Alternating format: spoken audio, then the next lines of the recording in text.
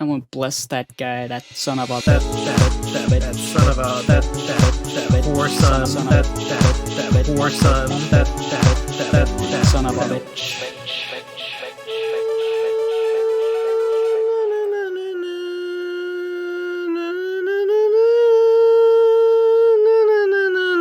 Nope. What a good intro. Well done. Starting here. Thanks. I gotta get my folder open. Okay, my voicemail folder for some reason. This boy taking notes. Yeah, a little bit. Doing what you might call a thorough analysis. Do you have your soundboard up? You have your white woman in the room to go, oh my god, that is crazy. No, I got no bitches. God damn, this is it. How is this a podcast then? No bitches. No fucking maidens. No maidens. Touch grace. Hey. It's like that video game that I played that made me very angry. I don't even know what it means. I just picked it up through the cultural osmosis. I barely know what it means. I don't know what fucking... I gotta wait 2 years before all the lore videos are out. Something about fingers. I know fingers are involved in the part of Elden Ring. Yeah, fingers.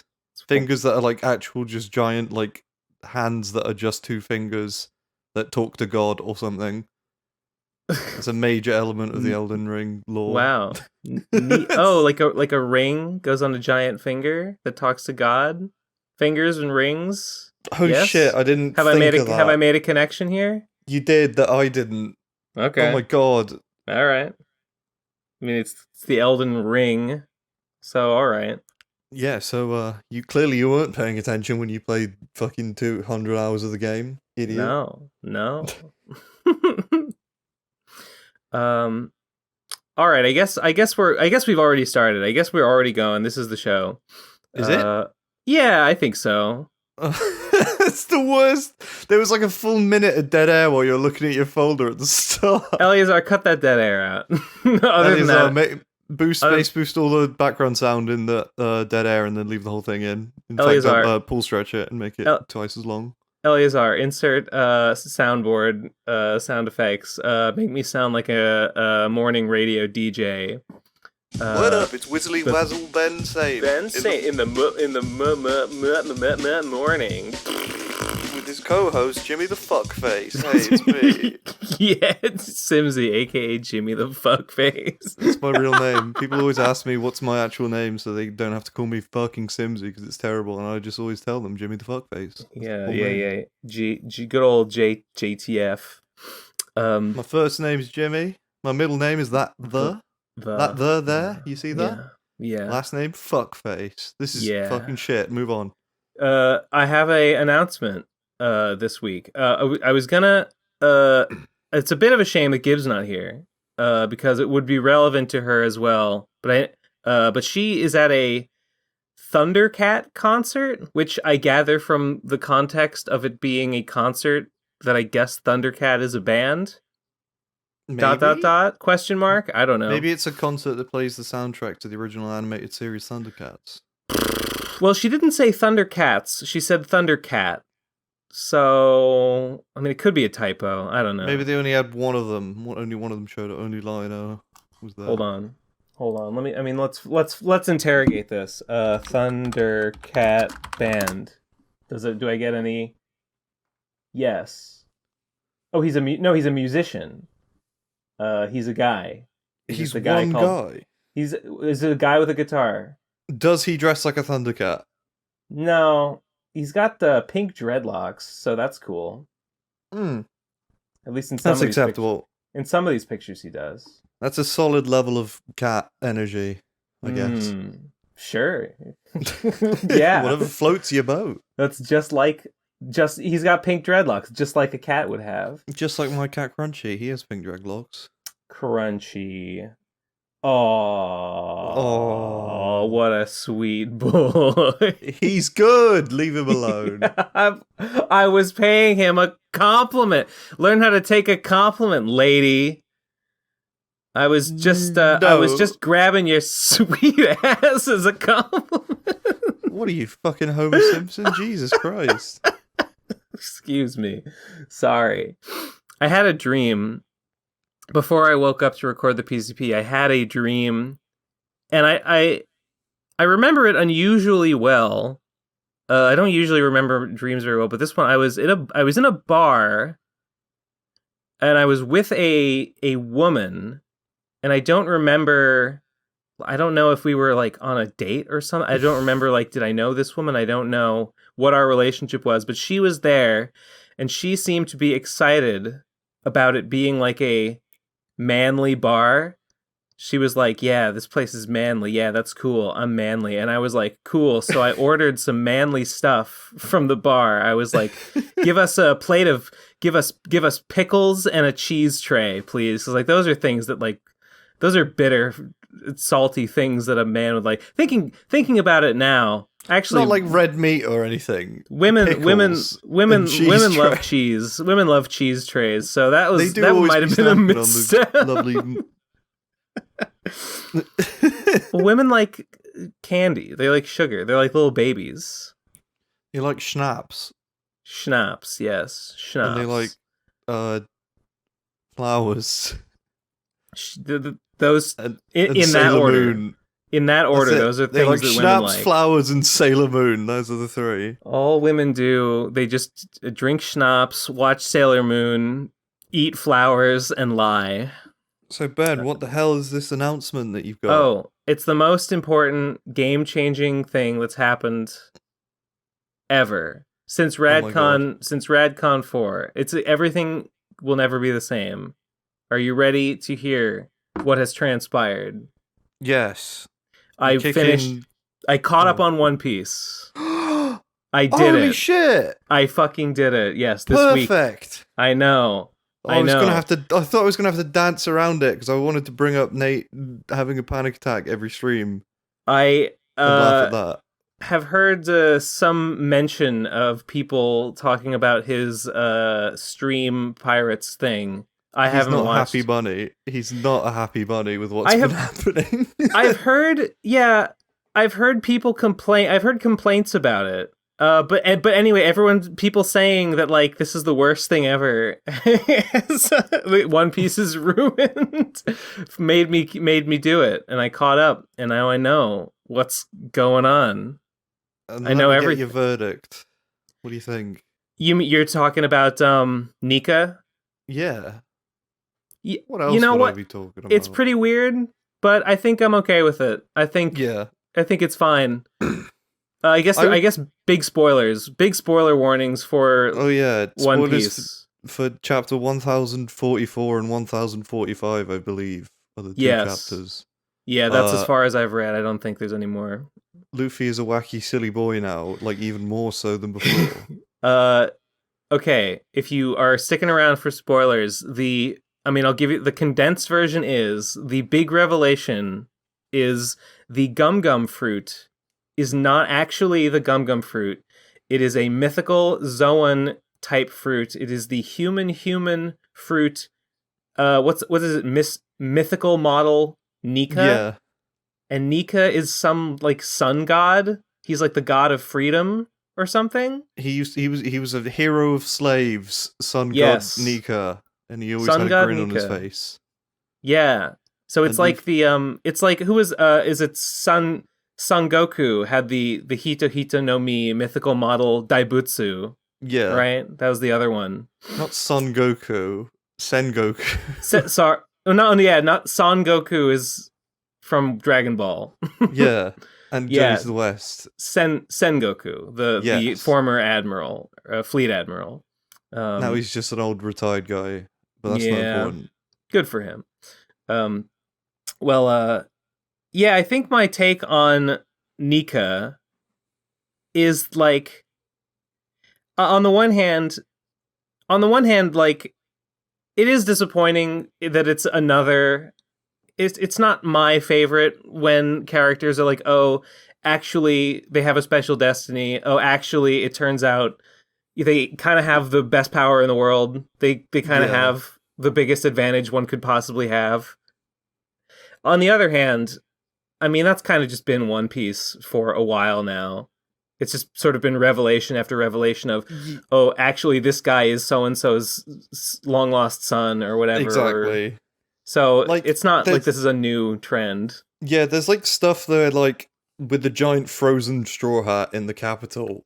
It's like if that didn't annoy you, Wait, like then why giant does? frozen straw hat in the. Do you remember in that? What you mean in the Wano capital? No, in the Marijois, the place where all the celestial dragons live. Yeah.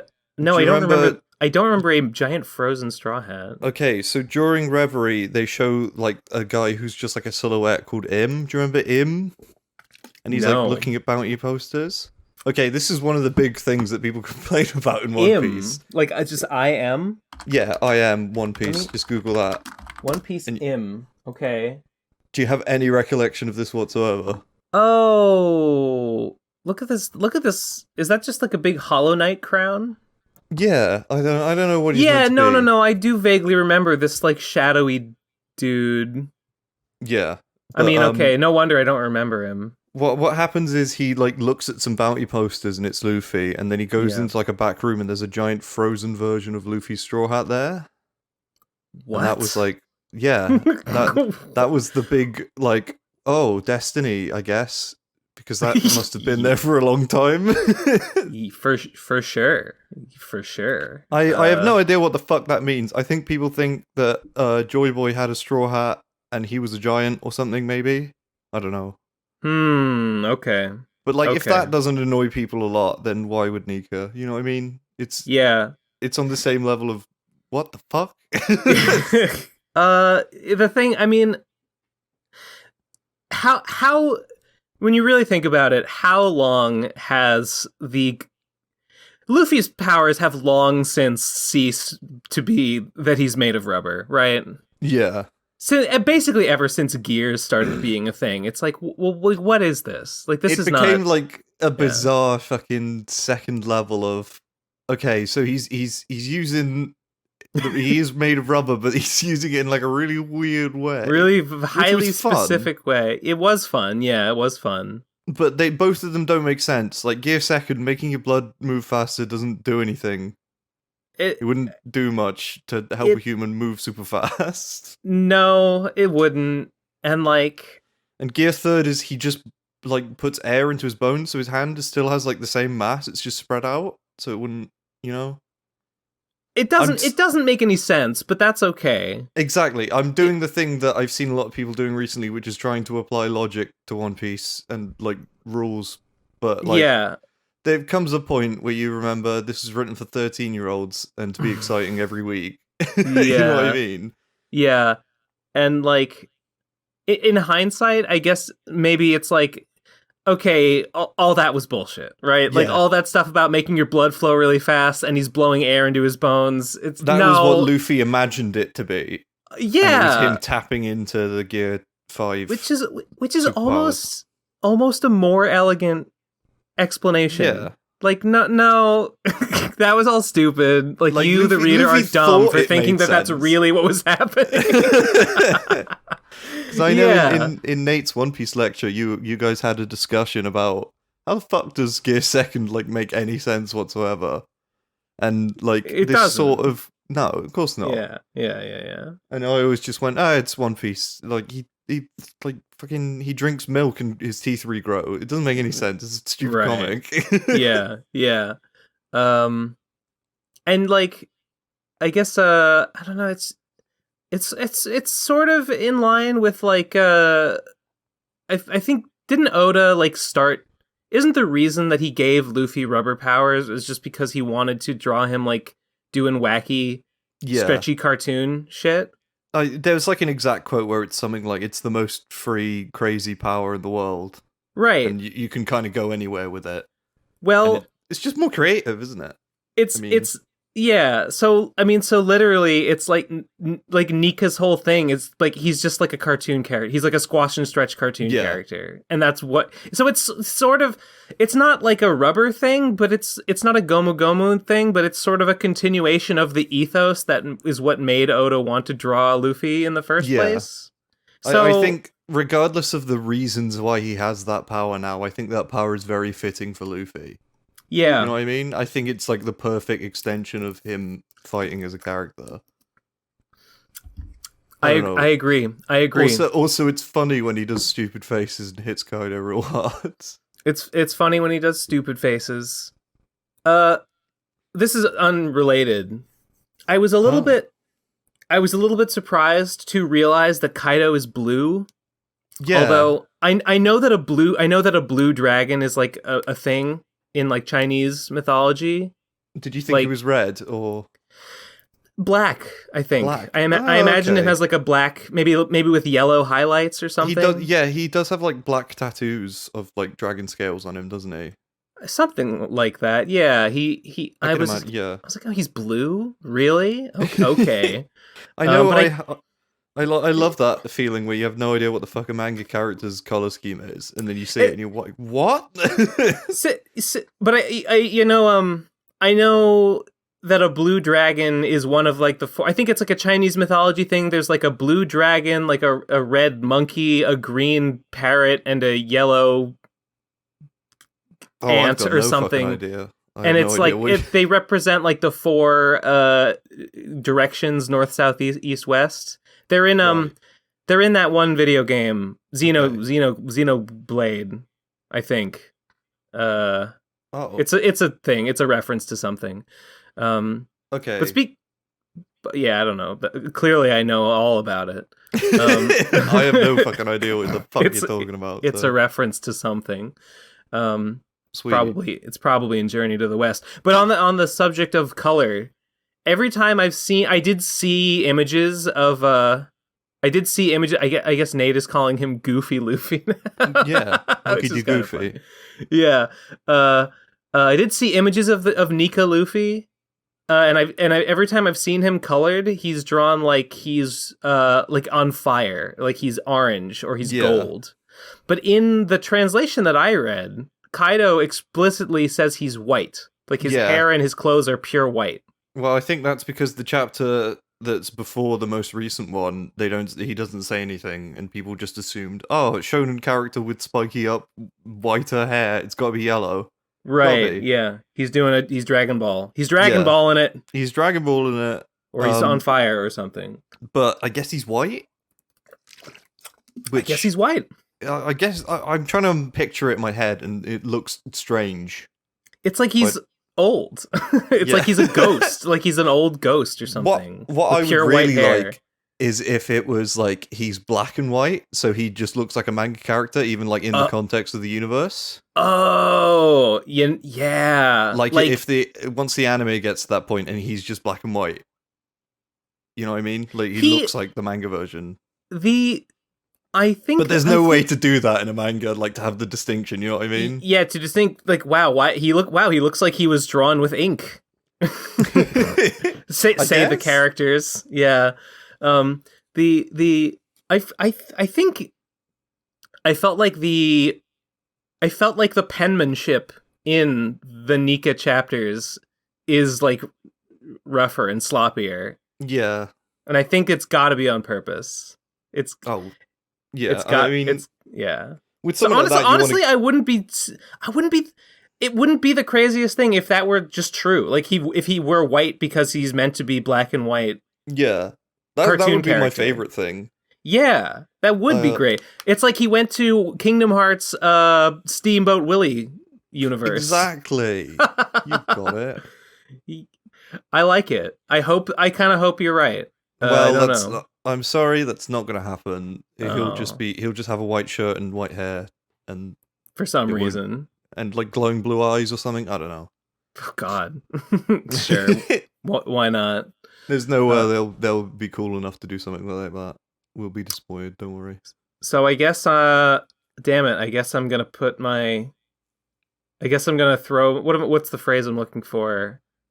I have no fucking idea what you're talking about. I'm pro Nika, I guess. You're pro Nika. I guess I'm kind of a little bit pro Nika, yeah. Like I'm okay. I'm okay with it. I'm good. I'm pro Nika in terms of what's actually happening. I just hate the reasons behind it. You know what I mean?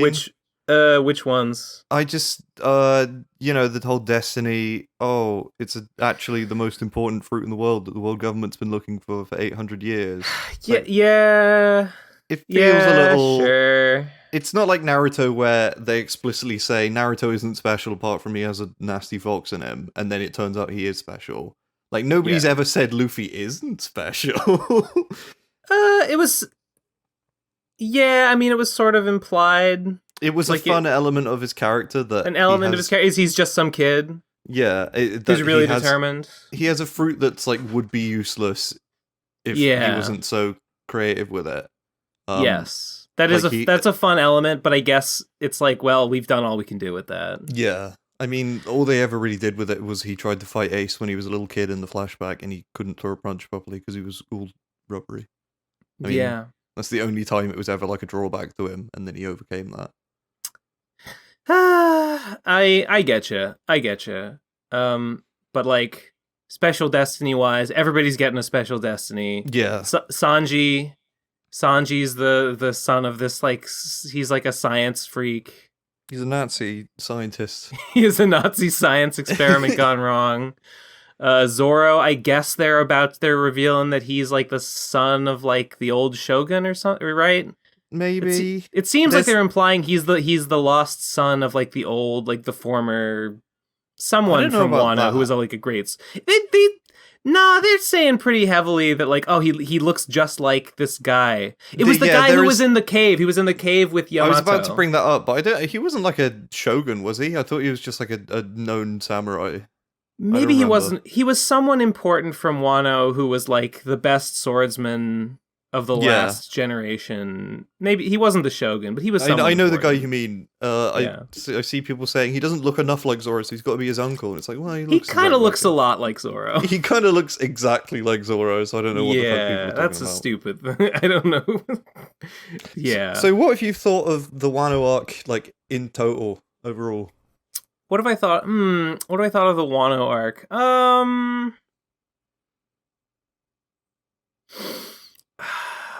I guess I've enjoyed it. I'm trying to think, like, do I like it more or less than, like, maybe I don't like it as much as like I complained a lot about the Fishman arc, but I think there were more memorable characters in the Fishman Island arc. Yeah. Wano's been all right. I'd say Wano's just a bit overstuffed. There's just too much going on. It's I mean, it is really stuffed full of shit. I always bring this up when I'm talking to people about it. It's like, did we really need two little girls whose lives were ruined by Orochi and Kaido? Could they not just have been one character combined into one? You know what I mean? Do you mean like Tama and Toko, those two characters? Toko is the laughing one, and Tama is the one who can make the disgusting little rolls out of her face. Disgusting! It's cool. Shut up. Did those really need to be separate characters? I had honestly forgotten about Face Roll Girl until she reappeared at like in the end, and she had the power to make people change sides in the battle with her face food. Did Kaido really need like 4 tiers of like guys on his team? Couldn't it just been like 2? Did he need the Flying Six, the headliners, the other ones? Did he need all of those guys? The all stars. Yeah. I mean, I guess they just had to fit all these character designs in there somewhere. It's true. Just had too many. Yeah. I forgive him because he put Giraffe Man in and stuff like that. Oh, the guy who's the new giraffe guy. Yeah. The smile users are pretty funny. Yeah, they're good. Hey, why did Killer become like a serial killer for a minute, but like now he's good again? I don't know. He ate I don't know either. He ate a dud smile, didn't he? Which is why he wears the mask, because he's always grinning. No. That's not why he wore the mask, because he had the mask before. Okay. Never mind then.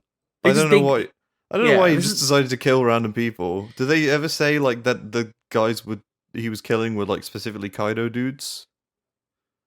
He was working for Kaido. He was like he was doing it for Kaido. Oh. But now he's just not. Yeah.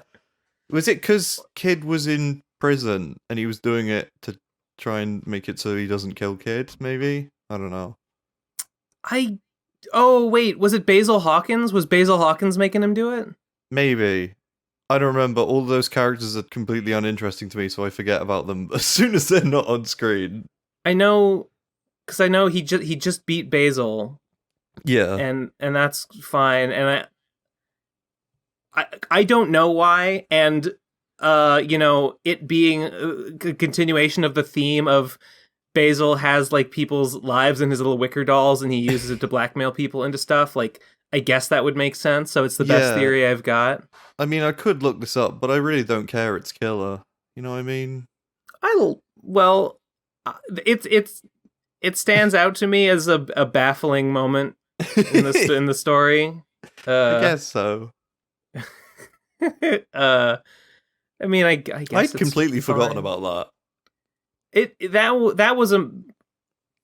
That's the one that was like, I don't understand these characters' motivations right now, and there probably is an explanation. I can't have just completely. Well, he was killing people because his name was Killer. Right. At the end of the day.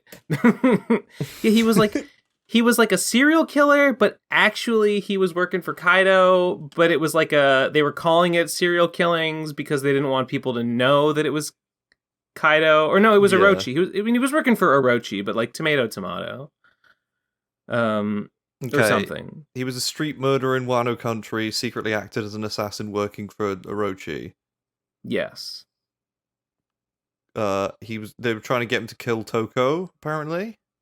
Toko the girl? Yeah.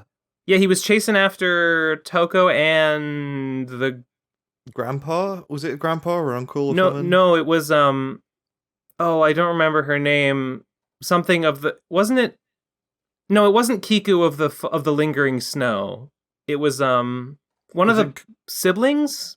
One of the two. No, Kiku is one of the two siblings. Yeah, right? There were the two like Kiku actors. And Izo. I think it might have. No, it wasn't Kiko because the girl who was holding Toko was like useless. Like she was not a fighter. Yeah, it's Komurasaki, the Hiyori, Odin's daughter. Was it her? Oh wait, Odin. Yes, Odin's daughter, Momo's big sister. Like, yeah. Yeah. Yeah. Yeah, boy. Odin's his big sister, who I don't remember. Oh my god, there's like 900 characters in Wano alone. There's Momo. Okay, there's Momo's big sister. There's the other one. There's Odin's wife, who is like the same age now. Toki. Toki Wait, is no, his wife? Odin's wife's dead. Odin's wife is dead? Yeah, she died like when she sent them back to the future. Not back, what? But so when they sent them to, you remember that Odin flashback? It ends with after Odin dies, they raid his castle, and his wife is there with the two kids, and he sends them 20 years. He sends Momo and the rest of the samurai. You mean she sends them 20 years? Yeah, and she doesn't. Why doesn't she send herself? Because I forgot that she died. Because her husband died, and she was sad, so she doesn't want to live anymore. She don't want to live no more. And then Hiyori doesn't get sent to the future. Which one's Hiyori? Oh, Hiyori's the daughter. Yes. Momo's sister, brother. Yeah, sister. Sister. Yeah.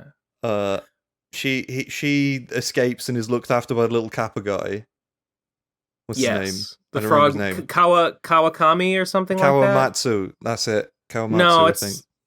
Something like that. Kawagami? Yeah, it's Kawa something. I'm literally looking at the wiki now trying to figure out why the fuck why Killer was murdering people. Why? The Basil Hawkins theory is compelling enough that I'm just going to assume that that's the case until I'm corrected. Okay, yeah. Orochi offered Killer a chance to save his captain by giving him a smile fruit. So, like, he was going to kill Kid. And then unless you eat the smile. Yeah, and he did. And he turned into a pleasure, which is the crazy people. Okay. and then he started killing people for some reason. So I guess they were like, it must have just been. It must have been, I'm gonna kill Kid unless you eat the smile and you gotta work for me. Yeah. It's gotta be. I don't think he was working for him. I think he just like went off and then just started killing people because he was mad. Okay. I don't understand. My impression was that the people who were being killed were people that Orochi wanted killed, but they called it serial killings to hide the fact that he was.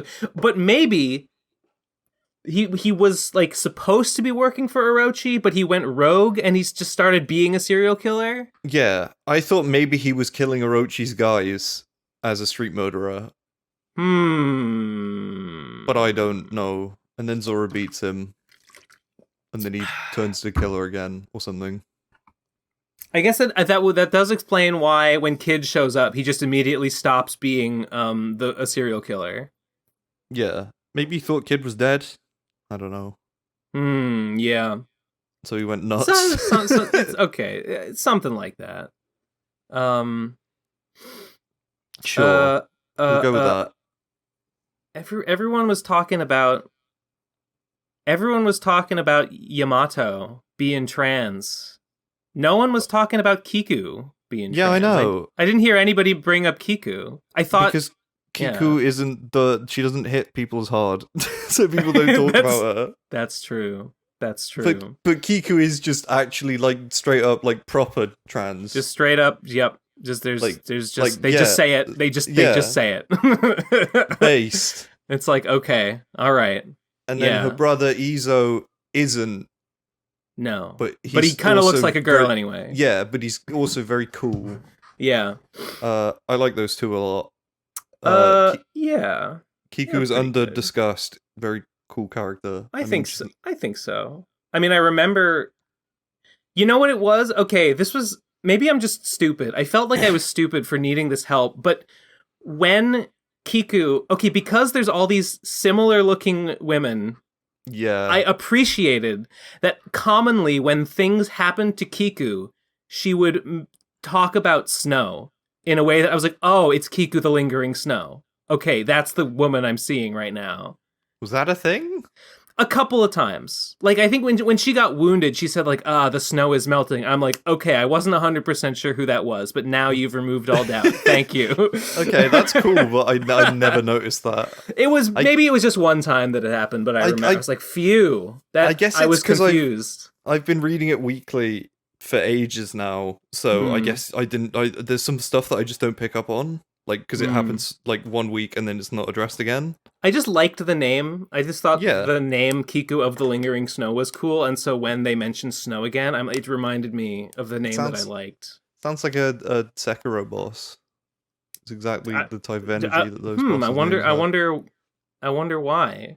Is that racist? Yeah! Hey, yeah! But yeah, could they have been pulling on a similar cultural mythology to create these two settings? I don't know. Because I've been reading weekly since like the very end of the Odin flashback. Like the first chapter I read as it came out was the He Laughed chapter. When they actually reach Laugh Tale and find. It's funny. I read that like 1 day ago. That was like 3 years ago for me. That's awesome. 2 years. It's crazy. It's crazy to think that the raid has been going on for like a full 2 years now. It's insane, which is why I don't remember anything that happens in it because so much happens. I kind of feel like I made the right choice not reading it weekly because like I've read the entire Wano arc in like 3 days. That's good. Like good. There was long stretches of just when it was everybody fighting where I was like, oh. Yeah. I hope next chapter something funny happens. Or something charactery happens. Yeah, for sure. Sure. I'm pretty happy with where it is now, and it's clearly headed towards the end of Wano finally. Unless some other fucking insane twist happens. We've gotten to the part where Luffy has revealed a new form. This is the final battle. We're at the part where everyone else has stopped having on-screen fights and Luffy is fighting the main bad guy, so it's getting towards the end. We've arrived. So are you going to be reading it weekly going forward, or are you just going to let it build up again? I might read it weekly. Probably at least while this fight is going on. You know what I mean? I think I'm gonna follow it weekly. Maybe I'll stop at some point, but for now I'm planning on keeping up. What day does the new chapters come out? Is it Wednesday? Yeah, like the fan translated ones come out like the leaks come out Wednesday or Tuesday. The fan translated ones come out Wednesday or Thursday, and then the official ones come out on Sunday. Yeah, it just all depends on Chaos. I don't know. Chaos, who I've maxed out my affection meter with in Hades. Oh yeah, you've been playing Hades, but I still haven't got. No, I did. I got Chaos to try to talk to Nyx, but I think I have to unlock. I have to do something to unlock the rest of Nyx's little heart meter. Yeah, so I can start giving her ambrosia. I think you get like an option for her to go to see Chaos on one of your runs. I think that's what happens. I don't remember. It's been ages since I played it. Yeah, that sounds right. Have you talked about Hades on the podcast? I haven't. A little bit. Yeah, a little bit. What so do you think? So you've played it. I like it. I like it a lot. It's great. I played up until like the true ending, but not the true super ending. The true ending when on the river with the song. Yeah, the true ending when you get first credits, I think is how people talk about it. Yeah. Okay. I played up to there and then I sort of fell off and dipped. I played up to there. Yeah, I didn't play any Hades this week, I don't think, or not much. I don't think I played this week. But yeah, I've seen that one. That's the only credits that I've seen. Yeah. And I didn't do like any nectar gifting. No, that's not true. I didn't do any nectar gifting with the Olympians. Okay. So I was saving for the people that I liked. Yeah, exactly. You do get like preferential inclinations going on in that game, I find. Yeah. Like I don't want to give fucking nectar to what's her name? Artemis. Pardon me. I don't give it to fucking Artemis. I don't care about her. She doesn't say funny things. I don't care about her, but I guess you got to do it for the true ending. So whatever. I'll give it to the boulder though. I didn't start talking to Boldy until after after the credits. Yeah, it took me a while to realize that you could and just give him and you can just waste nectar on him. You can't. You definitely can't until Sisyphus mentions him. Okay. Yeah. Because I heard that he was a thing, and I tried talking to him, and it wouldn't let me until Sisyphus brought him up. Who's the guy that is like friends with not Perseus, Theseus? Percy Jackson. No, who's the old guy at spawn at the Hades house who like trains Zagreus? Oh, Achilles. Achilles, yeah. Who's the guy who's like Achilles' old bro or boyfriend? First of all, they're definitely boyfriends. Okay. I don't remember if it was explicit or not. It's pretty explicit. It's Patroclus. Yeah. Okay. Whenever I like Patroclus, he's like Eeyore. He's like Eeyore sitting on his hill watching his clouds. Yeah. I just remember every run I did just hoping I got him because I wanted the fucking restored Death Defiance because I always fucked up somewhere early in the run. The first couple times I found Patroclus and I realized he would restore my Death Defiance, I was like, "Oh my god, I can't believe it! Like we've got the run back, boys." But then I realized that really what you want is to not lose your Death Defiance, so you get to him and you can take the other upgrade, which gives you the 60% attack damage boost for like 10 rooms. Which makes the frickin' Theseus fight like take half as long.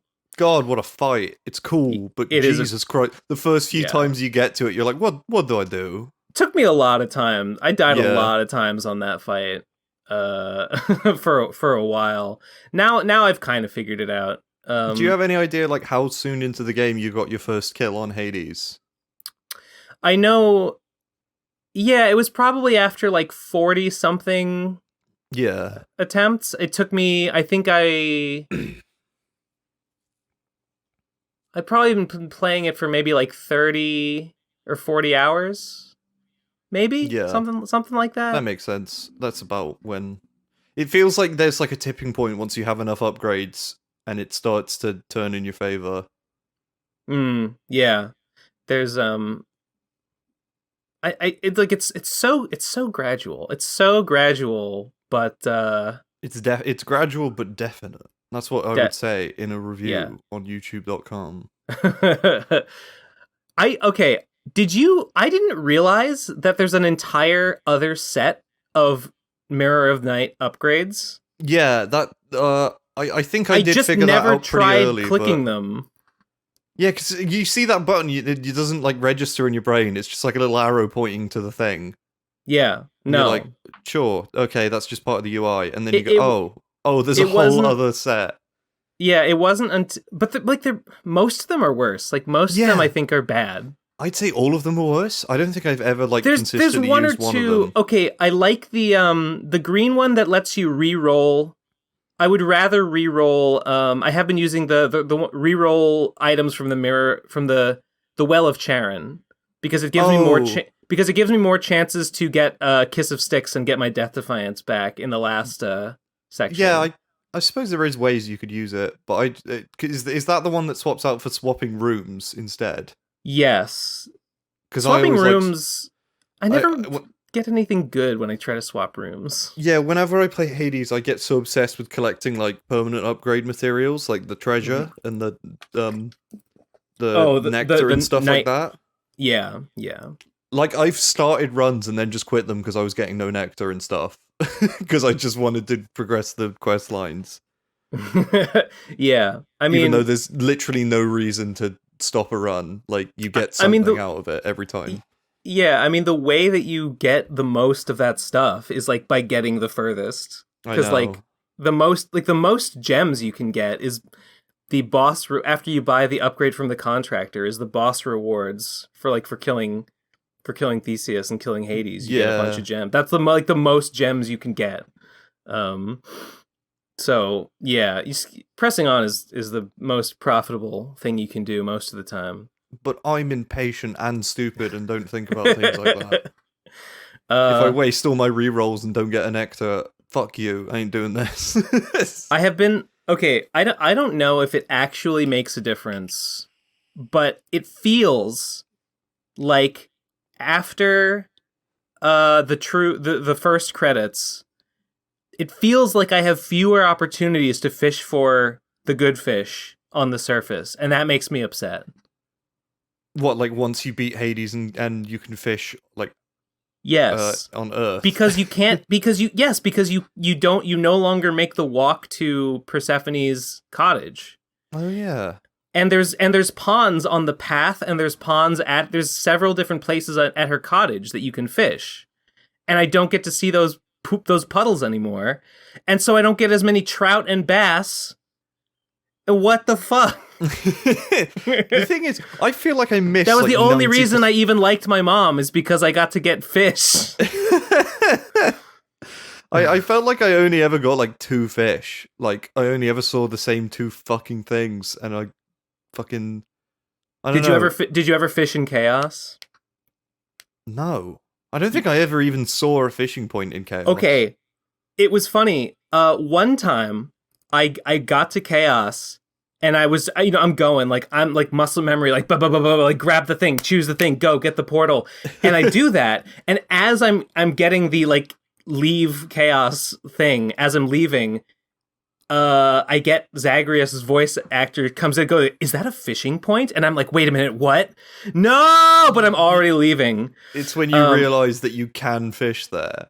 That was when I realized, and so for like the next like 20 runs, I'm just like, just keep my eye out for a fucking fishing point. Turns out the way that I got a fishing point in Chaos, finally, I've seen 1 or 2, and generally the way that I get them is by buying things at the Pool of Styx. You buy the one that guarantees a fishing spot and the one that guarantees you a portal to Chaos, and then they both proc at the same time, and then you get a fishing spot in Chaos, and you fish up these little cosmic jellyfish things. Sweet. And I think you trade him for a diamond. And it's did you get annoyed when you realized, like, I hate that in games where you realize that you could have been getting something for ages, but you had no idea it was there? Because I had a moment like that with Elden Ring, where I was about 30 hours into the game, and I realized that there were invisible walls in this one too. And that did damage to me when I found that out, because I had not been thinking about it whatsoever. Yeah, that's unfortunate. And there's invisible floors too. I think that was I probably had not missed any chaos fish before that. That was probably when he said it, but it was too late. That was probably the one that I missed. You could just pretend that it was, and then you won't be annoyed. Yeah. Yeah, for sure. But a real good game. It is a real good game. When I was a bit I was underwhelmed. I thought I was underwhelmed by the quote unquote romance options. But then I got an extra cutscene. I maxed out my Meg. I don't even like Meg. No, I don't like Meg. I know people who really, really, really like Meg, and I'm like, No, I don't really love any of the options. I guess if I had to pick one, I would say Dusa is my favorite. But like, she's fine. That's like a gag one more than anything. She's the only one who's like. I don't even remember who is romanceable, like, properly. Okay, Meg is. I mean, Meg is it's Meg, Thanatos, and Dusa. Okay, so you got Thanatos is like okay. I mean, he's all right as a guy. Like, he's a decent guy, I suppose. So but like, so you got Step Bro. That's the extent of my feelings for him. So you got Step Bro. He is Step Bro. Yeah, he is Step Bro. Yeah, that's true. You got Step Bro, Mean Lady, and Floating Head. It's got to be the Floating Head. It's got to be the Floating Head. She's nice. I'm sorry. I'm a simple man. I just like her because she's nice. I like her because she's friendly to me. Yeah. Is that so hard to understand? And she's not my stepbrother. I didn't even think about it, but he's totally your stepbrother. Yeah, exactly. People forget that, but it's Greek, so it's fine. I guess yeah. Who cares? I mean, I guess these are Greek gods we're talking about. I mean, they were always up to that stuff. Yeah, I mean, I had forgotten, but I was reminded recently. Hera and Zeus are just siblings as well as married, and that's fine. God, I didn't realize that. They didn't bring that up in Percy Jackson. Jeez. It's true, although they might be siblings in the sense that like they both like congealed out of like a pool of blood or something. Same god goop. It might be like that. Yeah. So it's like, it's a bit like. I mean, I guess if you conceived like that, all the characters in Homestuck are siblings because they all spawned out of the same communal spawning pool, but that's just how their species is. So, I guess it doesn't count. Are robots built in the same factory? If they fall in love, is that incest? If they're the same model. If they were designed by the same, yeah, by the same mind. If they use the same blueprints, then that's like DNA. I think so. Yes, I think we've cracked the case. And if they fuck and have little robot children, they'll be too similar, and they'll get, be hemophiliacs or whatever. Oh Jesus! You know how it is. What was I talking? Anyway, Step Bro he's all right. He's okay. I don't dislike him. My friend was really obsessed with him. Really? But that's fine. That's his type of character, where it's like a pretty handsome boy who is mean, sort of, and sly. You know. I would say. I get honestly, like you can see like one of the things in Hades is you can see exactly who each character is for. You can see the demographic that they're aimed at. Yeah, I feel like Dusa is for someone who doesn't like either of the other two. Yeah, exactly. Nyx is for me. Yeah, same. Yeah, Nyx is the best. Electo's unfortunately, Unfortunately, you can't romance your stepmom. No. Sadly, cowards. Why can you do the gay one but not the mum one? Right? I mean, slippery slope, I guess. Just let me slide all the way down it. Big globo homo agenda. God's sake. You can't romance Cerberus, cowards. Yeah, he's a god. It doesn't count. It doesn't count if Zagreus does bad things. He's a god. It doesn't matter. So I think Cerberus could consent. Yeah. The narrator. Well, the thing is, he has thoughts. the tongue head would consent, but the other two won't. So no, yeah. So there'd be issues around that. Yeah, if they could convince one of them to give him enough ambrosia, everything would be fine. You can't romance Skelly. Any standout shit characters that you hate? when I love Skelly. Yeah, Skelly's good. When I actually I said this in the last episode, when he was the first keepsake I got, and when I got it and I realized I could summon Skelly to show up in my runs, I was like, oh my god, he's there. There he is, my friend. My friend Skelly is with me. Yeah, I don't think I ever figured out how to progress Skelly's quest or whatever. I just didn't happen to give him enough nectar. I think you just give him enough nectar, I think, and I don't remember doing anything else. I think it plateaued special. At a point, and maybe there was just something that most people do that I didn't do and didn't realize. Well, for me, I never looked anything up for Hades. I went in like fresh. I think I looked up one or two things about the Mirror of Night, like when I got confused about the switching. I looked up like one or two things. I didn't look up very much. Skelly, all that happened with, I think I just maxed out his nectar, and then at some point he asks you to kill him permanently by fully upgrading the Zagreus aspect of the Stygian blade. Okay, yeah, I never did that. Yeah, and then you do that, but then it's just a joke. He's just like, lol, I was just fucking with you. We're in hell. What the hell's gonna happen? Yeah, and then I think happen, dumbass. And then I think after that you can give him ambrosia, and you give him like 3 ambrosia, and he gives you the skeleton keepsake. Hell yeah. And he's just, and like I said, he does in battle exactly what he does outside of it, which is he just stands there and lets the enemies wail on him. It's awesome. The writing, the more I played it, the more I wouldn't say it was annoying, but it sometimes came off a little too cutesy. The writing in that game is just a little bit cutesy sometimes. And I know see what you mean. It's on purpose. I don't think it's a mistake, like they did it on purpose, but sometimes I feel it's a bit much that, like, Skelly the skeleton, Boldy the boulder. I don't know. There's a lot of good stuff in there, but there's some stuff that borders on, and I hate to say it, the C word, cringe. There's a few little things where I was like, I don't know if it ever goes into full-on cringe. Occasionally it feels a little like a Redditor wrote it. Yeah, that's not even that often. It's mostly good. Just one or two moments I'm like, you tried to be cute, and I don't know if I appreciate it. I would rather you be quiet, please. And let me kill the fat guys who look like Donald Trump. They do. Louts. Is that what they're called? Yeah, they're called louts. I never looked at the bestiary, even though I knew it was there. So I don't remember what the name of the enemies I are. also did not look at the bestiary. He says more louts when you go to a room with them in it. I just assumed that would be he's just calling everybody a lout. I don't know.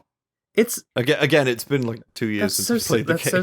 That's so silly. He occasionally will say the name of the enemy. And some of them, actually, no, this was one of the first times I was like, really? It was when he says it about, the skeletons with the bombs in Asphodel? Yeah. Some of them have goofy names, like Slam Dancer. The skulls, the floating skulls that come out of the piles in Tartarus, they're called knuckleheads. It's like, oh yeah. these names are so goofy. They're so cutesy. Like, What about Lerny the Lernian yes, Lerny. serpent? Yes, Lerny the Lernian Hydra. Another moment. I'm like, all right, okay, cute. They're being cute, and it's Why doesn't fine. he call Cerberus Serby and Hades Hades? They would do it. They would do it. They have no shame at all. Hades is cool.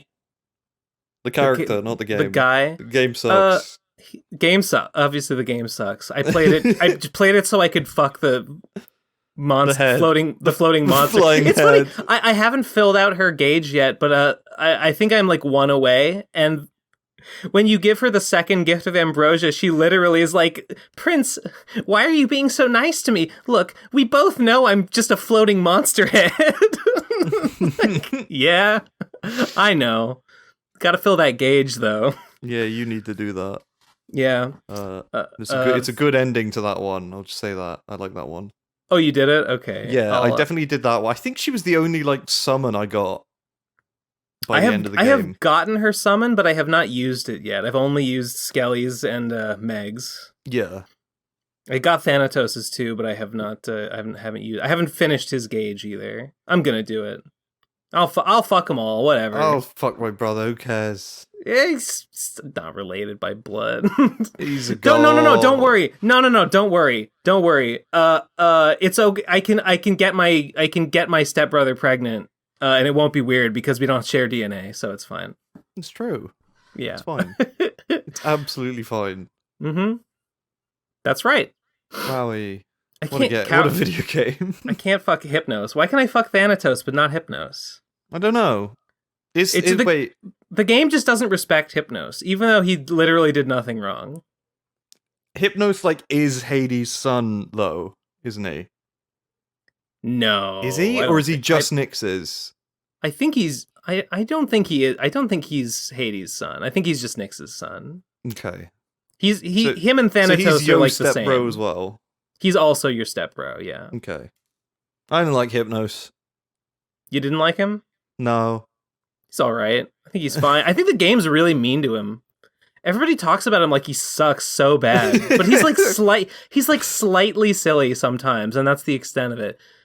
Like he like sleeps on the job and like there's no consequences for it, and everyone's like, what a fuck up. God, I can't fucking stand Hypnos. God, I hate that motherfucker. And I'm sat there with my little controller in my hand going, yes! Fuck you! Kill him! Yeah! Get his ass! I wasn't mad about Orpheus either.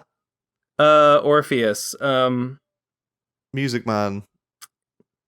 Is Orpheus a trans man? That was my read, because I feel like he's got a female voice actor. Yeah, I thought maybe I'm thinking too hard about it. I don't know. I don't really care. He just got annoying and old. The joke of him being like scared and sad. Not even a joke, but I got tired of his character. That's just his personality. I don't know, but I mean, by the time I got him and Eurydice back together, I like. His little question mark like stopped even procking. So I basically stopped even having conversations with him. So I didn't really walking straight past him, poor man. I mean, he's not saying anything. So like I didn't get tired of him. He was done. He was done having things to say. I forget. So that was it. Does he just stay with Eurydice, or does he come back to the House of Hades? Like half and half. Like half the time he'll be hanging out in his little Hades chair, and half the time he'll be singing with Eurydice in Asphodel. Can I just say Eurydice is the coolest fucking name ever, and it's so fun to say. I don't like it just because I see it written and I want to say Eurydice. Yeah, that's true. But once you know it, you can be the cocky asshole who says, actually, it's Eurydice. And you get to say Eurydice, and it's fucking sick. I like that name. it's fine. It's all right. God damn it, Ben! Clap for the things I clap for. Please clap. Trying to think if there's anything else.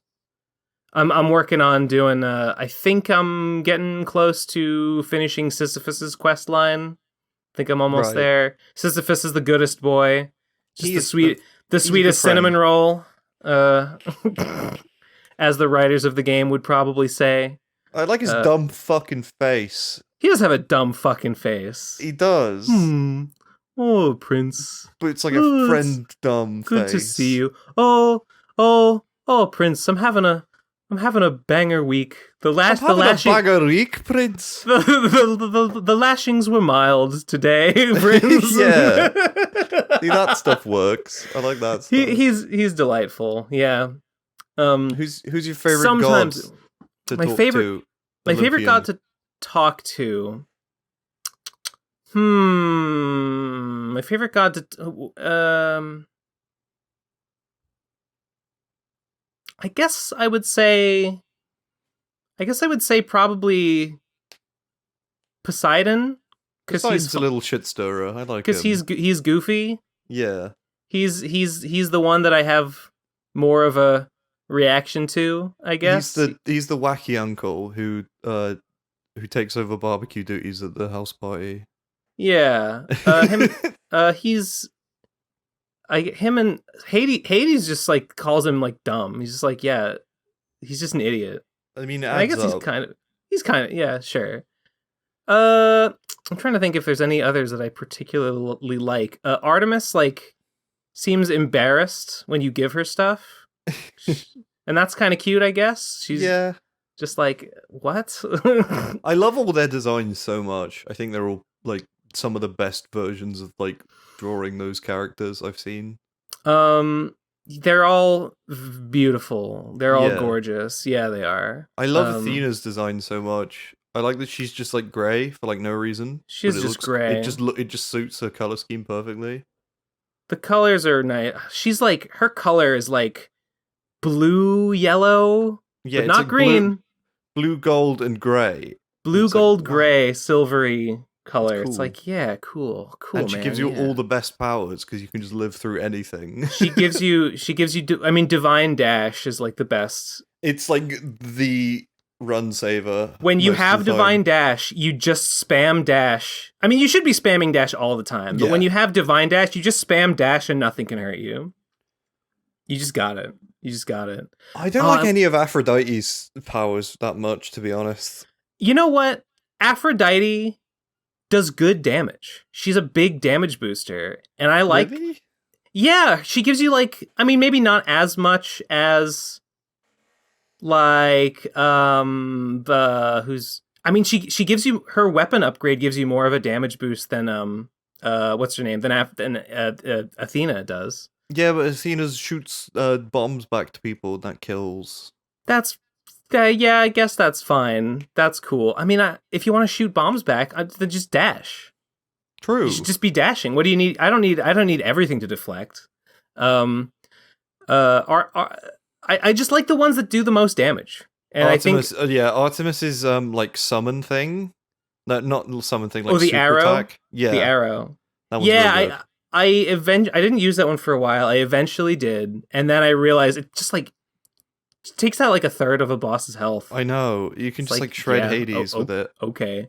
That one ability she has that like summons an arrow whenever you do an attack. I didn't use a lot of Artemis stuff at first. I kind of looked at the numbers. I was like, what, 3% of my hits will be critical hits? Like, okay. Do you know the one I mean?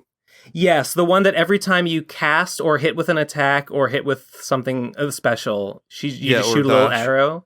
That one's fucking great. I love that one so much. I've only used that one like one time, and it was pretty good actually. It's so good for like crowd control in the what's it, the labyrinth bit? The labyrinth, but you mean Tartarus? No, what's the fucking the bit right before Hades where you have to go through the randomized rooms? Oh yeah, the Temple of Styx? Yeah, that one. Yeah. There's some real dicky enemies in there, and there's lots of them, and that like summon arrow thing is fucking perfect for that. Man, when I'm in the Temple of Styx and I'm fighting one of the stupid fucking bosses in the final rooms and I get poisoned by a fucking satyr, Oh, bang, bang on my fucking desk. Like, no! Why are they in this video game? I hate them so much. Yeah. At least there's always the poison cure thing nearby. Did you unlock all the weapon aspects? I don't think I unlocked all the aspects, but I looked at them. I have recently unlocked all the aspects. All the unlockables are like, they're all like slow and strong. Yeah. In a way that, like, they're not bad.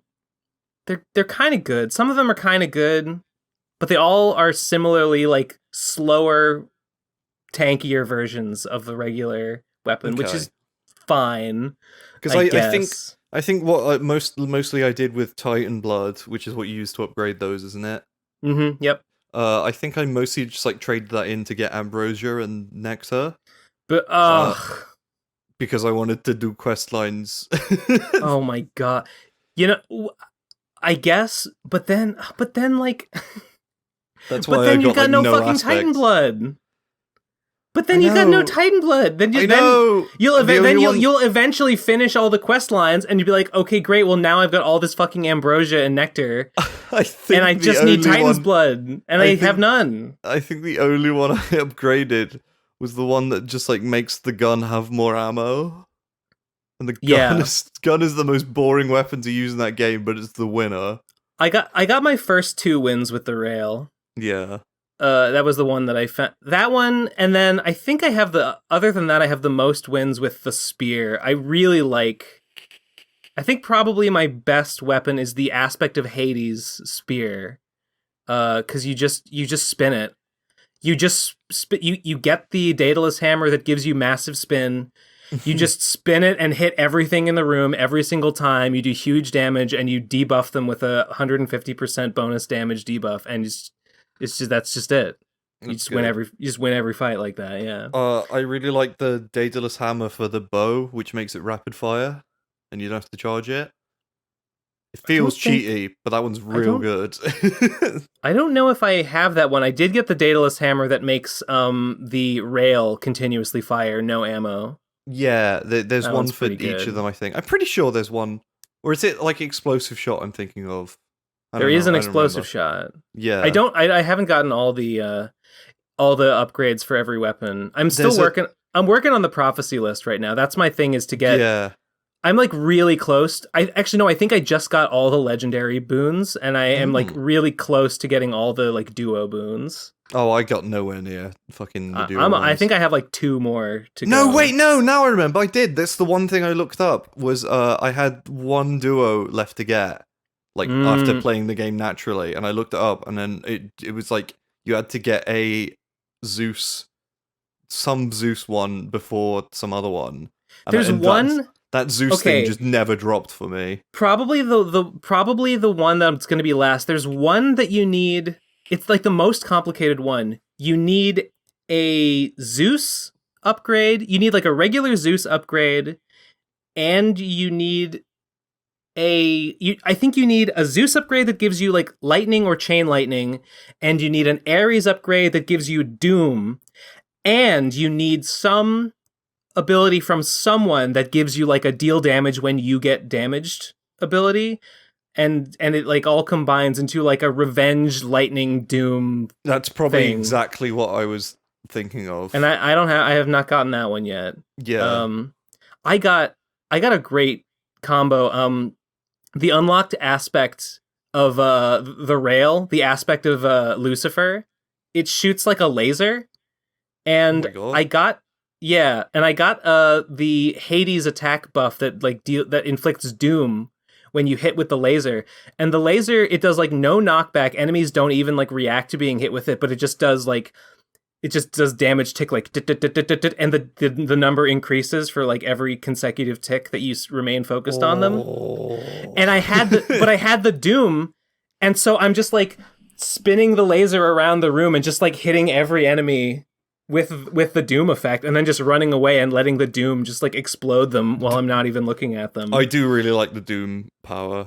Sometimes it's really good, like on fast weapons. There was one run on where slow weapons, it's bad. Where I got like no boon, no like boons are the like specific powers that the guys give you, right? Yeah, when you get the glowy orb with the god in it. Okay, yeah. I got like none of those apart from a Doom one for the shield throw with a Doom.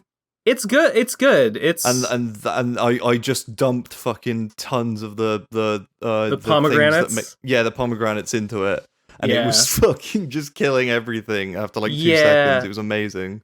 Yeah, it bounces between like 10 enemies, and I think I got one that the hammer that made it bounce between like even more enemies, and then do like an explosion when it comes back to you or something like that. Yes. And it was absurd, and I loved it. Yeah, I have definitely had runs where I've just been relying on Doom damage. It's pretty good. I had one kind of cool. Oh man. Oh, I did that with it was against I really like the shield. I really like the shield. I do really like the shield as well. Because there's a lot of bosses who you can kind of just set down the shield and like hold it and ready a bull charge, and the boss just can't hit you through the shield, and then like they'll attack, and then when they're done attacking, you just bull rush through them, get on their other side, and just like repeat. Yeah. And it's fun. It's fun to win that way. Most of my friends said that they didn't like the fists, but I really liked the fists. They're okay. They're not my favorite, but they're fine. I think just because they remind me of the fist weapon in Devil May Cry. They were the last weapon that I got the final upgrade of. Actually, I don't think I've unlocked the last aspect of them, but I haven't used it yet. Because I always go with the weapon that has the darkness buff. Yes, the dark. Yeah, I always Because like otherwise you're just leaving darkness on the table. That's free money. It is. That's permanent. That's permanent progress. You churn credit cards. You're not going to turn down a darkness buff. Yeah. Although it's more about the gems now, because like I've got all the darkness I really need. Now I just want to buy like new chairs for the lounge. I do really like doing like money builds, like getting upgrades and stuff that just mean that you get like a fuck ton of money. Obons or gold or whatever. Yeah, gold. and just dumping it in Charon's shop and becoming absurd by having like a million powers. When you get like chaos boons that gives you like plus 93% gold. Yeah. It's like, yeah, all right. And then there's like Dionysus ones that give you like 15 gold when you exit a room, and you can like stack those together. That's a Hermes. Oh, okay. Yeah, they're Hermes gold ones. Side hustle. Hustle gives you like 15 gold every time you go into a new room. God, it rules. It does rule. What a good fucking game. It's just a good ass video game. Unlike Elden Ring. I don't think I'm gonna play it for like an entire year like I did with Noita. Although I did boot up Noita again this week, and I got a run going, and then I died, and I was like, I don't care. I don't care that I died. I'm sort of glad that the run's over. I was bored. I've told you that I've still never beaten Noita after all this time. How many hours have you played it for? Let me have a look. I've probably played it for like 800 hours. I know Spork beat it a lot quicker than I did. Well, Spork beat it. Yeah. Do you know why Spork beat it? Why? Because I was walking her through a run. Okay. She was streaming it, and I was just kind of like observing and telling her like, "Oh yeah, go for that," or like try this, or like, wait, try to build the wand like this. Okay, so I've played 40 hours and I haven't gotten a single win. Oh, it's fine. I mean, I had kind of penis envy with that, and I was like, I'm embarrassed. My penis is small because I haven't beaten Noya, and I've played it for 40 hours. It probably took me longer than that to get my first win. I don't remember, honestly. Okay.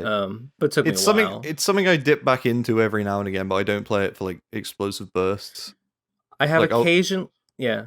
I'll be like, I don't know, wasting time fucking opening up Metal Gear and then playing one mission and being like, oh, cool, and then I'll just go Noita, okay, and I'll do that. It's when I'm like bouncing between games. I have occasionally been watching. There's a new guy I've been seeing on YouTube who does Noita like info videos every now and then. He's called Dunk or Slam, and he he has made some videos recently that have I actually didn't know some things about. Okay, here's a weird thing that I found out.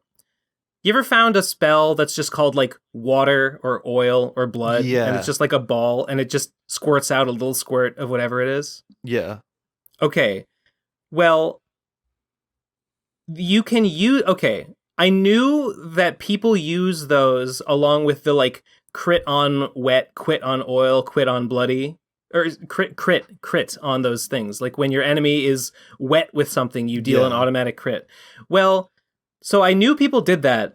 I thought what you had to do with that was to put the material spell on a trigger. So like spark bolt to trigger, so that the material would spawn on them when the trigger spark hit them. Wouldn't that be like after though, logically? Triggered by it. No, well I think because normally when you cast that material spell, shot, it doesn't matter.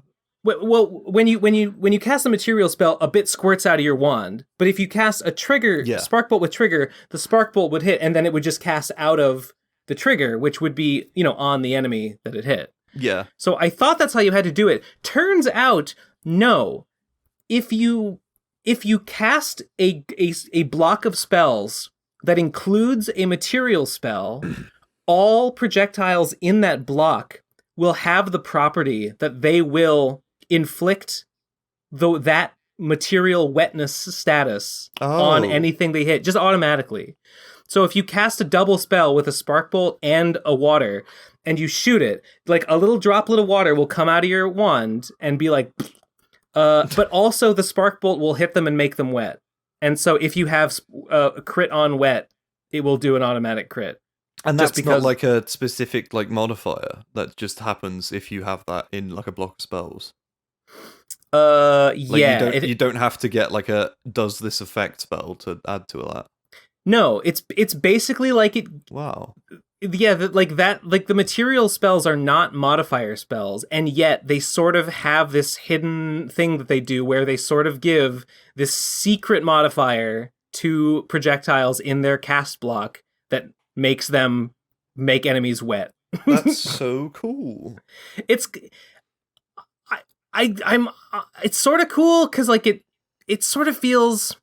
Honestly, it sort of feels like the developer just throwing you a bone, even though it doesn't make sense. Yeah. Like it doesn't really make sense why that would happen, but like they're just like did it to make the crit on material spells good. No, it's just one of those things that it's just like I can't imagine like even starting to make a game like that. You know what I mean? There's so much like just the way the system of the wands works. It's so clever and so complicated. I can understand the like seed idea. Yeah. And having like what if the world was built of pixels that were materials and they were simulated? Because the sand game or whatever. The wand thing. Yeah, the wand building stuff. It's pretty nuts. It is impressive. It is pretty nuts. It's very robust the way that but also it's pretty janky. Like when you like the way that the spells interact, like you can learn them and you can make use of its quirks, but like its quirks are really weird and don't feel designed intentionally all the time. Like spell wrapping kind of just seems like it happened by accident and they just left it in. That's when you like fill an empty slot with a light or something to just make it so it recharges quicker, yeah?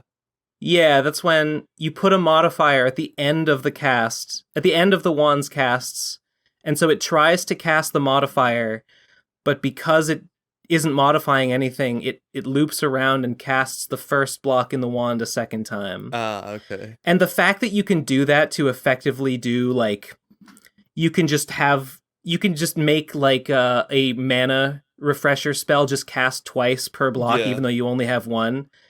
This feels like an accident, honestly. But it's the kind of fun accident that developers. It is yes, it is. It's a fun accident, and I don't think it's bad. But I also don't think they knew exactly what they were doing. But that's okay. I think I was gonna have. Was there another example of like the material, the wetness thing, the way that shit. I was gonna go somewhere. There was one other example that was similar. Those material spells. Another thing about them that is maybe not immediately obvious is they're actually just fucking awesome. Even if you don't have a crit on material spell, they're awesome because they cost no mana, but they give a huge cast delay and recharge time reduction. Oh.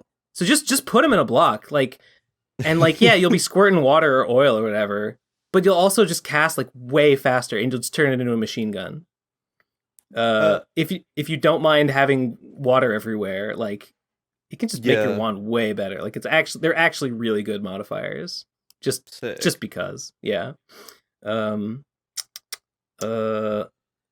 Slam is I don't know, he's pretty good. He's shown me some shit I didn't know about. I had fucked around a little bit with the material, like I'd put him on the trigger and gotten them to do the material crit. Like that did work, but it turns out I was like overcomplicating it. It's actually way easier to achieve the same effect. Hell yeah. Yeah. Oh man. Okay, wait, I gotta tell you, a little while ago I got a run and I got I built it so that, do you know the thing about bouncing burst? The secret thing? There's a secret thing. I don't really know. I don't think so. Bouncing burst is the green one that like bounces around. Well, it has a secret property that it actually does. It doesn't always do the same damage. Its damage actually is it's based on a like comparison of its initial speed to the speed at which it hits the enemy. So if you can get it to start slow and hit fast, it can do like thousands of damage with a single shot. Yeah. So if you have heavy shot, which makes it slow, but you have accelerating shot, which makes it accelerate, you can cast bouncing burst and it will start really slow and get faster and faster. And if it hits an enemy like that, it'll do like thousands of damage. And does it still bounce as far? It does bounce. Yeah. It bounces the same number of times, whatever that is. So you can sort of like set up like a few like slow moving bouncing ones that get faster and then do a fuckload of damage. I had a build where I had a wand that was a spark bolt with trigger, and then on the trigger I put like a big multicast, and I had a bunch of bouncing bursts that were all heavy shot and accelerating shot and homing shot. Oh so they my would, god! And bouncing burst is not expensive. It did not take much mana to do this. So every shot I did would have 8 bouncing bursts would come out that would all be slow, heavy shots, and then they would accelerate, and then they would go everywhere, and they would home in on enemies, and they would do like thousands of damage for every. And I was literally like machine gun shooting out spark bolt triggers that were all just exploding in these like unbelievably deadly accelerating homing bouncing bursts that just sought out enemies and killed everything. It was awesome. That was probably maybe my most impressive, just like kill everything on screen like without even thinking about it build. The damage was off the chain. I love stuff like that, and that's what makes Hades appealing as well, is figuring out little tricks and just finding the perfect little combo.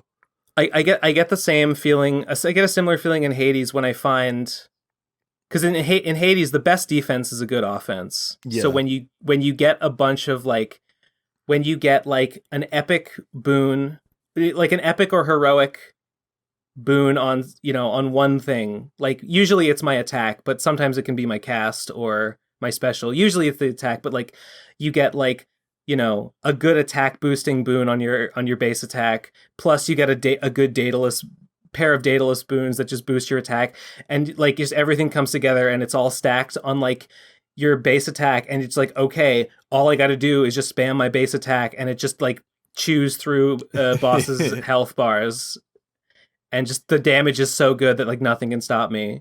I love when you get to the point in a game where you find something and it feels unfair, but you don't care anymore. And you just do it, and it feels so good. Yeah, I had some moments. The Elden Ring was pretty good about that. The whole system that they have set up where you can add a special ability to like any normal weapon. I have not played Elden Ring. Basically, you can like mix and match different powers on different weapons. So you can just have like a normal longsword and then put like an ability on it where if you hit left trigger, it will just shoot like a basic sorcery spell. And with a trick with those when you attack. Yeah, no, it's a separate attack, but it's just like but it's added on to your the moveset. on the weapon. Yeah.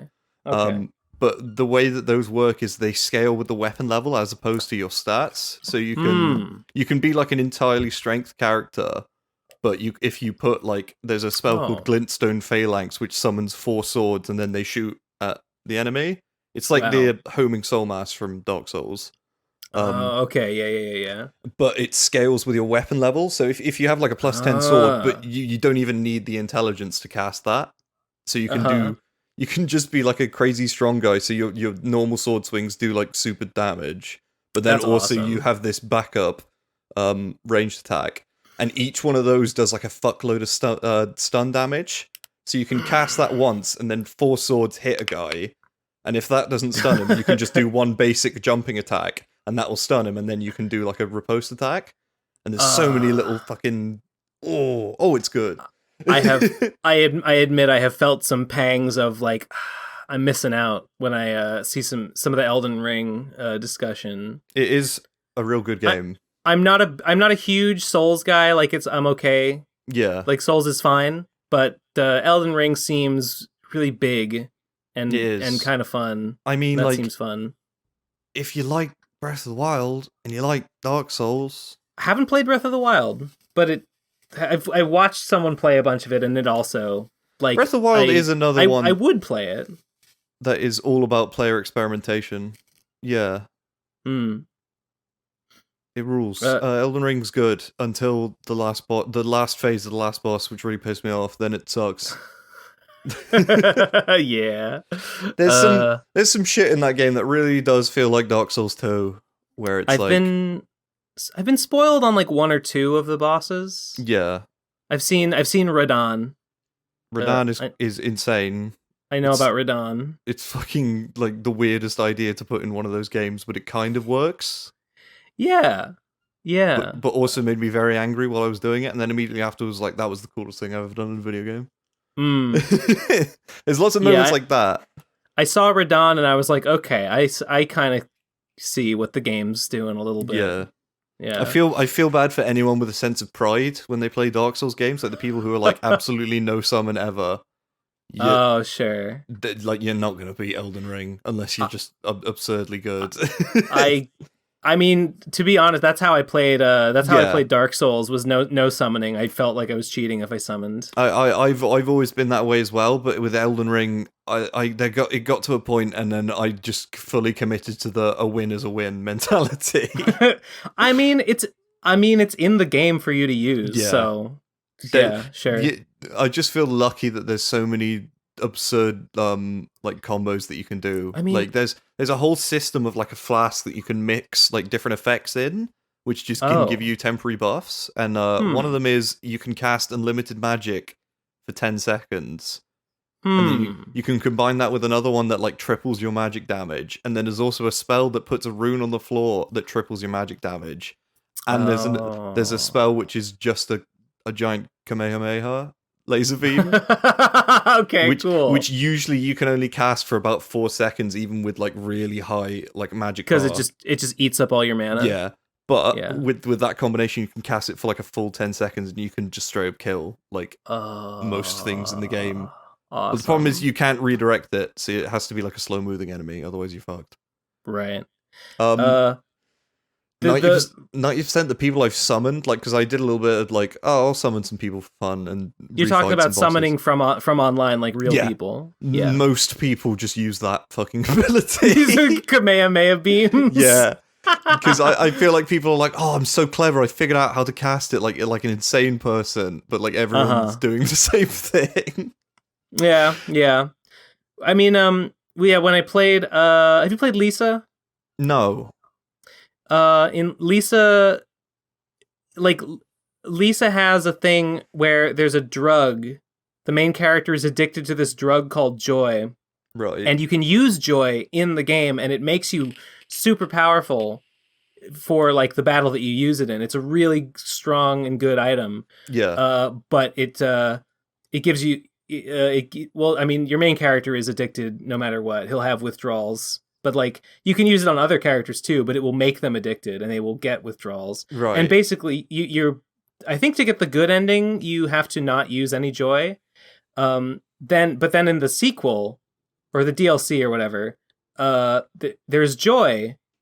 You're expected to use it. Like, it's technically possible to beat the game without using joy, but you're expected to use joy, and if you don't, you're punishing yourself. You won't have a good time. There's no consequences for using it because, like, I guess narratively, it's canon that the character is using it. So, just fucking use it. It feels like FromSoft sort of decided that sort of mentality with summoning, but they've done it in another way because there's NPC summons now. Yeah. Where you can like summon you can find the ash of basically any enemy in the game and then summon them to help you, and it rules. Oh, it's real fun. Like I mean, there were NPC summons in Dark Souls. No, yeah, they're not like character NPCs, but like you can literally just have like Pokemon stands from JoJo. It's great. So you can just have like a particular ghost that you will summon over and over again. So say you really like the imp guys who they're like little gargoyle men who hit people really fast and do a lot of bleed damage. You can find their ash, and then that means that you can summon them as ghosts to help you. And it's balanced pretty well because there's only certain areas you can do it. You can do it in pretty much any boss fight, and then like certain areas in the open world where there's a fuck ton of enemies, you can call in your boys to even the odds.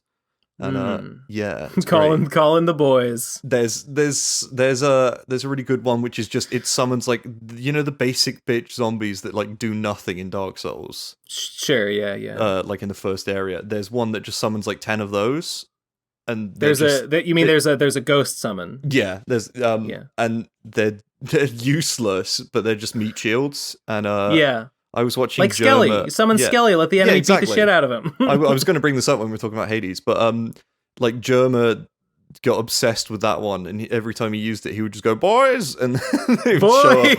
And there's so many good. There's one moment where he's like walking through, he walks into a room and he sees that he's allowed to summon. Like a symbol on the side of the screen appears, and he goes, "Right, boys," and summons them. They step forwards, and then they immediately get crushed by a chandelier, and all of them die. And it's the most amazing thing I've ever seen. Gentlemen, we have no choice. We must summon the boys. And of course, the best one is a summon that is you.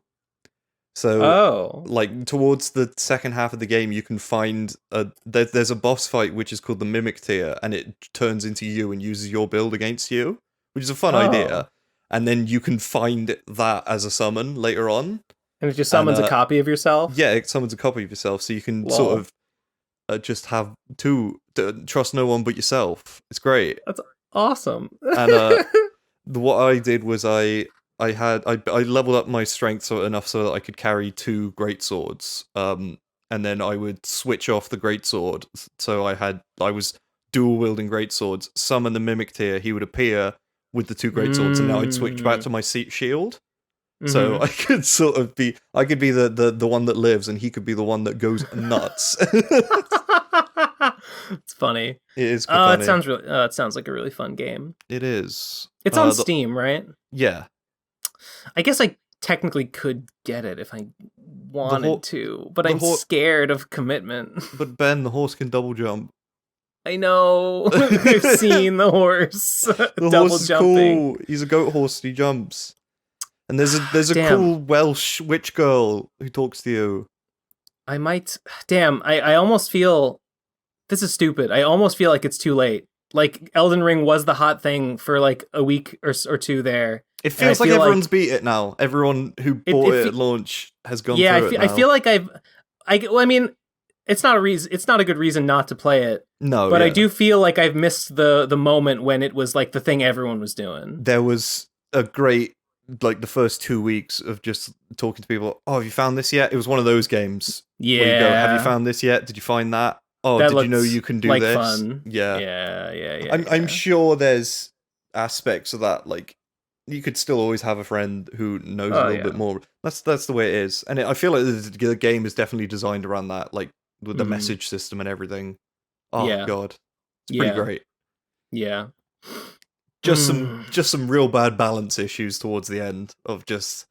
You know what? How do we make this boss fight hard? Oh, that kind of balance issue. Just hundreds of AoE spell attacks at the same time. Sure. Yeah. Fuck it. Fun.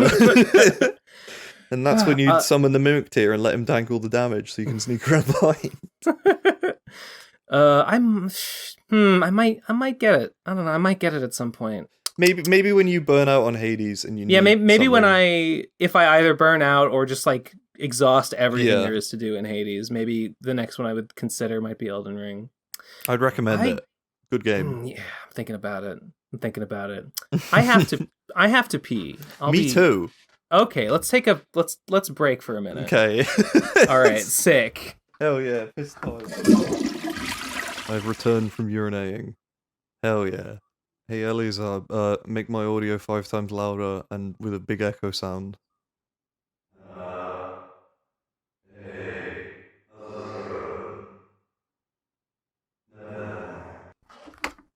it going? I'm back. Hell yeah, me too. Nice. That was a clean break. We did it. I definitely didn't say anything into my microphone after I came back. Don't worry about it. Good. There's no secret audio. Excellent. Yes. I love when there's no secret audio. Let me look at my stupid notes here. I had one other thing on my things to mention list. I asked this week. I asked CC, the Tales Gets Trolled guy, about if I could draw a page for Tales Gets Trolled. Nice. I'm gonna do it. I'm gonna do a page. Sick. I'm gonna do it. I'm gonna do a page. Do you have like a brief or anything, or is it just you can do that at this point? No, they gave me they're a factory. They're like a well-oiled machine. From what I've seen. It seems very organized, alarmingly organized for something called Tales Gets Trolled. It is shockingly organized. So I asked CC, can I do one? He was like, yeah, sure. And then he said, I think he said, ask Embergram. He said, message Embergram. That's a Laserbot's brother. Yeah. He said, message Embergram about it. So I messaged Embergram. He was like, I was like, hey, CC told me to ask you about doing a page. He was like, I think he asked me like, did you submit like a resume or something, or did you submit like a sample?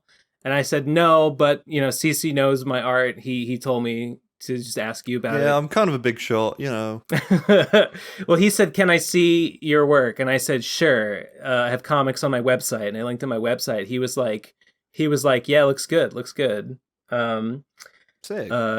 And then I think he said, by the way, like, I know who you are because I know your video. I didn't know you made comics. Lol. I was like, all right, that's great. That's fine.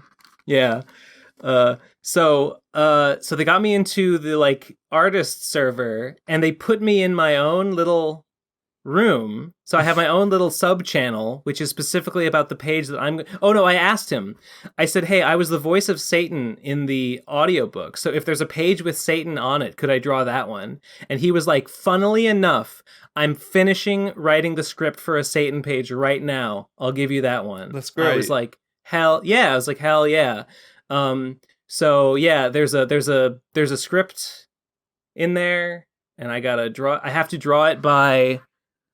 They gave me like 2 or 3 weeks to draw it. The deadline is like April 14th. No, that's fine. Yeah. Yeah, it shouldn't be too bad. So I got to do that. Actually, I've been sitting on that for like almost a week now, so I should get on it. Never mind, get to fucking work. Yeah. So maybe not a week, maybe like 4 days. Yeah. So I got to do that. But I thought that was pretty funny and cool. That's lovely. And I know. Yeah, I'm excited. It's a great little turnaround on now you were Satan, now you make Satan. They're gonna pay me something. I don't know. I told CC, just give me the standard fee. Just give me whatever is normal to pay someone for an artist, and I don't know what amount that is. If it's hilariously low, then That'd be funny. I don't know. It would be funny if it's like $10. Nah, I mean, I don't know. I will report back when I get that and find out how much it is. There's got to be one chink in the armor of the insane organization of the Tails Gets Trolled team. Perhaps. and it's the payment. I mean, I'm not doing it. I just wanted to do it. Yeah. But also, I don't believe in working for free. So like, I kind of would do it for free, but like, I just don't want to. Like, yeah. I'd rather do it in a professional capacity. So just give me whatever is normal. Yeah. Also, you like money, and money is good to have. Yeah. I mean, sure. At the moment. I mean, I imagine it won't be. I mean, I'm not I'm not counting on a huge amount here. But we'll see. I mean, the pages are long. You've read Tails Gets Trolled. I don't like nowadays. A page is not like one. I've read the early stuff. I never got too far. Well, I think it varies, but like now, like a page is not one comic page. A page is like a long column. Oh, so it's probably the equivalent of like 2 or 3. It's sort of like a webtoon page. Yes. Where so it's longer than almost a chapter, but like not a chapter. It's, yeah. So it's a bit long, but whatever. That's all right. I was imagining when you said I've got to draw a page in 3 weeks, I was like, what? Don't Ben's way faster than that. even I'm faster than that. Yeah. God knows I'm not. Depends what I'm drawing. You churn out. I have ups and downs. Sure. I have big ups and downs. Man, actually, speaking of being slow, what I have been doing this week, and I may have mentioned this previously a bit, but I've continued to do it, is I've been taking I'm trying to do the book format for Slime and Punishment, and what I'm doing is I'm taking screenshots of the game. I'm trying to organize screenshots of Phantom's Revenge and organize them into like a readable sort of sequential comic to sort of put that on the page so it's in. And that's very tedious. Because otherwise you would just have to have like you turn the page and then it's a URL and it says go play Phantom's Revenge. Yeah, which I could do that, but I don't want to. I want it to be in there. So, but it's not just as simple. Okay, first of all, to get those screenshots, I didn't want to like play through the game and like hit print screen every time I got to a scene that I wanted. So I fucked around in OBS to get a screen recording that was at like, a lossless quality. So that I could just have perfect screenshots. Oh no! So I record. It was pretty big. The file size was pretty large. I could imagine. But I could handle it. So I have this master file that is like a high resolution playthrough of the game, and I go through that in VLC, doing like screen, frame capture. This frame, this frame, and then I'm putting them together and. Sometimes I'll like take 2 images and like combine them like in a room where like there's a bunch of attacks. Instead of showing like every turn of the game, I'll show a few images that are like Phantom and Virginia like attacking together like multiple like killing like multiple enemies in a single shot or whatever. Yeah, just to make it try to not make it drag any more than it needs to. But it's very tedious because like I'll have to put 2 images over each other and like erase parts of one to include bits from the other, and then I'll have to go and like, oh wait, the blood splatters are inconsistent. Okay, I gotta like fix those. And you gotta make sure all the pixels line up because sometimes there's like a screen shake, and I gotta account for screen shake to make the images match each other and stuff. So it's like in a movie when there's 2 of the same guy on screen. Except it's attacks in your Brony game. Right, and you got a green and you got a green screen. The screen to when you apply green screen because there were 2 of the guy, and you got a green screen to make them out, so there's only 1. Yeah, it's like that. Or like Jack and Jill by master filmmaker Adam Sandler, where they just shoot it twice. Yeah, it's the reverse of taking 2 images with 2 guys and putting both guys in the shot. We got 2 guys in the shot. We got to get one of them out. We of got here. 2 guys. We got a green That's screen the one slogan out. of There's too many guys. Revenge. We So got 2 guys. I've only made 14 pages. It sometimes takes me like several hours just to like put together screenshots from the game and just line them up and get them all looking right and be like, yes, the formatting is good. It looks clean. Yeah, It's I not guess with trash. exact pixel stuff, you definitely don't want any like overlap or anything. I'm trying to hurry it, but like because it's pixels, it can be very finicky, and I want to get it.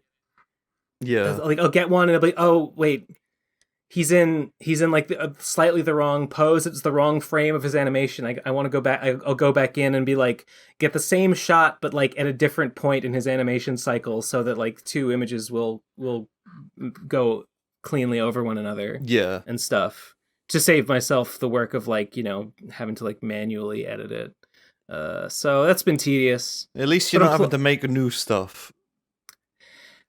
Honestly, I've been a little surprised. Like sometimes it's like, damn, this can like feels like it takes longer than just drawing a panel would take sometimes.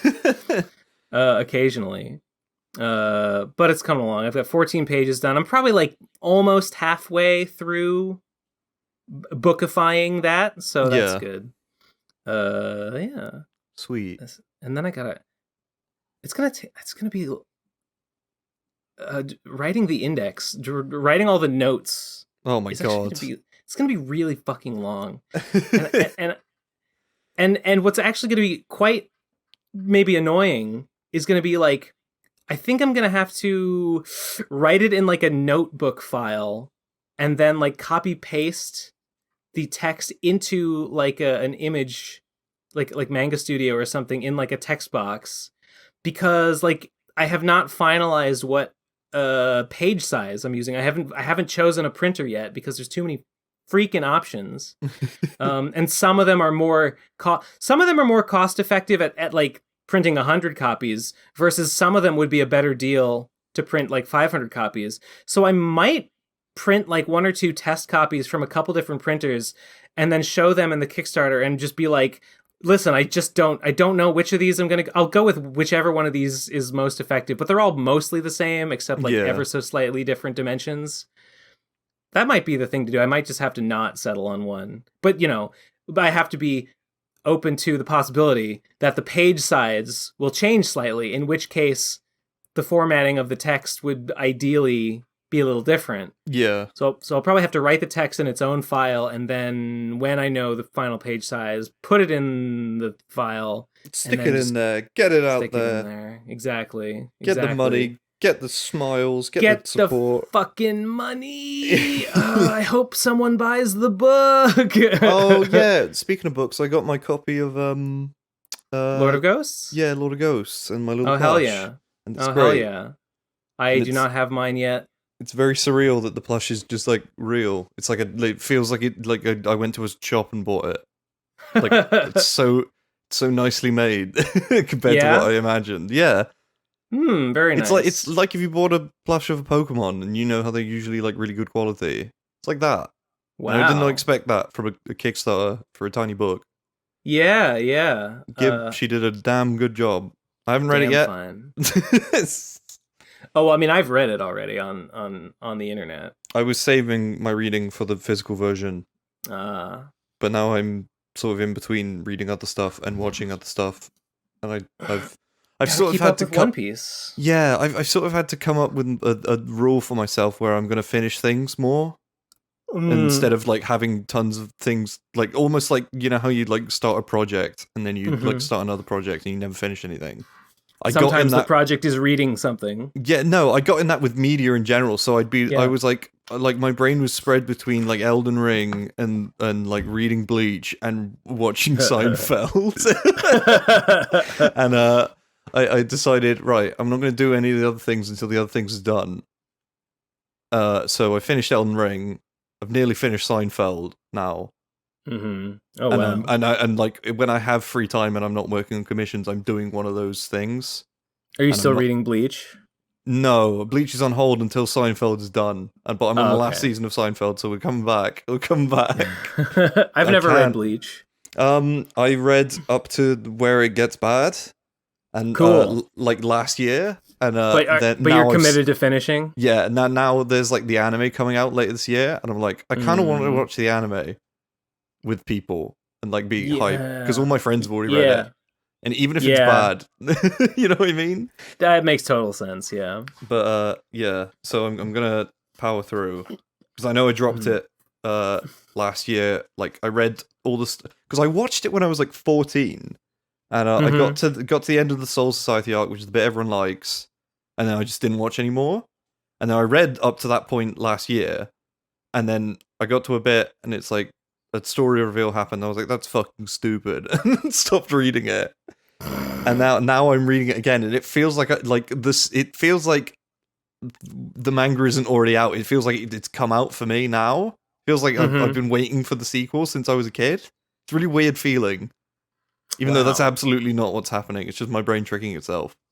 But it looks good and it's stupid, so I don't care. Yeah, I've never read it. I'm vaguely aware that it's about like swords. Yeah. I think they are they Grim Reapers or something? Yes, they're death ghosts. They're shinigamis. Death gods, ghosts, sort of. Yes, excellent. It's got all that delicious fucking edge. It's so fucking wonderful. But also kind of bad. Is it better or worse than Yu Yu Hakusho? I've never read Yu Yu Hakusho. I've never read it. I've seen it. Or watched it. Is that by Rumiko Takahashi? Is that by the Ranma lady, or is it a different? No. Yu Yu Hakusho is by the Hunter x Hunter person. Tagashi. Yeah. No, they're not married. Hunter x Hunter guy is married to the Sailor Moon lady. Yeah. Not the Ranma lady. You gotta, no. Right. Yeah, you're right. Yeah. Did you see... no, go on. I read Naruto 2 years ago now, and that was like completely raw. Like I knew nothing about Naruto, and I just decided, you know what? I'm gonna see what all the fuss was about. And I read the whole thing, and I was like, that was good for a while. Then it was less good, but it was still entertaining. You know what I mean? Overall positive. Yeah. I never read Naruto. I like many people, I watched it until a little bit after Shippuden, and at some point I fell off of Shippuden.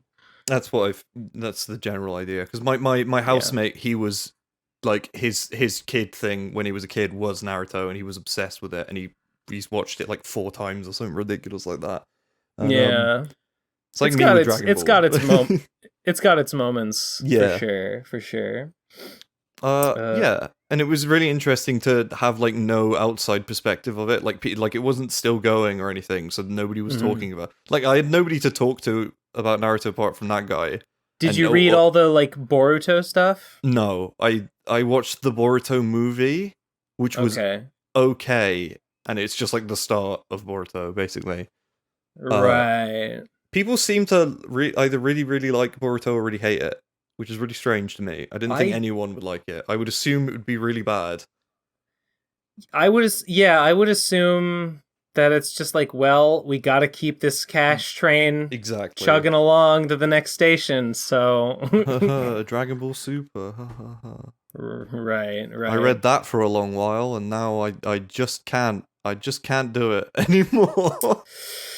I really gave up on that one. What's bad about it? I don't like. What is wrong with it? You know how Dragon Ball is very formulaic, and it's like new bad guy's minions. They fight. New form maybe sometimes. Yes. But Z sort of had twists on that with like Gohan beating the final bad guy or Goku being dead for half the arc and then coming back. I only saw the latter half of Dragon Ball Z. Okay, but you sort of get what I mean, where it's like all the same thing, but like yeah. But the tweaks and changes that keep it fresh. Dragon Ball Super is if they didn't do that, if they didn't tweak it at all, and it was just the same thing over and over again. Oh, okay, cool, nice. And just he flubs it at the end of every arc, every single one. It just always falls apart, and it turns into nonsense, and it sucks. I don't know how. There's only so many ways you can say everything about this is bad. You know what I mean? Yeah, sure. There's the occasional just not having a good time. Yeah, there's the occasional idea that I'm like, that's sick, and then it doesn't capitalize on it, or it ruins it in some way. Like the villain Zamasu, I thought he was really good. I thought he was one of the genuinely, not that this is high praise, but he was one of the best written Dragon Ball villains. Zamasu. The green guy. Yeah, he's the green guy. Is he a Saiyan? No, he's a Supreme Kai. Do you remember those? I remember a Supreme Kai who was purple. Okay, he's a Supreme Kai from another universe. And he's like an alternate universe version of that guy. Yeah, not specifically. Or is he just one of his race? Like the Supreme Kai's. Yeah, their race is just sort of in charge of universes. Yeah, sure. So he's one of those, and Goku meets him, and he sees how strong Goku is, and he's like, "That's fucking scary. I better kill all mortals." Okay, and I makes sense. I like that as a motivation because it's not the same thing that most Dragon Ball is, where it's like, I need to take over the world, or I need to kill all these people because I don't like them. It's I'm scared of him, so that's why I do it. Yeah. Okay. And then there's interesting, like, he's the guy who steals Goku's body and becomes evil Goku. I'm sure you've seen maybe images of him, Goku Black. I have not. I have not seen Goku Black. Have you not heard of Goku Black? No. Wait, Goku Black. I'm scared of what I'm gonna get. It's just Goku. He's just wearing black. Yeah. See, there was a time where you, if you typed in, like a few years ago, where if you typed in Goku Black on Google, you would have gotten very different results. Yeah, but, I think so. Yeah, that's the green guy in his body. Oh, okay. And then with time travel shenanigans, he meets the green guy. So Goku Black, which is Zamasu in Goku's body, meets another Zamasu from the past or the future. I don't remember. And then they fuse into a super one. So he fuses with himself in Goku's body. Is that how he turns pink? No, and gets the mask. The pink doesn't make any sense because it's just like he steals Goku's body and he tries to go Super Saiyan Blue, I think, and it just comes out pink for some reason. All right, just so they can sell different toys. Is the other Okay, I see there's a Zamasu that has big Goku hair, and there's a Zamasu that has like a side cut shaved head like Mohawk. Yeah, the Mohawk one is his base form, is Zamasu normally, and then when he fuses with Goku Black, he becomes the one with the Goku hair. I see, yes. And then excellent. Then Goku and Vegeta fuse and they fight him. Wait a minute. Hold on. Wait a second. What? How is he's in Goku's body, but also Goku is still around to fuse with Vegeta? He went back in time, in another timeline, and killed Goku and took his body. No, he didn't. He used the Dragon Balls to steal his body, and then he killed Chi-Chi and Goten in that timeline. So, different timeline Goku. Yeah, there's the See, what I was trying to get at is I really like the idea of that villain, but they use time travel in the worst fucking way possible, and it gets so confusing as to what the fuck is happening. So he's Goku. So he's Goku's body from another timeline, but with an evil god inside him. Inside of him. Also fused with a different god. What's the point of fusing? Fusing makes you stronger. What's the point? It makes you stronger, man. Okay. It's your number. It's your number times his number. I guess you're right. It's bigger number. and the worst part is they can't beat him. He gets too strong, right? Right. So naturally, because he multiplied the big number by another big number. Yeah, and so even Goku and Vegeta fused can't beat him. Mm-hmm. And then some real bullshit happens, and fused. I think people refer to him in that form as Fused Zamasu, which is a terrible fucking name for a character or merchandise, or whatever. But whatever, go off. Yeah. He does the most insane. He fuses with the universe or something. Okay. And like tons of his face start appearing in the sky. So it's like he's become the unit, and they don't explain how he did this. He just does it. That's awesome. No, that rules. It's a cool idea, yeah, but like, what? How? And the way that they write themselves out of this corner, because they have to punch the universe. No, they earlier in Dragon Ball Super they introduced the real god of actual everything, like the whole multiverse, who's like a little bean. He's like a little bean guy. He's got a head like a football, and so they because they're in the past while they're fighting this Fusamasu, Goku has a button that you can press, which because he's friends with God of the Multiverse, right? Yeah. And the God of the Multiverse appears, and he's like, "Hey Goku, let's hang out, let's play tag or something." And Goku's like, "Can you get rid of this Sky God man?" And he goes, "No. What I'm gonna do instead is I'm going to teleport us out of this timeline and erase the entire timeline from existing." Oh God! So, and it just so happens that timeline was the same one that Future Trunks comes from. Future Trunks is wrapped up in all this shit as well. That's the timeline that Future Trunks is from. So what happens for Future Trunks? You know the basic concept where the androids came and killed all of his everybody, yeah? Yes, and that was a dark timeline, so he came back in time and entered a new timeline so we could kill the androids, and that's the real timeline. Yeah. Yep. So, following on from that timeline, after he kills the androids in his own timeline and they try and rebuild Earth, Goku Black shows up and he causes another apocalypse, basically. And then all this bullshit happens. But wasn't Goku already dead in that timeline? Yeah, but they jump between timelines. See, that's one of the what moments. All right. Okay. So God of the Multiverse erases the entire Future Trunks timeline and sends Future Trunks to just another one, I guess. Sure. So he's fine. And then, but before they go, he goes, "I'm coming with you to your timeline," and he goes back to the present. Goku and Vegeta's like normal timeline, and now there's two of God there. So which God? The God of the Multiverse, Zenoh. Why is there more than one of him? If he's the God of the multiverse, shouldn't there just be one of him that oversees all the other timelines? Unless you time travel him, and then he can have a best friend who is himself. Okay, yeah, that tracks. Sure. Hang on, I need to show you him. Hang on, here they are. Show me the little bean guy. I'm curious. That's God. Actually, I need a sparkling water. Sparkling water. Strawberry kiwi. I'm Very back. nice. I'm back. Anyway, Alright, show me. I just posted a little gif of him. Oh, let me see. General. Oh, this little guy. Yeah. I've seen. Oh, Stewie Griffin. Yeah, Stu Griffin.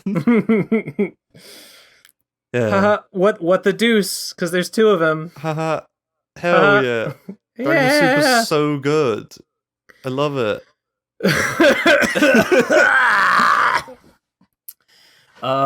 Man, anime sure is cool. It's kind of weird. Kind of weird sometimes. Wacky. Japanese. I feel like if I ever had put a gun to my head and made me do a lecture, it would be on how stupid Dragon Ball Super is. honestly, yeah. Like, fair enough. Because do you want to hear my favorite fact about Dragon Ball Super? I'm sure not gonna watch the entirety of the Dragon Ball continuum. Yeah, favorite fact. Lay it on me. They established that there are only 27 populated planets in Goku's universe with life on them. 27, huh? 27, exactly 27. In the universe, in his universe. I'm okay with it. I'm okay with that. That's but Frieza, I don't know why. Frieza had a galactic army of thousands of aliens. Yeah. Wait, so he only conquered 6 planets? Yeah, his whole thing with the Saiyans is that he sent them out to conquer planets.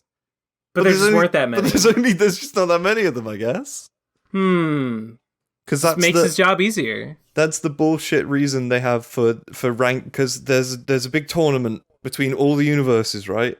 Naturally. And then you expect, Goku's universe is going to be like in the bracket, they're going to put him 1 because it's got Goku in it and he's the strongest, yeah? Yeah. Nobody's going to be stronger than Goku.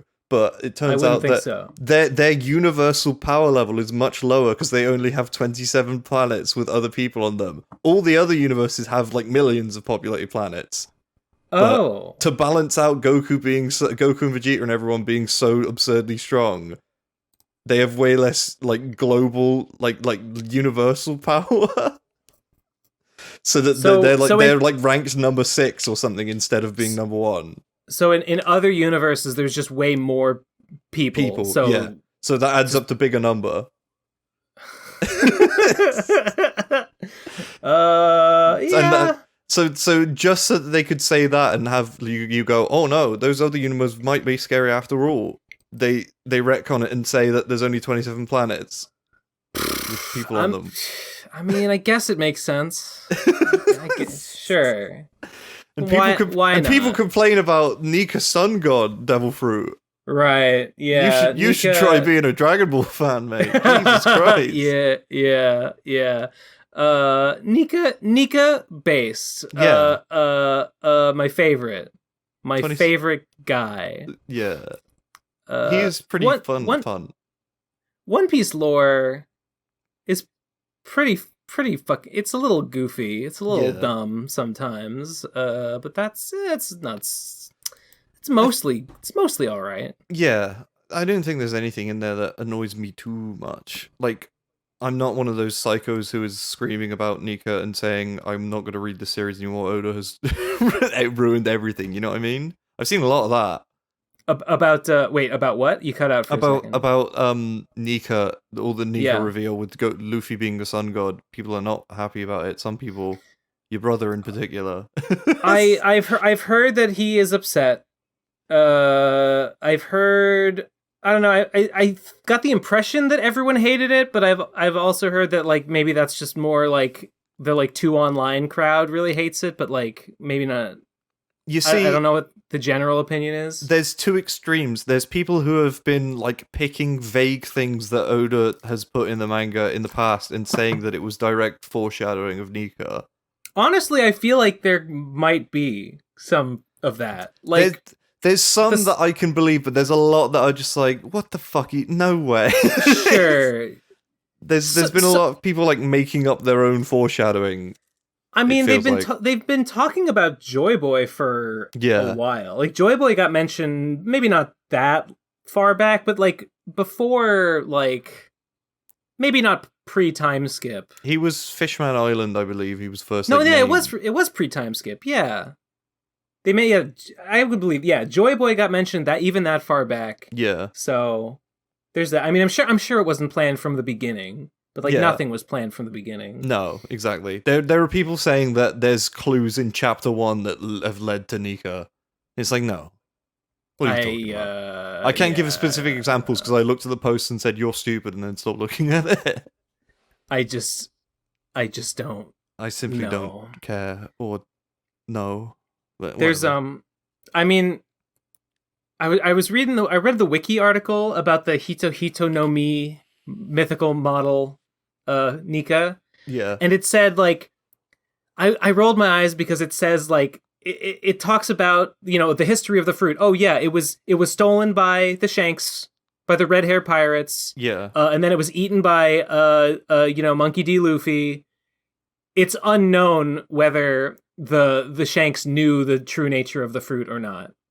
And like that's just a little dumb because like first, like, there's no way, like, the only explanation for the way they behave, like, it would sort of make sense that, like, if they didn't know, if they just thought it was the Gum Gum fruit, if they knew that it was, like, the ultimate power in the universe, I'm sure they would have reacted a little more strongly.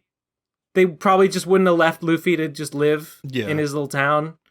It makes way more sense to think that they didn't know. So, why wouldn't you assume that they didn't know? And why would they know? No, like the point is the point is the government has scrubbed the knowledge of it. They've suppressed the knowledge. Yeah. It's perfectly reasonable to assume that they wouldn't know what it was. But like, maybe they have known about. I don't think so. But whatever. Fine. There are a lot of people that are thinking that the Nika reveal confirms evil Shanks. Do you want me to take you through this? Sure. Why so, not? like, there's a scene in Reverie where Shanks shows up and speaks to the 5 elders who are in charge of the Navy. Do you remember this? Is this pre-Fishman Island? Or post-Fishman Island? It's long post-Fishman Island. It is... I can't remember when... I think it's in Reverie, like the mini arc between Wano and Whole Cake Island. Wait, remember when Reverie was between Whole Cake and Wano? Yeah. Oh, I thought it was before that, but okay. I think it's then. I mean, we see some of the Reverie in Wano, and I thought that maybe they this was flashback a new. To it. I thought maybe that a new Reverie was happening now because it had already been a year since the last one. No, wasn't the Reverie immediately post time skip? Am I crazy? No, you're crazy. That doesn't happen. All right. It was very recent because Shirahoshi's there, the mermaid princess. So it's after everything's been set up. All the Dressrosa people are there. Okay. I'm pretty sure it's after Whole Cake Island and before Wano. I know that the flashbacks happened during Wano. Yeah, I think Wano they show the characters because it's there was some kind of disaster. They're kind of vague about it, but there was some kind of disaster that happened at the Reverie, and we don't really know what that is yet. But anyway, during Reverie, there's a bit where Shanks shows up and he talks to the 5 elders. You know, the 5 guys who were talking about Nika in the recent chapters? The Gorosei. Yeah, those guys. Yeah. And he says, I need to talk about a certain pirate, and people think that means that he knew that Luffy had the Nika fruit and was warning them, and that's why they sent a guy to Wano to get him. Or something. I mean, Shanks was there to inform them. Yeah. That Luffy has the Nika. Yeah. Which I guess can kind of make sense because he's probably seen on the news that Gear 4. I don't know if Gear 4 is public knowledge, but you could probably see that and say, that's not rubber. That's something weird. You know what I mean? I could believe that red hair would know secret things. Yeah. It wouldn't shock me to know that he has become aware of the Nika, of the Hito no Mi Nika. I can't say the whole fucking name every time. Yeah, I mean, it sounds plausible enough, maybe. Yeah. Evil Shanks could be, I don't know. I don't know. Sure. It's just One Piece discussion recently. It's just been chaos. There's so many warring sides. I saw it trending on Twitter. Yeah. It was just that the tag was just One Piece 1044. It's oh boy, something happened. And now I know. Now I know. I don't know. God damn. I'm just gonna roll with it. Yeah. Sure. Just much like Nika himself, just go with the flow, man. Just be like grin, water. Save slaves and be rubber and be wacky cartoon. Hey, in the new chapter, was Luffy punching through Kaido's eyes? Did you see that? Yeah, it looked. I think he was doing because they say Kaido says looks like you can turn everything around you into rubber. Yeah. Does that mean you've awakened your paramecia? But this transformation seems more like a Zoan. So I think he was just doing a goofy thing, he was turning Kaido into rubber cartoon physics. And he was wearing him like a glove. He punched all the way through his skull. Yeah. Because there's There's a really weird panel where Kaido swallows Luffy and then he punches out of his eyes. Do you remember that? He swallows him and he punches out of his eyes. Luffy's inside of Kaido's mouth in dragon mode. And then he punches his 2 fists out of Kaido's eyes. and it just looks like Kaido's eyes have turned into Luffy's hands. And then, like, the next panel, he's, like, coming out the mouth, and it's like, what happened? Did he pull himself out through... What? I don't understand. Wait, this is in 1045? Yeah. Oh God, yeah. I didn't... I see it. I'm seeing it right now. Yeah. I didn't even think about it at the time, but yeah, he's totally just punching. And if you look the way he like grabs onto Kaido's nose and then pulls himself out, but he comes out the mouth. I don't understand how that works. He's like swinging. Yeah. He grabs the nose. Okay, I think it doesn't make any sense. His arms would have had to go through his snout. But I think the idea is he's like grabbing the nose and using it as like a fulcrum to swing himself down and out the mouth, even though it doesn't make any sense because his arms are coming out of his eye sockets. Yeah. What's really weird is it doesn't look like Kaido's eyes are turning into like a glove and like stretching around his hand, because you can see his like fingernails. Let me you can see his... Yeah, it just looks like they're just puncturing the eyes, coming out, they're not. It doesn't... Is he just phasing through? Yeah, I don't know if he has phasing powers or something. It's a little hard. Well, maybe... Okay, look at this fucking panel. Look at his head. He's great. Look at his fucking face. If you turn your head upside down, he literally looks like a Charlie Brown character. He totally does. Maybe if he really is, if he really is like all white, like he's a drawing. Yeah. Maybe the white of the hands and the white of the eyes combine. Maybe he's just got whiteness powers, and any white he can just... he's just part of anything white. And because it's a manga, that's everything! Yeah. Sure. Why not? Sure, fuck it. The rules are all out the window. The panel you brought up as well, where his hand is going through Kaido's face. Hang on, here it is. This one. Yes. It's like... for a second, I thought it was like a cartoon thing, like where like Jerry hits Tom with a hammer and then he like cracks and then he goes through him. You know what I mean? Like cartoon logic. But like no, like immediately after, Kaido's like fine. But he's like wounded, but like it's really strange. he just reacts. If I remember correctly, he just reacts as though he got punched in the face. Not that like he was fully impaled through his skull. Like you can see his face in the next panel, and it's like there's no like hole. So I don't really understand what the phasing through stuff meant to be like stretching through. Like Kaido's skin must be stretched thin like rubber around his fist that has gone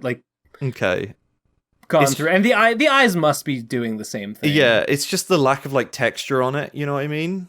It is. Yeah, it is confusing.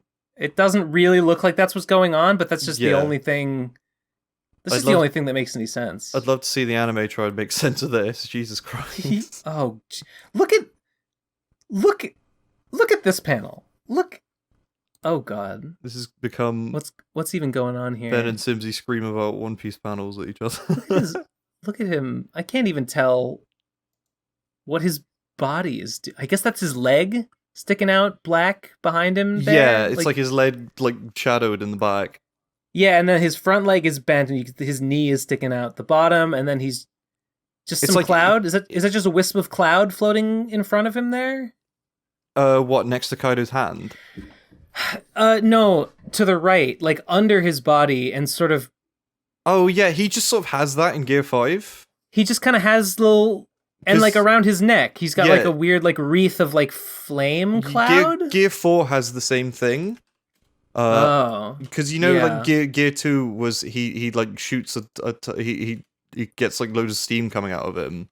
Yeah. It's like... It's like in Gear 4, that just becomes like a permanent thing, and it's like in a specific shape. Maybe that's why he's white. Maybe it's like steam cloud. Okay, sure. Whatever. Look at this. Look at this panel. look at these like scribbles. I don't know how anyone could hate this. It's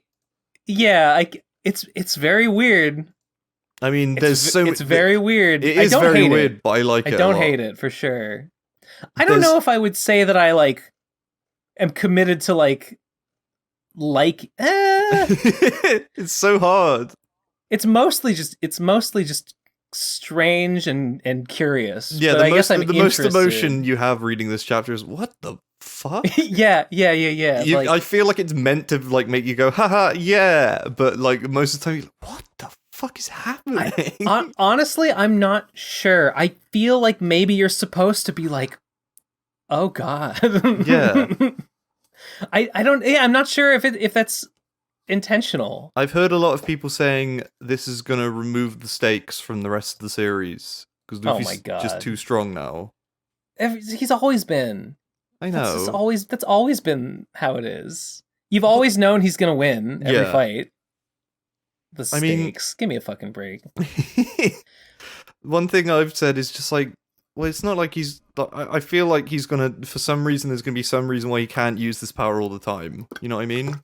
In this fight, he, like, gets tired and he, like, stops using it. And he's like, I can't keep using it forever. It takes too much out of me. There are people who are saying, like, well, now Luffy's all power... He, like, literally is a god. And that's, like, not what's happening. He has a god power fruit that is... Just takes a lot of energy to use, I guess. Sure. We see that he can't maintain it forever. Yeah. So I don't know what people are worried about. Oh well, we circled back to One Piece because everything always does. It's what really is there to say other than to just gawk at some of these fucking panels? They are insane. They are. I mean, him getting his head like caved in and curved by the and it stays that in the next like few panels. Yeah, I really like when Kaido hits him on the head and he gets really flat and then springs off the wall. Kaido hits him on the head. He gets this. Hang on, this one here. Oh yeah, he's just like yeah, it's great. It's. I do think it feels like a continuation of the sort of ethos of like why Luffy is a rubber man to begin with, because just Oda wanted to draw shit like this. Imagine how much lamer Gear 5 could be, like in terms of like any other version, like where they make it like serious. Like there's this classic image of someone's fan-made version of Gear 5. I've never seen this before. Imagine if we got like this instead. How like much worse that is. Honestly, yeah. At some point, I mean, this is like, you know, all the new like Super Saiyans. We're like, oh well, he's blue now, but like blue means he's like stronger now. Like it's better. And pink, he's got more haki on him. Well, pink's even better than that. Yeah, it's at some point, it's like none of these like mean anything. Like you're just making number go up. So I'm glad Nika is not. It's not that. It's different. He can do different things now. It's not he just does things in the same way but stronger. Yeah. So that's good. Yeah. Sure. I'm with it. We'll see. we'll see. Yeah, we'll see. Yeah. We'll see. That's a good thesis. Yeah. Do you want to go to voicemails? Sure. I mean, hang on. One last thing. I want to mention that I saw Sonic the Hedgehog 2 in cinema. Oh, yeah. And it was a perfectly serviceable kids movie. Knuckles was pretty funny. He acted like Worf from Star Trek, which I thought was strange, but I liked it. That seems about right. He was all about honor, and he was Idris Elba, and it was great. He was the best. He's an honorable dude. He's got to carry out his sacred task. I do not care about your mission, Robotnik. He was like that. And I was like, this is strange. Jim Carrey, that man's got a lot of energy for somebody who's like 60. Yeah, he's getting old, but he's still doing it, I guess. God bless him. He put all the effort in. Like, There's clearly scenes in the movie where Jim Carrey just did something and then they made an entire like effect sequence around it. Well, that's awesome. Yeah. That sounds great. And cool. The best thing about the movie was me and my friend were the only adults there without children, and I felt like a pervert. You know, I don't know if I've ever told anyone this. I don't know if I've ever mentioned this, but when the hype was building, like early in the hype cycle for the first Sonic movie, was during the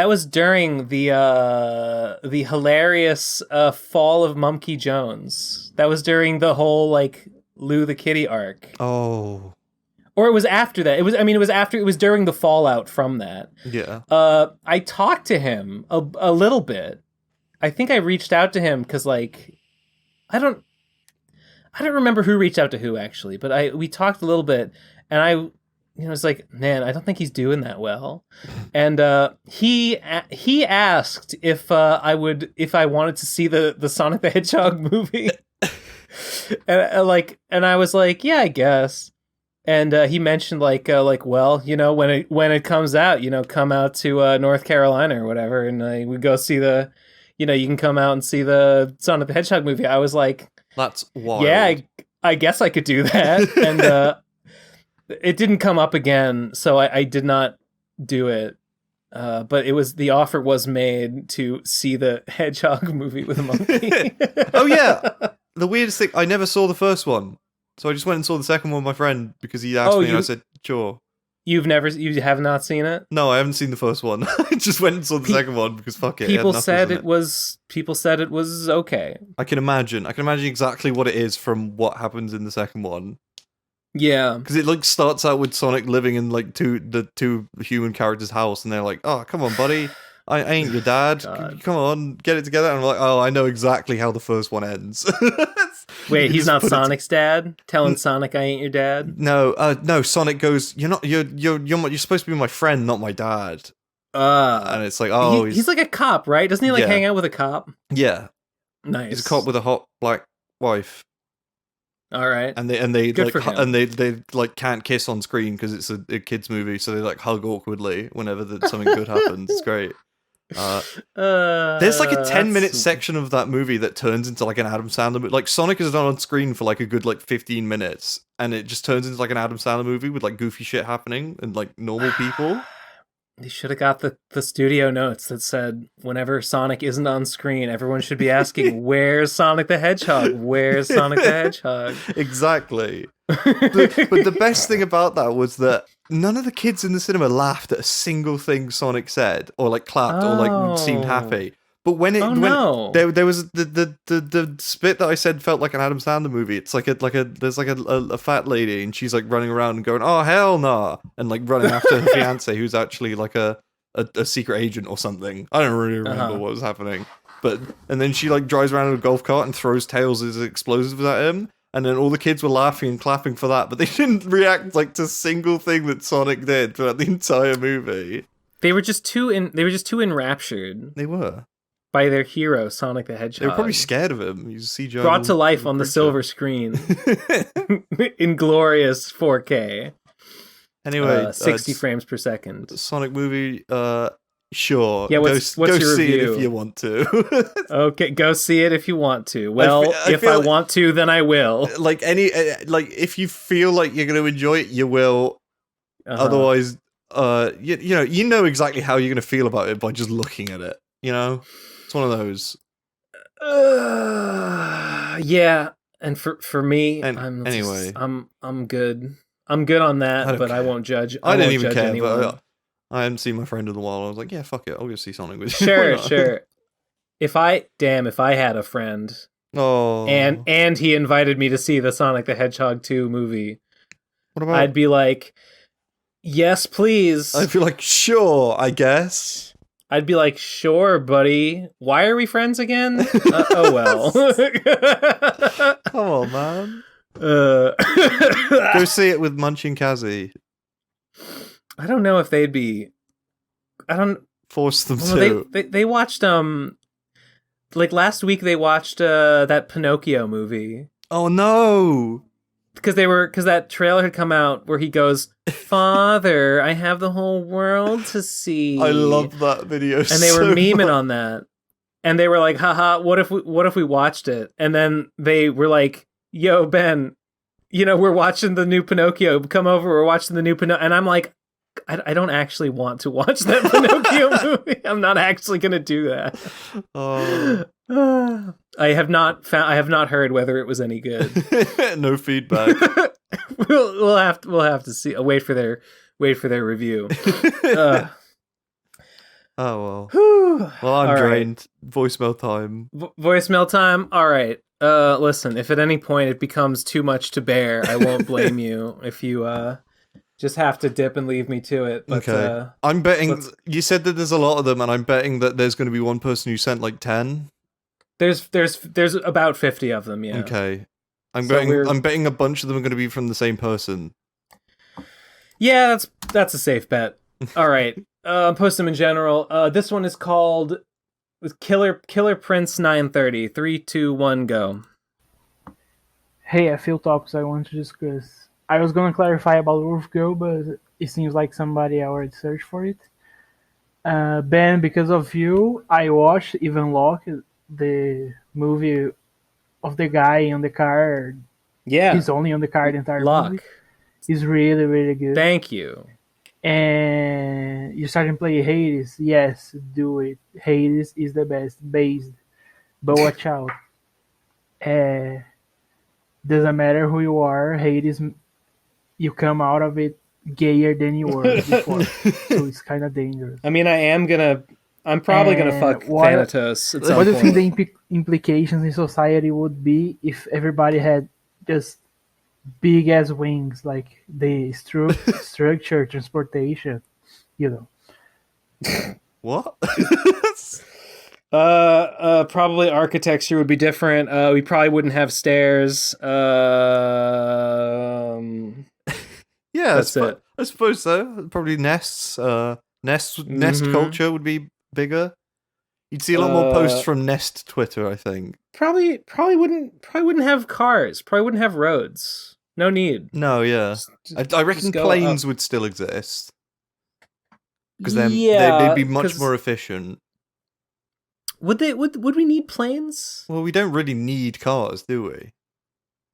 Oh, I guess, yeah. I don't know. I feel like walking versus rolling.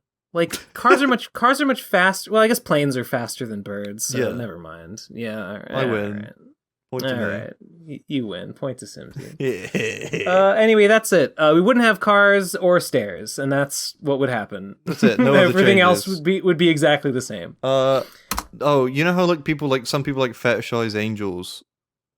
Me. It would be the opposite, where people fetishize people without wings. No, that'd be like amputee porn. Yeah. Absolutely. What if we didn't have wings? Ew, gross. Oh, I'm coming. Oh, you could walk everywhere. You could sleep on your back and it'd be comfy. Oh. Damn, finally. Okay, next one is called Admit This Is Funny. 3, 2, 1, go. Bosch hasn't made a video on it, so I don't have a big... Bosch hasn't made a video on PCP, so I don't know what I feel about it. Whether it's okay, I don't know. It's hard to say. It's just so complicated. I need that man. I need that man to cut through the bullshit. I need that man to slap with his hands together.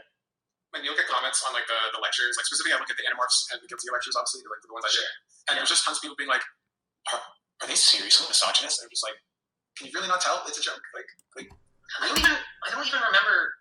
Like, what are they talking about? Like, there are some times when, like in the Animorphs, when Nate is like saying like, a woman wrote this, lol, but like clearly as a joke, and like it happens like twice, I think, and it's just like, yeah, I don't know, like, What?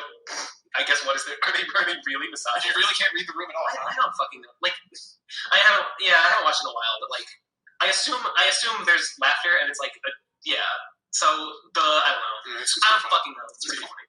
It's pretty funny that a woman wrote a book. I mean, yeah. What do they think of next? I know, it's crazy. Harry Potter. See, this is why women shouldn't be allowed to write books, because we've seen what happened. We've seen what happened with J.K. How many Rowling. times are you let them get away with this? This has to be the last time. We have to put our foot down collectively as a We did it, guys. We're an all-right podcast again. Yeah, we I can push back against this. Damn. I don't feel strong enough to fight this, but I will. I will just say, don't do that. Get it, Tom. She's diseased. Kill her. She's weak. No. She hasn't been drinking her water. You should be conscientious of others' feelings. Die, nerd. That's what I say. It was funny. I'm a funny guy. I say funny things. I would say that was decently funny. I'm an entertainer. You got to recycle a full minute 30 of material there, Ben. You didn't even have to do anything. That's free content. That's when content. when you're this funny, you don't even have to come up with new material. You just use you just get them to tell you to play the old stuff, and you just do it. You just do it. Why not? And it's good. Next one is called Patrick Starr. 3, 2, 1, go. Fuck you, and Saint. If you ever get with a woman, I'll be there, in the shadows waiting to cut you. If you ever climax through self-stimulation, I'll be there to collect your semen, which you'll use to fertilize a variety of women. Then you'll be on the hook for child support. That would be poetic justice. Thanks, Patrick. Please don't do that. Please don't do that, Patrick Starr. Patrick, keep it up. You're doing great, buddy. Okay. Well, he's just following orders, Ben. He's just following orders. Whose orders? Never you mind. Okay. Wait. There's a YouTube. There's a YouTube link in the next one. Oh boy. This is the video. Secret tips on watching a puppy that you don't know. Should we watch the video first or the voicemail? Yeah, it's 7 seconds. Okay. Hey guys, it's your boy Brad here. Today I'm bringing you a secret on how to take care of your dog. You play a lot of Call of Duty, then you take care of your dog. Because every time you pet her, you'll go, sorry man, things got fucked up. Things got fucked up. Subscribe for more tips on how to take care. That was a cool dog. Cool dog. Good dog. Yeah, sure. Sorry about the cone. Let me see. All right, the voicemail. Let's listen to it. 3, 2, 1, go. Hey guys, it's your boy Brad here. Just letting you know that my videos are starting to get more views. So if I ever become YouTube famous, I'll be sure to tell my audience to go subscribe to PCP, bensaint.com patreon.com/bensaint. Yeah, bensaint.com. There's Give and Take and play Fans Revenge and to play Pumpkin Alley. Oh, also as usual, no Tom, no watch. Okay. Well, he won't know. This guy's just shilling his channel. Yeah. It worked. We watched the video of a dog. Yeah, I guess. Well, thanks for that, man. I'll use that next time I watch a puppy that I don't know. All right. Next one is called Heat. 3, 2, 1, go. All right, Ben. I got some heat with you. Okay, thanks. I think we found the person who sent multiple voicemails. Exactly. Okay. Next one is called Big News. 3, 2, 1, go.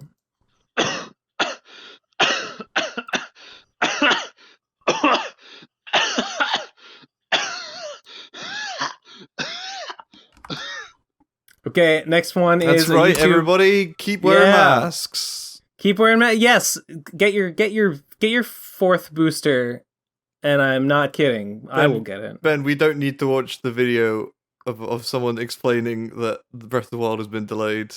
We gotta watch the whole video. No, otherwise, how will we react to it? Ben, I'll tell you. Aonuma comes on screen and he says, "It's delayed." That's it. Okay, but I just think we gotta watch the video. Okay, watch a little bit. You're right. No video. Watch a tiny bit. Next one is called. It's a minute 30. We don't need to watch it. No. Okay, next one is called Hi Ben, new fan here. What do you think of Plants vs. Zombies? I've never played it. It's kind of cool. It's got a good song. Looks fine. Zombies looks go. Fine. I know that the Shamblers in RFCK are Plants vs. Zombies based. Yes, good. Next one is a YouTube link. Nathaniel Bandy. So I got hacked. What happened? And it's 8 minutes long, and I'm not gonna watch it. Probably someone got garlic housed.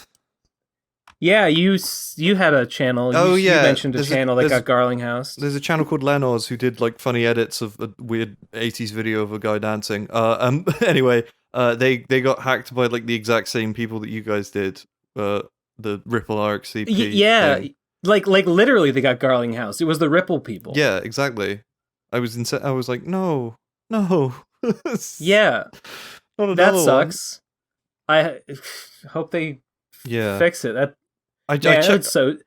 It's funny now in hindsight, but it sucked so bad. I know. I checked their Twitter and they were trying to get in contact with YouTube, so I hope they're all right. But Lenos, cool videos. Maybe I should reach out and be like, maybe I'll send you a link once we're done. Yeah, why not? Yeah. Hell yeah.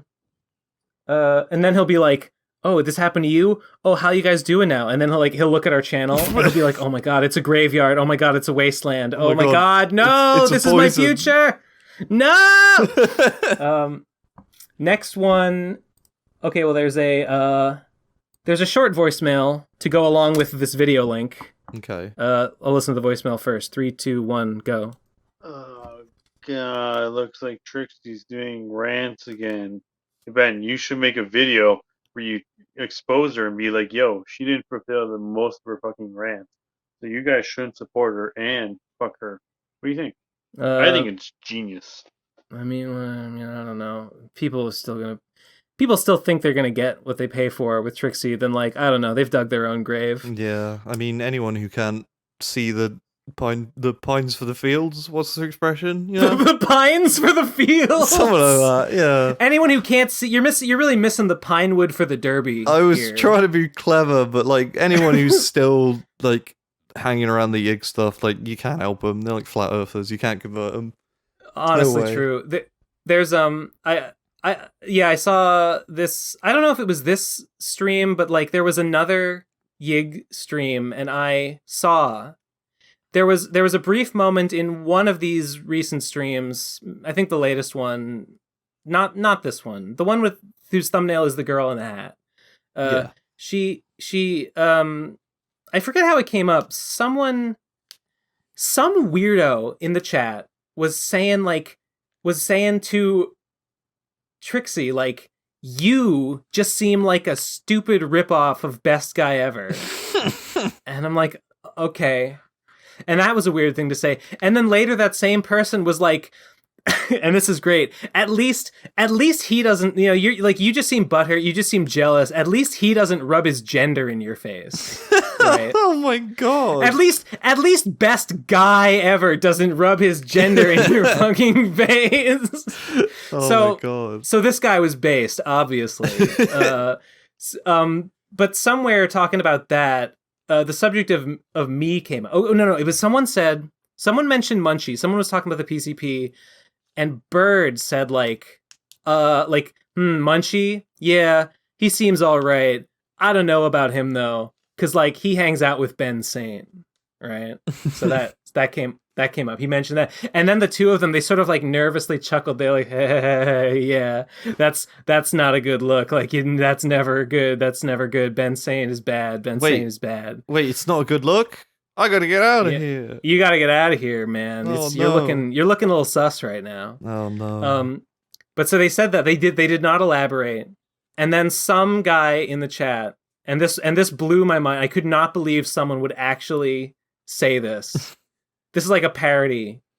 If I was imagining like the dumbest Trixie head take on me, they said like Ben pretended to be not problematic. Like Ben masqueraded as not problematic, but really he was like the worst of them all.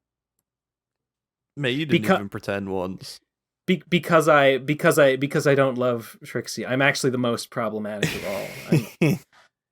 I could not believe a person said that in like genuine whatever. So that was great. That's all that was. I don't know. Just thought that was funny. It was funny in like a tragic way. Yeah. Oh, well. Anyway, that's what I have to say about these streams. Whatever. Streams means they're low on money, which is funny.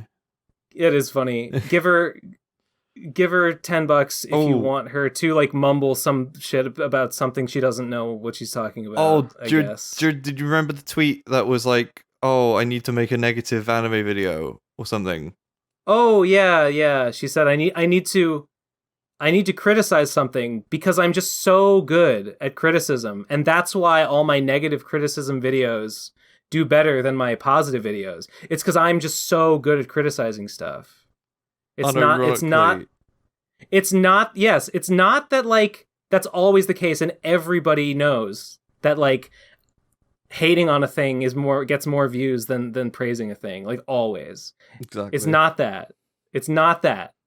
I'm just such a genius at negative criticism. I'm so good at it. I just want to shout out Vale's response to that tweet where he said, "We have forgotten hate."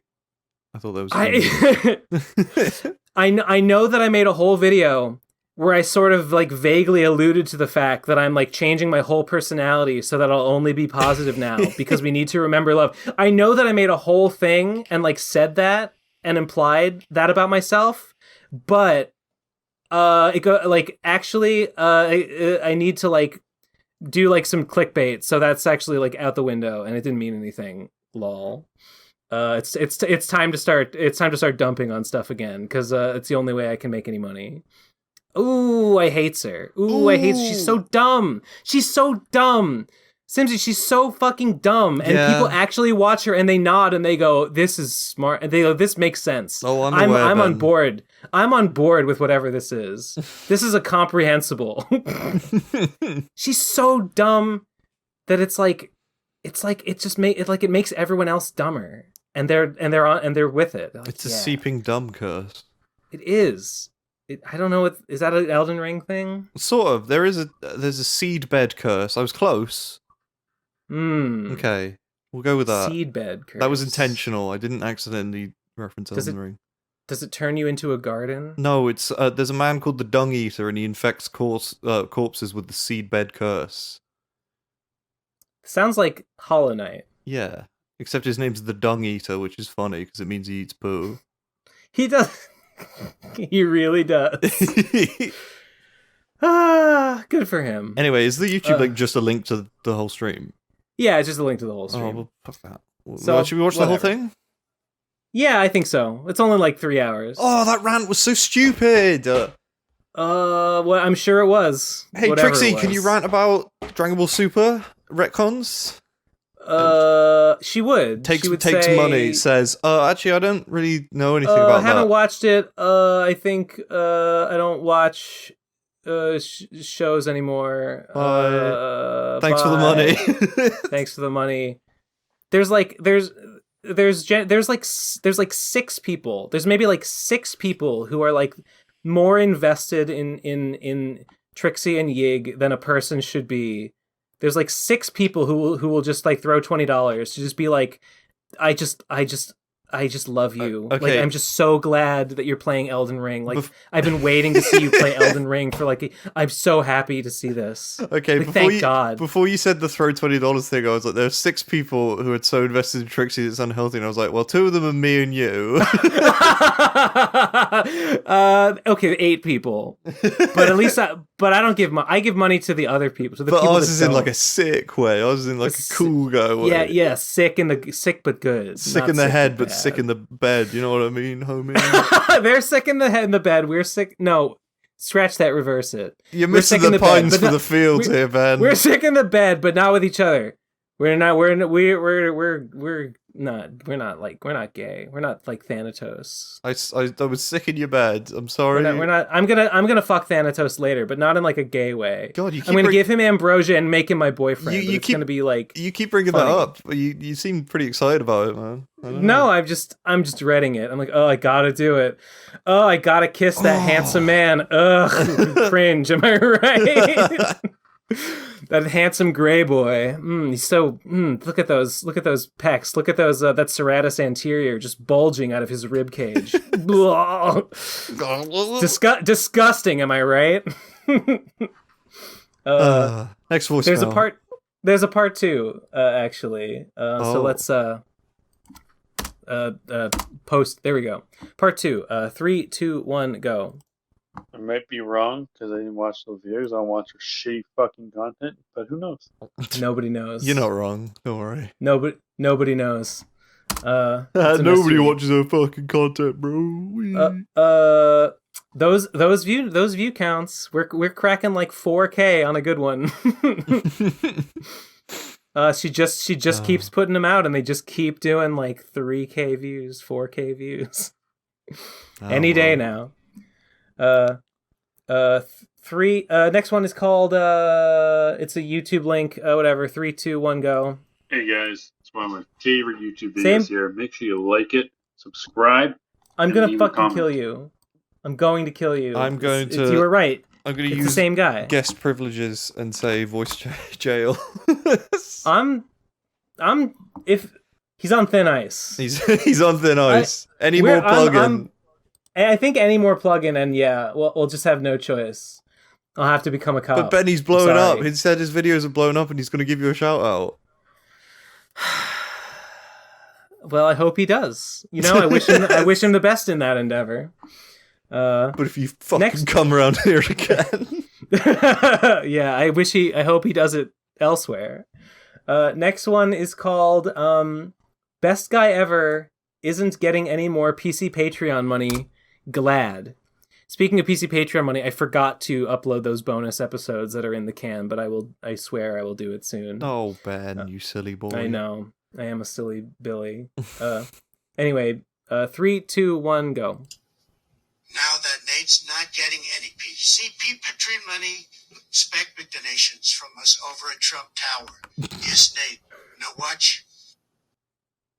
God's Thanks, sake. Donnie. I Thanks, picked Donnie. it up like halfway through, and I was like, "Is that Trump?"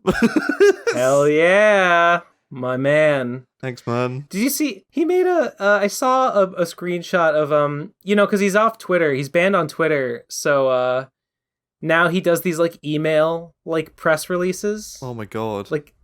And I saw one fairly recently, and it starts out with just like an entire paragraph of him he says like, "Yes, it's true. Yes, the rumors are true. Yes, I golfed a 3 under par on like playing with like such and such PGA tour. It was 3 under par. It was wonderful. It really happened. Yes, the wind was against me too. It was beautiful. It was a beautiful shot. It was almost a hole in one. Absolutely, would have been a hole in one if the wind was with me instead of against me. But yeah, everyone was very impressed. It's true. You've been hearing about it. I'm here to confirm. You've heard the rumors. You've heard them. It's true. It's true. It's all true. Every single word of it. Every single word of it is true. I'm golfing. God bless I thought that man. Was pretty good. God bless Honestly, that fucking monster. living his best life. Just golfing with the stars. Next one is called wait. Oh, the next one is just a YouTube link. I saw that Cybershell put this video out, but I did not watch it because I have not seen the first Sonic movie. Me neither. But if anyone is interested, yeah, Cybershell put out a video, thoughts on the first Sonic movie, so watch it, perhaps. I'm sure I might watch it anyway. I'm sure his opinion was it was a perfectly serviceable kids movie, because that's everyone's opinion of the Sonic movie. Would make sense. Next one is called Trixie's Pride. Oh no. 3, 2, 1, go. I don't get why Trixie doesn't just change her channel name back to like Digi or Digine, because like there is no more Yugi Studios. Everybody's left, and it's just her now, and she's gone back to just making the exact same sort of anime videos. Who could have seen it coming when she was Digibro? Only I think the recent ones are a lot worse. IMO. Nevertheless, she gets no views, and I think she would get views if she just changed her channel name to Digi, probably, but she doesn't for some reason. Yeah, I just don't get it. You're probably right. I mean, I'm sure there's lots of people that see that logo and are like, I don't know what this is. Unsubscribe. I won't unsubscribe or just I'll never click it. So you're probably right. Well, she had. Yeah, go on. The real answer is she's not playing that character anymore. It's true. Yeah, she's not... Digi was a character all along, and she's not playing it anymore. Digi was a character. Trixie has remembered love until she needs to make a video shitting on something popular to make some money.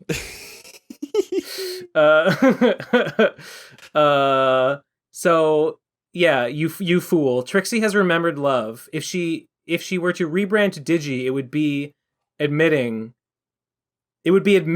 that by going back to making the exact same content as before, and how everything else that she said she was going to do with the Yig Studio failed, it would be admitting that she's doing the same thing. It would be like, and obviously she's remembered love, so it's totally different. It would be like at the end of Avatar Season 2 when Zuko's like almost turning good, but then he betrays Aang at the very last second and goes bad again. It would be precisely like that. It would be exactly like that.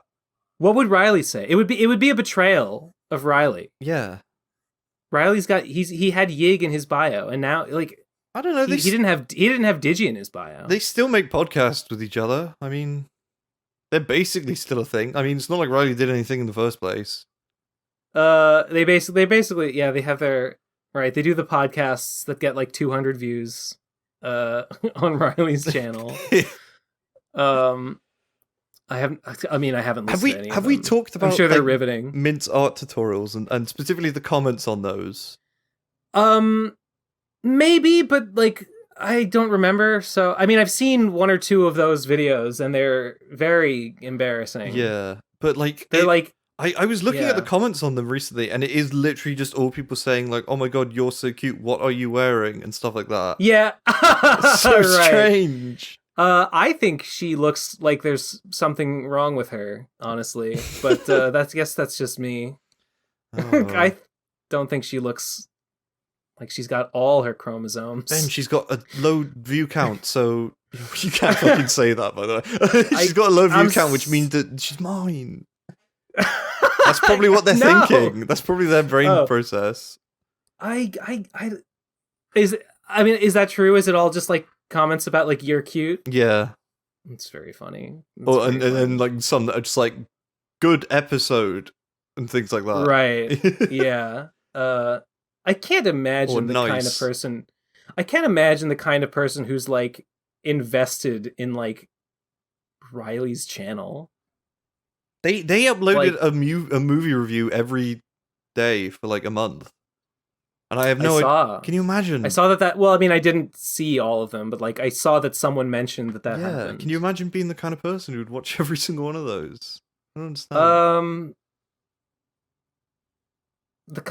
It's not a. I mean, I'm imagining that sort of person, and it's not a flattering. It's not a healthy person. It's not a healthy person.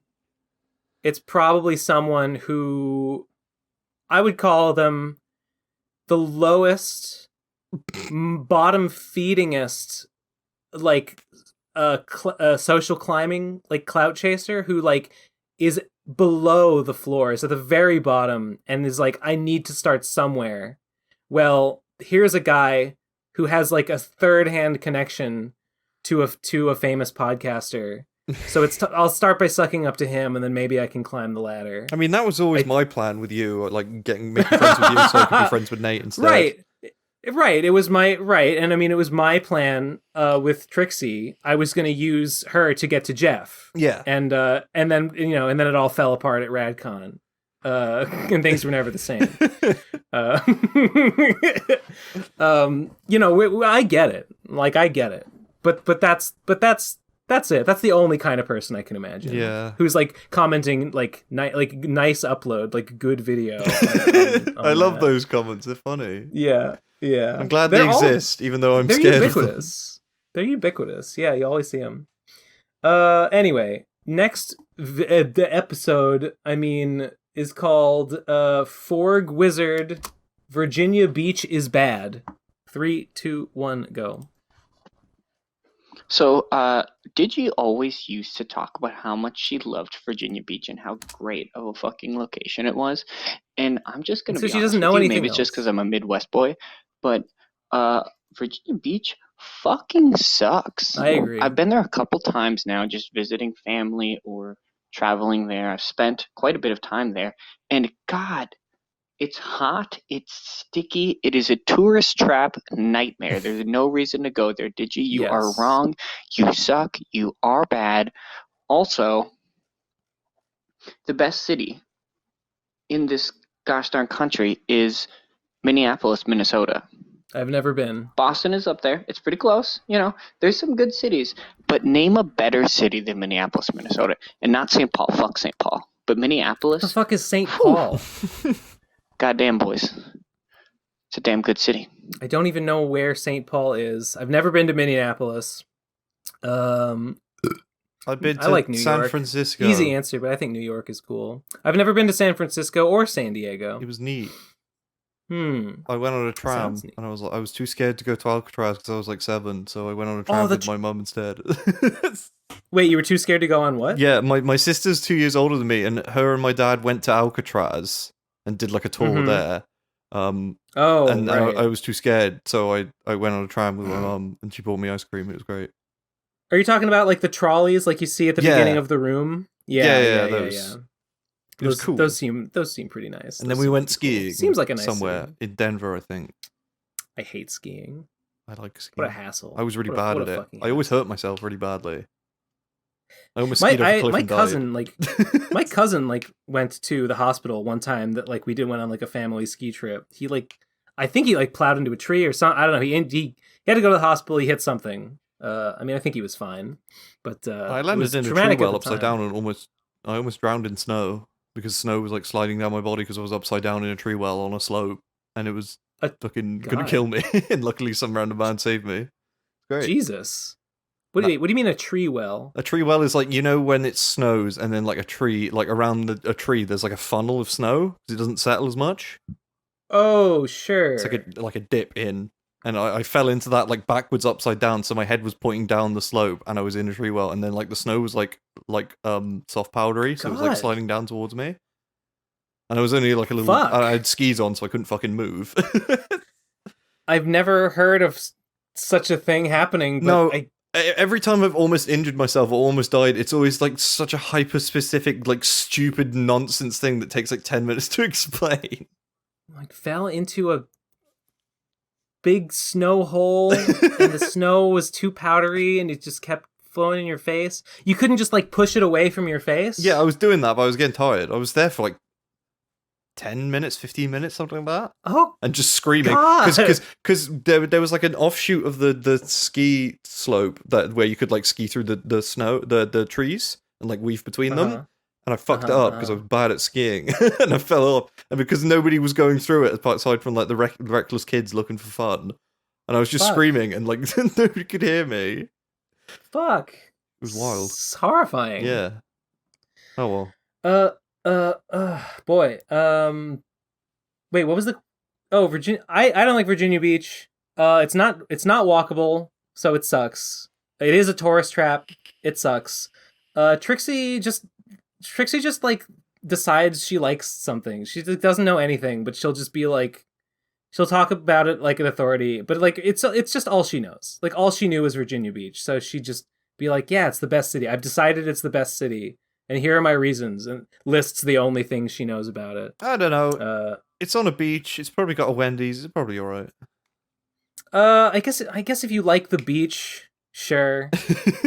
Everything else sucks about it. Mostly it's just not walkable. I'll take your word. Why would you it. live there? Huh? I'll take your word for it. I don't know. There's no. I mean, there were some light rail. There were some buses, but like not really.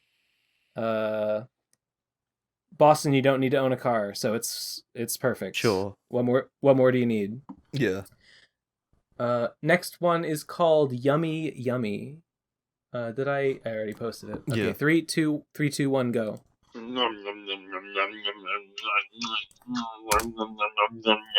It is the same guy. They're all the same fucking guy. I told you.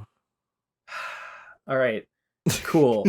Next one is not a voicemail. It's a Twitter link.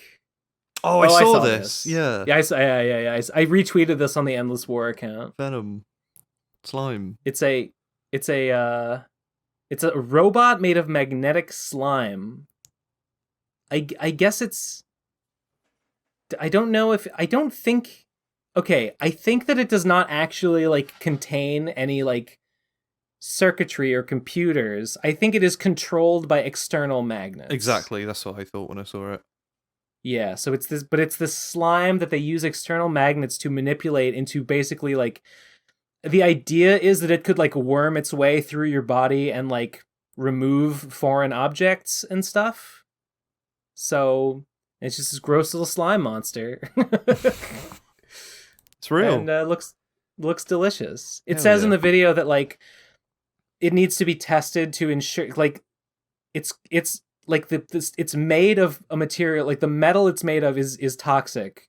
It's coated with this material that prevents that like toxic metal from, getting into your body.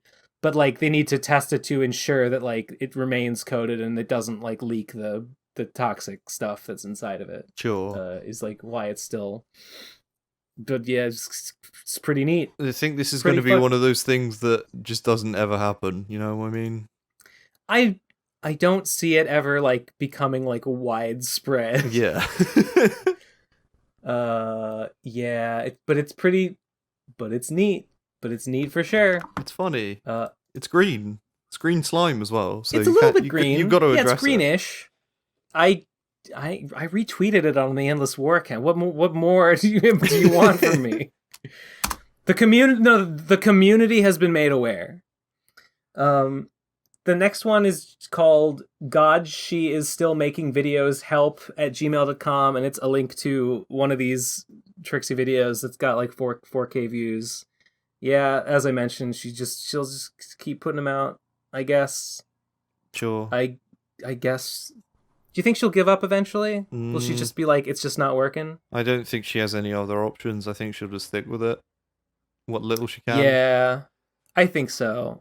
I think that for the foreseeable future, it would probably just be living off of the Patreon like losers and whatever real job Bird has, if he still has one. I don't remember. He used to have a job driving. I don't know if he has one now. Yeah. Probably. Bird will just pay for stuff, and Patreon will pay for stuff, and she'll. Yeah, you're right. Like, what else? What else is she gonna do? She's got nothing else to do. Are they living in so she's someone else's place? I don't remember. I don't know. I know that they're living in Virginia Beach. I am not sure if they're. I know they've historically mooched off of people. Yeah. But as of now, I'm not sure if that's the case. Whatever. I mean, if Bird has a job and she makes and she's still making Patreon money from people that just have not checked their Patreon account in like 4 years. They could afford a some place in Virginia. Yeah. So but I don't know. I don't think she'll stop anytime soon. Yeah, you're right. She's got nothing else to be doing. Yeah. Human content machine.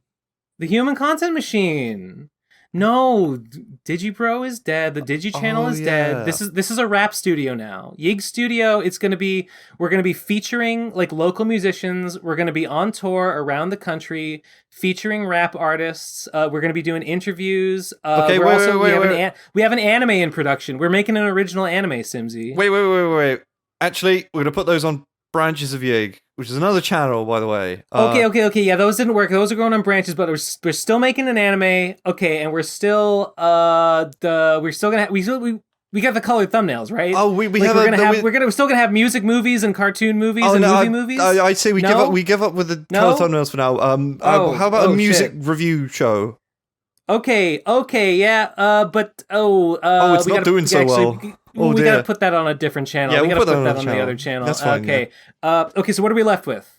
Anime reviews. Anime on Yig Studio, yeah, and then. Okay, but it's okay. All right. This is the Yig Studio. Yig Studio is now, guys. Drum roll, please. Yig Studio. I'm announcing that as of now, I'm deleting all my old content. Right. I've got 3 weeks. In 3 weeks, I'm deleting all my old content. It's gonna be gone forever. All my Yig content. I'm gonna be re-uploading all those old Digi videos that I said I was getting rid of. They're all back, and Yig Studio is now, drum roll please, An anime review channel. We're rebranding, boys. God bless. We're God going bless. for it. We can make it. I don't know if it's gonna work out. You know, I'm taking a big, bold step into the unknown. We have remembered hate, everybody. We have remembered hate. but I believe with God at my side, with the power of God and anime on my side, we shall prevail. Hey, Trixie, review this. Puts up middle finger. Hey, yeah. Sick. Let there be carnage, bro. Next video, YouTube. Next YouTube link video. That we're not gonna fucking watch and just talk about. No, it's called What? It's short. Thank God. Here it is. 3, 2, 1, go. Looks like E3 got canceled again. Whatever you say, buddy. Yeah, true.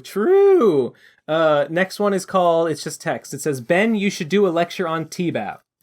Unironically, I think a lecture on Phantom Horn / TBAP is not a bad idea, and I might do. I think I've had this idea before. Yeah. So somebody, either a lecture or maybe just a video explaining it. Somebody has to explain it, and nobody's going to do it if it's not me. So yeah, I agree with this. Yeah. Because at RadCon 5, we're announcing it here, folks. I mean, you know, the idea behind the lectures is that, like, the best sort of lecture is explaining a piece of media that is inaccessible for one reason or another. What's more inaccessible than TBAP / Slime and Punishment? Nothing. It's the most inaccessible thing I knew how to make. So it's great lecture fodder, perhaps. Next one. Do it now. Okay. No.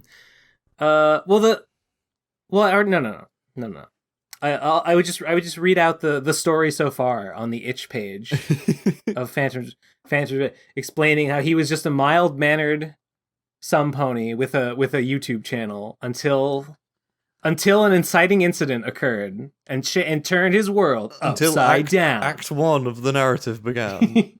That's correct. Closing in on 400 downloads. That's cool. Ooh. That's cool.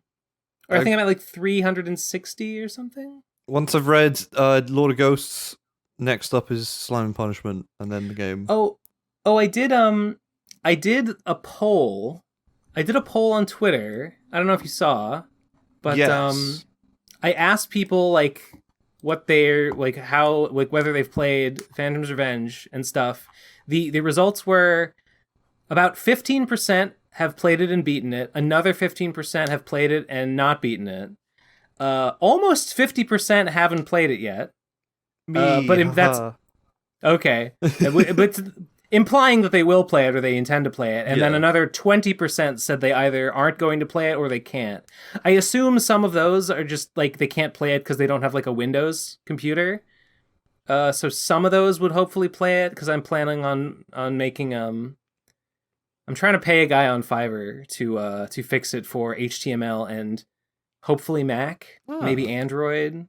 I want to put it. Yeah, I don't want to do it myself. I don't want to do that. Yeah, fuck that. I'm just gonna try and get a guy just do it for me. That's what they're Mac. Ideally, I would get it on working on Mac and Linux and Android and in HTML. HTML is the most important because that's how I put it on calculator. Yeah, on a TI-83 and Switch. on a BlackBerry. Get it on Switch. Obviously, it's got everybody who plays Phantom's Revenge says this should be on Switch. Why isn't this on Switch? Yeah. All right, we're like more than halfway through. Okay, sweet. We're probably about halfway through. Well, half of them are going to be the same guy, so it's fine. Probably.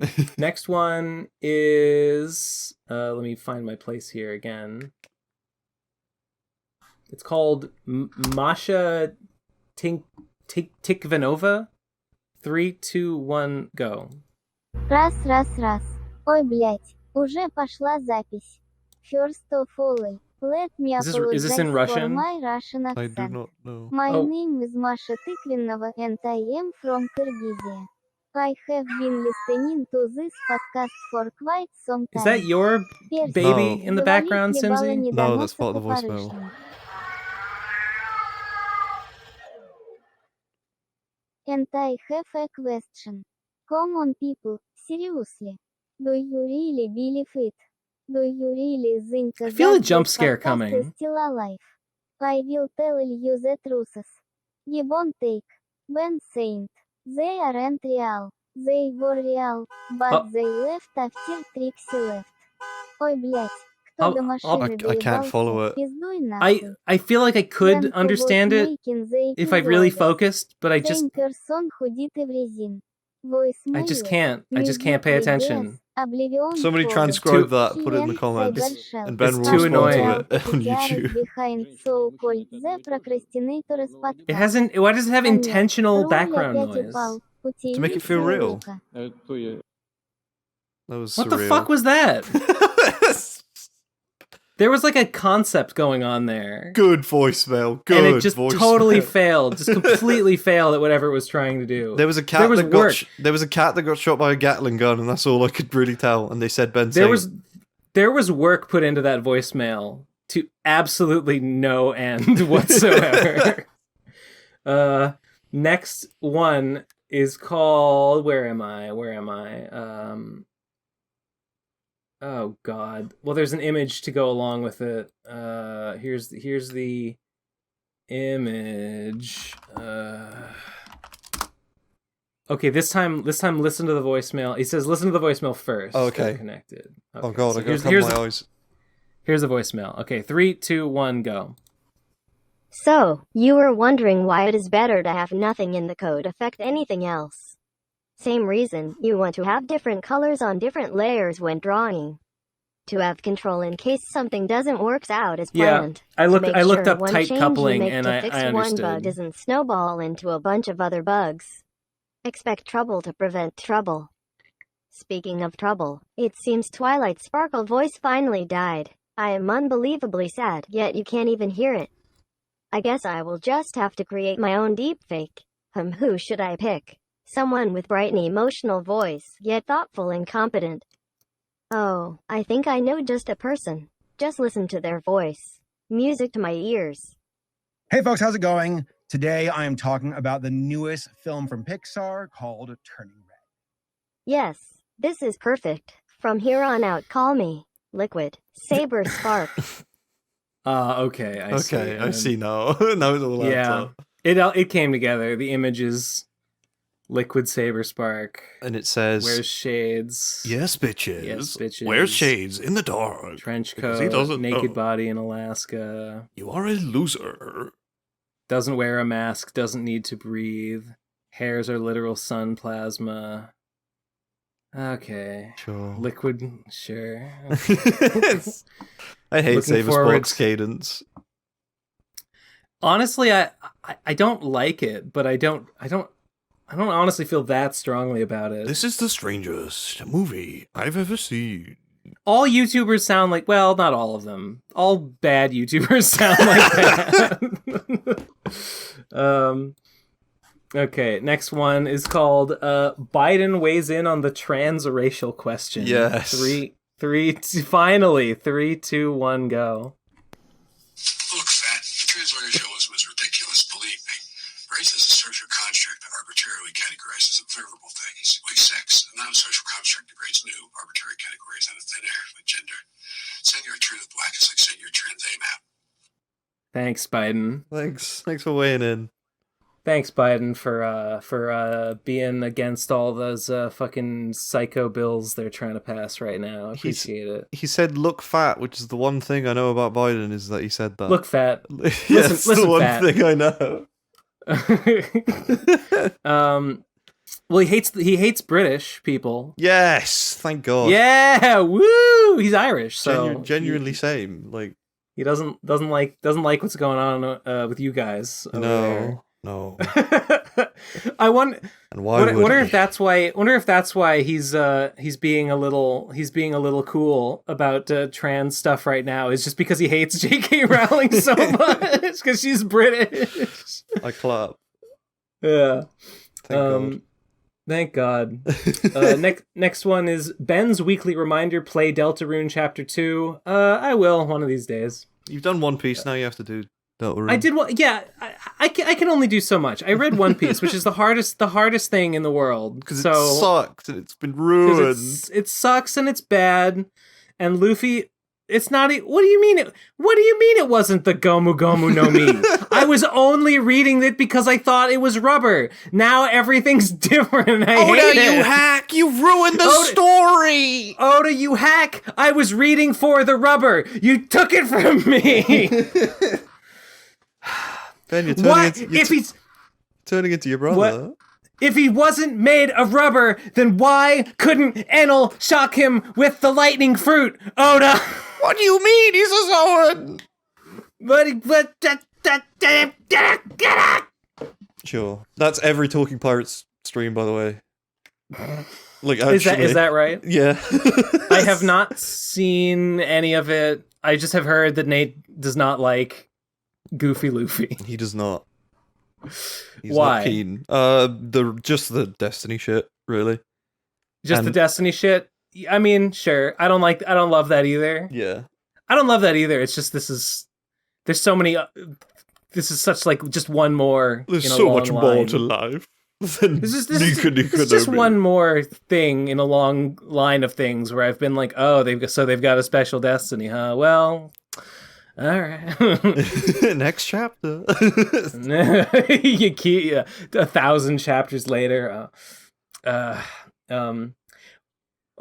Me reading chapter like 200 or being like, ugh, wait, so Shanks was one of the 4 emperors the whole time? Ugh, Luffy had a special destiny this whole fucking time. He knew one of the 4 most important people in the world? Honestly, yeah, even that, it's like, blech. Wait, his brother was the son of Gold Roger? What the? That sucks. Genuinely, yeah, that does suck. Honestly, yeah, finding out Shanks was like this really important guy instead of just like a cool dude that he knew when he was a kid. It's like, boo.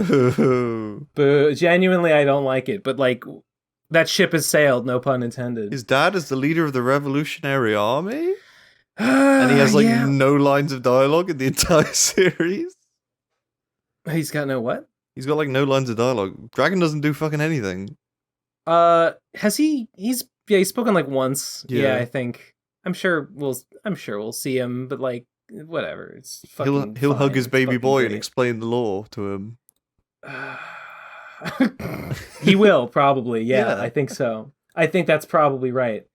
The Revolutionary Army must be a pretty big fan of Joy Boy. Yeah, sure. That's kind of good. That's probably gonna work out well for them, I guess. Whatever. Whatever. Yeah. I'll just consume product and then wait patiently for next product. I don't want to think about it. I just want to see it and go, I remembered love, so I like Nika now. That's right. I remembered love. Nate just has to remember love. He does. Like me. Next voicemail is called Tom Part 2. 3, 2, 1, go. Okay, I got an idea what Tom's actually doing in Virginia. He's there to start the Lazy Guys podcast. In other words, the new PCP. Just in spite of you, Ben. He's gonna invite Gib to it. He's gonna bring Jesse back. Davu's coming back. What's his name? Mother's Basement's coming back. Oh yeah. Why is it called the Lazy Guys podcast then? Because they didn't make anything. Jeff is a hustler. Oh, yeah, Jeff is a hustler. He can't be on. Yeah, I don't know about that. Gib can't be on either. Gib is also... Wait, why would you move to Virginia to start a podcast with Gib? Yeah, what? I don't think you thought this voicemail through, Ding Dong, or whatever your name is.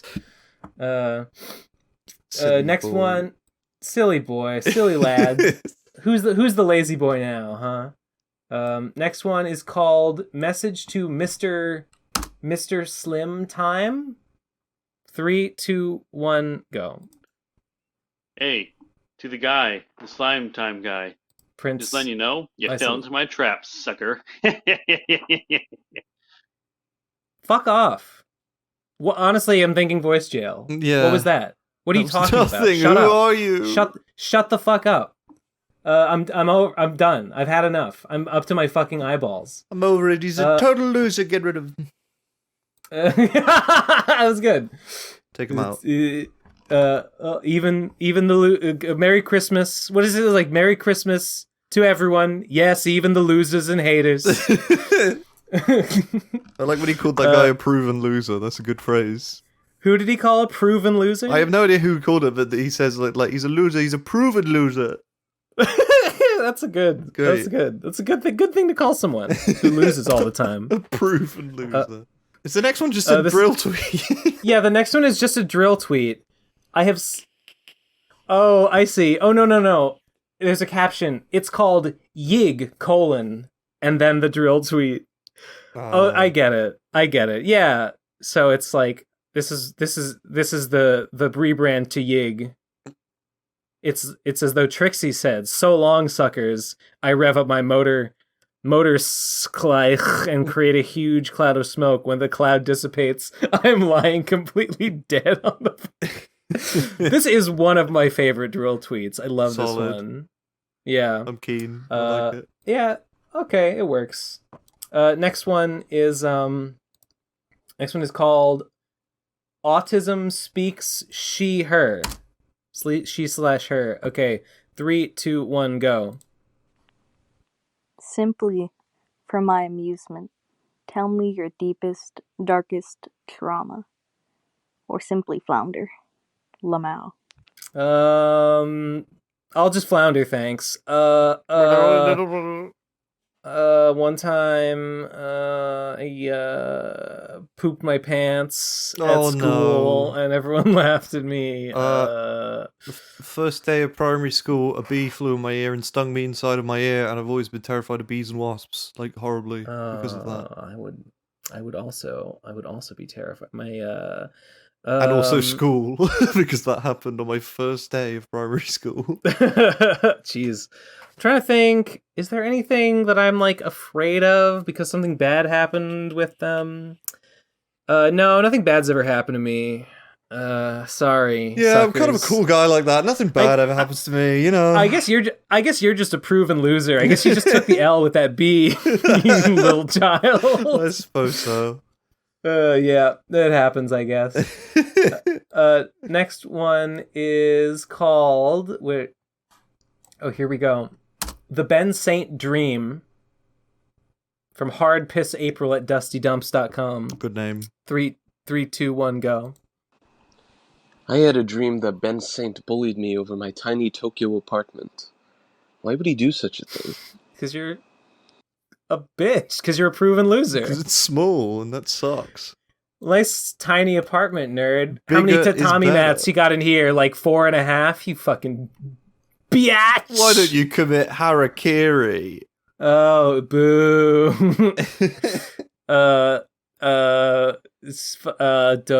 Which means hurting yourself in Japanese. This is the guy. I found out this is the guy who does the songs and stuff. He was also the same guy who sent me that torturous voicemail about how to upload a podcast to Spotify. So I would say that those two things cancel out. And he's neutral. He's neutral now.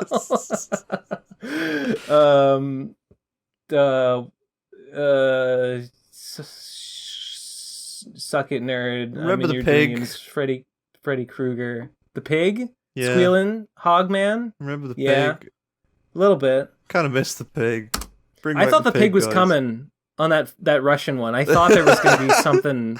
I see what you mean. It was so boring. I was like, it's trying to lull me into a false sense of security. Like it's going to shock me with something, but it didn't do it. No pig. Next one is called In Defense of Ben's Bad Programming. I have not done the thing where I post my source code on my Patreon yet. I'm gonna do that. I just haven't gotten around to it. 3, 2, 1, go. There was a voicemail last week calling Ben a dunce for tying the damage ticks in Phantom's Revenge to the animation, and they're right in that it's good practice to avoid that sort of thing, but like 90% of game development is about recognizing what shortcuts or concessions you can take to avoid stretching your time and resources too thin lest you never end up finishing the project, and this is doubly so considering Ben started out knowing basically nothing about his development environment or the process. Of course you have to take the needs and scope of each project into account, but he did that, and all it resulted in was a bug so minor it was only noticed when I documented my run in extreme detail and double-checked all the math to make sure I wasn't making any mistakes. So I think we can afford him a few lines of spaghetti code in exchange for a finished game. Also, hey, now that the PCP is officially a game development podcast, I've said before and I'll say again that you should organize a PCP game jam. It's really easy to create one on itch.io. Maybe it could be like a week or two instead of 48 hours to be flexible with people's schedules. You could do a Shekels for Heckles where you play jam entries. It could be themed however you like or with no theme at all. Maybe nobody will participate, but hey, I'd like to at least. Those are some good ideas, actually. That was a well-presented voicemail. I'm impressed by how eloquent and fast that was. Yeah, I think, and I don't mean to toot my own horn, but I think you were correct that, like, yeah, maybe my code's not optimal, but it works. So, like, whatever. I did what I had to do to get it working, and guess what? I did. If it works, it works. I think this is I'll Die. I think this is. I think it was I'll Die who found that bug, so I think this is I'll Die. Sure. I hope I'm not wrong. Good voicemail, I'll Die. I enjoy, even though I have no idea what you're talking about. Organizing a game jam. Honestly, that's kind of a compelling idea. PCP and I've doing never something outside of recording podcasts? Who would have guessed? And I've never even considered it before. But since we're all gamesmen now, it kind of makes sense, and maybe we could do it. I guess you can just do it on itch. I don't know. I just have to look into how you do it, but I'm listening. Good voicemail, if you can believe an actually good voicemail. Oh my god! I'm in the sea of utter crap. In this utter garbage. Utter fucking filth. Next one is called "And Also Video Game More Like Video Come." 3, 2, 1, go. Also, I left the voicemail last week about Pyre, but I want to second the other person's voicemail about Transistor. It's the game that turned me into a Supergiant stan. It's super short, it's super dense, and everything about it makes me come, and it will make you come too. Sounds good. Maybe I should try it. I was thinking about playing Transistor. I saw it's got a lady in it, and it's by the Hades guys, so I was like, yeah, go on.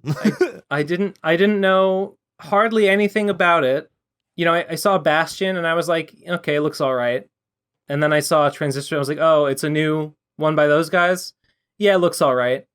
But now, you know, since I like Hades a lot, that's cool. And you describe it as short and dense, which are two of my favorite things a thing can be.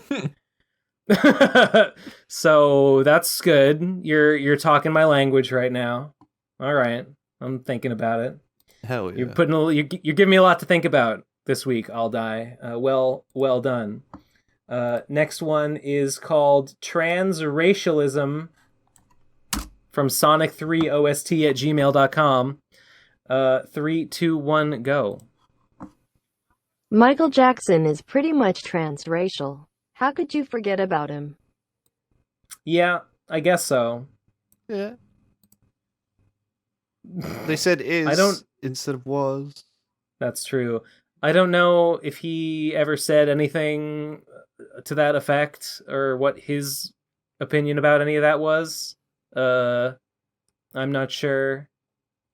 Maybe he would have said something relevant, and I just don't know. Did he claim to be white or something like that? I don't remember.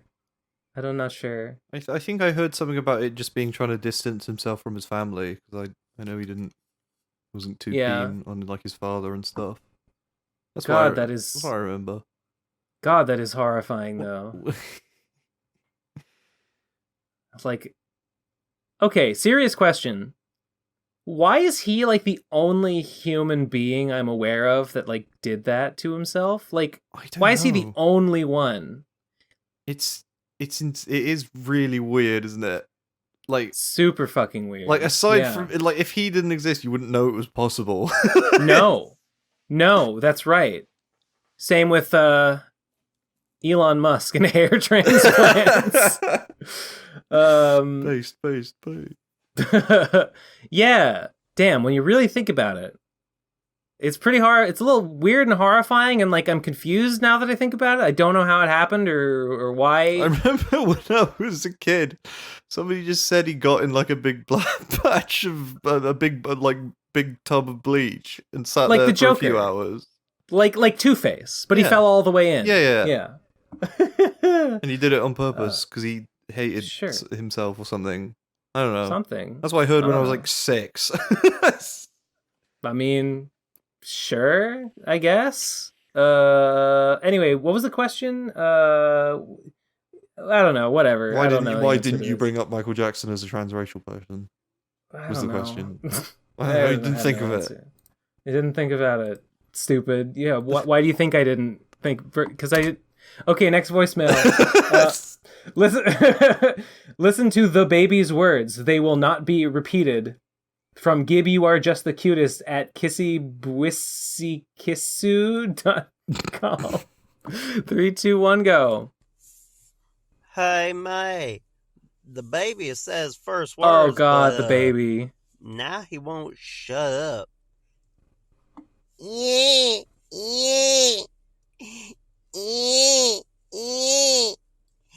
Fuck you, Ben. No! Summer. Oh, God. Innocent. It is I, Samurai. Oh my God. Okay. Of the Kawasaki clan. Okay. I was born of revenge. An excellent disguise. Revenge I will enact on you, Innocent-san, for stealing scroll. Had you double-checked the fine print and scroll, you would have seen this technique of being reborn through a baby. Now I will exact my revenge Samurai on sounds you, a little different. Innocent-san, Sounds a little in Scottish. the body of a baby. Until next time. Fuck do you, Innocent. It's...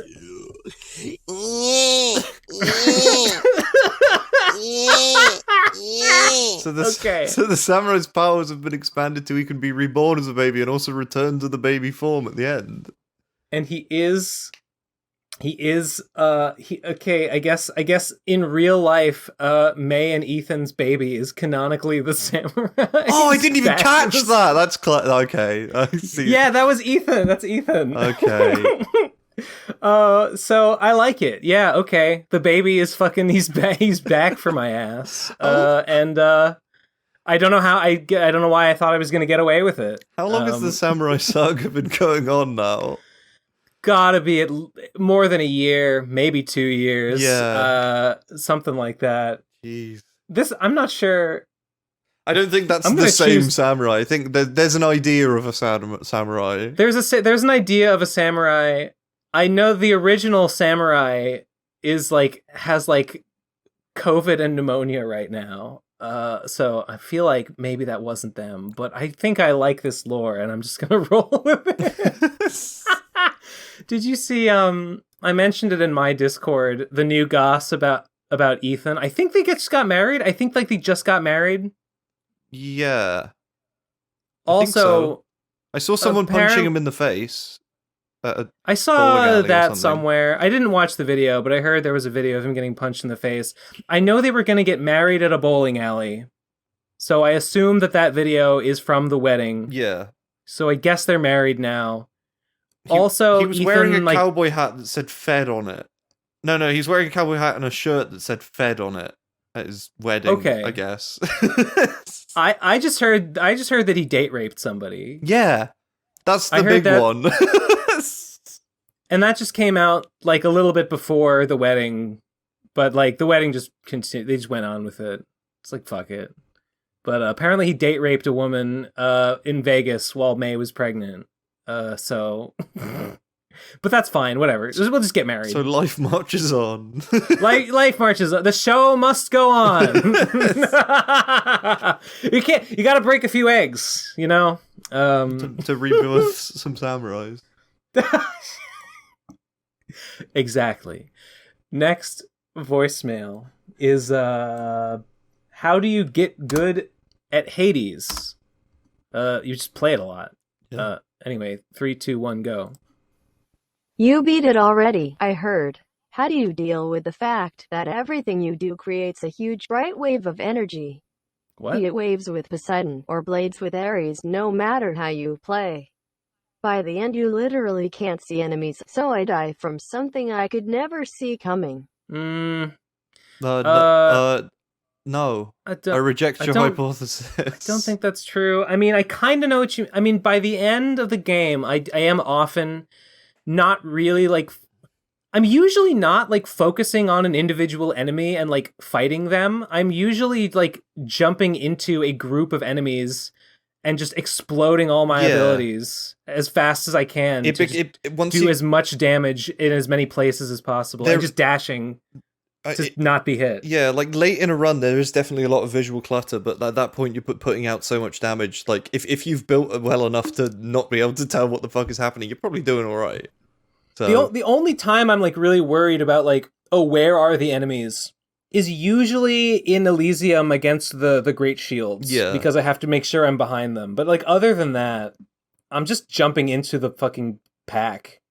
I guess I try to keep away from, like, the chariots. And the game has pretty good lock-on. Like, most of your attacks will land, unless you're playing with mouse and keyboard, in which case you have to be a bit more precise. I mean, a lot of the times my best builds are not, like, shooting energy everywhere. Yeah. A lot of my best builds are just about, like, put all my boons, buff my attack. Yeah. So I just spam my basic attack. That's how you get good. Yeah, I'd say focus on either special or attack and dump everything into that when you can. Just pick one, depending on what you're using. Cast Basically. maybe sometimes, but I don't really like casting in Hades. I don't know. I always forget to do it. Yeah. Usually the most useful thing about casting is that it embeds the bloodstones, which gives me the damage boost. That's usually what I use it on bosses, but like during normal gameplay, I don't bother usually. Sometimes I like it when you have a good thing like a Trippy Shot or the Zeus like cast like bouncing chain lightning. Sometimes I like to have that. It deals pretty good damage, and a lot of times it can clear out a crowd pretty easily. So sometimes I'll use it for that. I've had 1 or 2 runs where I've just done like focus casting, just like buff my cast as high as it could. Like it works. Yeah, fair enough.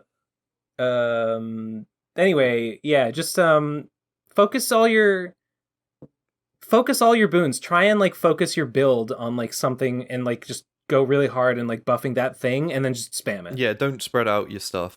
Keep it concise and make one thing real good. Yeah, that's the way to do it. Also, just grind darkness if you need a bit of a boost and level up at the mirror.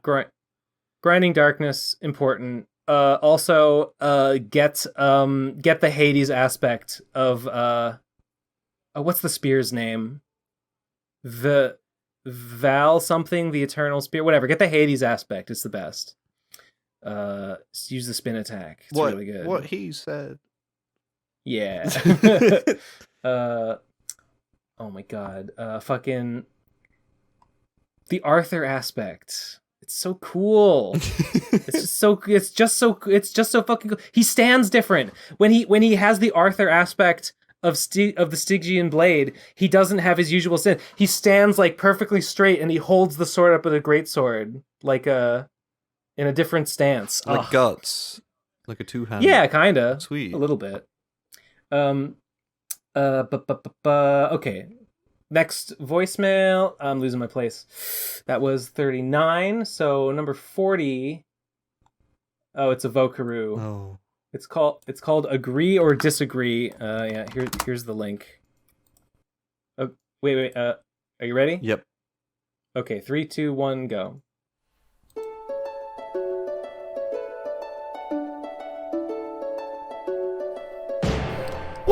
Wouldn't it be nice if Ben was gay? Well, we got good news. Ben is gonna go on Hades tonight. I'm gonna fuck Thanatos He's gonna eventually. fuck his stepbro, so you got your wish. I do agree, it would be nice. It would be nice, if only. Well, you know, it's like I always say, you know, I've always preferred men sexually, but unfortunately, I'm just not gay, so I just can't do anything about it. So it's sad but true, you know. So I'm with you, voicemailer, but some things are just not meant to be. Some rules were meant to be broken, though, Ben. I don't necessarily know if that's true. I think some social, what's the phrase I'm looking for? Some expectations. What's constructs? What's the thing that they call some social constructs are meant to be abided by unquestioningly. In my opinion. True. Sleeping in a bed? Everyone does that. Cringe. Pooing in a toilet? Cringe. Everyone does that. Now we're talking. What are you gonna go goblin mode? What are you gonna poo in a sink? Come on. I'm gonna shit in my bed and sleep in my toilet. Yes. That's the way. Next one is called Sad Man. 3, 2, 1, go. I have just broken up with somebody. Give me advice to feel better. Is this a shrimp guy from Smiling Friends? Sounds a little bit like him, but I think that's just what English people sound like, man. Oh fuck, it's racist. You broke up with someone. Consume media you have a previous attachment to that gives you the warm fuzzies. I don't know. Yeah, that's that. I don't know. Just fucking do something cool. Do something fun. Yeah, do something epic. Do like a cool skateboard trick, and then like, yeah. Do some shit that eat ice cream. Didn't do. Do some shit that's cool that you didn't do with your former partner, and then be like, "Lol, they sucked. Actually, you never did this stuff." Do something that they tried to do, but they were really bad at it. But then you do it way better, and you go, "Yeah, they did suck. Why do I even care?" Yeah, that's what you do. Just make yourself hate them. Yeah. Just convince yourself they're the worst fucking person in the world. That's what Ben did with Trixie. I mean, it seems to work. when we broke up, when we ended our passionate romance. Just fuck a bunch of whores. That'll cheer you up. Fuck a bunch of whores. Yeah, I mean, why not? Take a load of drugs. Sure. Drive on the wrong side of the road with a whiskey bottle. Now hold on a second. We're getting far afield. Buy a load of amiibos and then sell them for exorbitant prices. Have you considered committing suicide? Haha, in Minecraft. Cheers, yeah. And then you go, that'll that make didn't you feel good. better, I won't right? do that in real life. If you're inconsolably unhappy, the sweet succor of the grave beckons in Minecraft. The sweet oblivion in Minecraft, of course. If you ever feel really sad, let yourself lose a run of Hades right at the end, and then you'll be like, "Damn, why was I sad about the other thing?" That's yeah, way just sadder. Your stupid ex never fucking built, an all Artemis build, just critting everything. It's so much damage on that fucking Artemis's call, it's insane. Just eats Hades' entire health bar. Read chapter. You think she could do that? They could do that? You never. Read chapter 1045 of One Piece and go. Yeah, and get online and then get online and go. I can't fucking believe it's not rubber. That'll take your mind off of it. Yeah, there's lots to get excited about right now. It's a good time to be single. Talk to a friend. I don't know.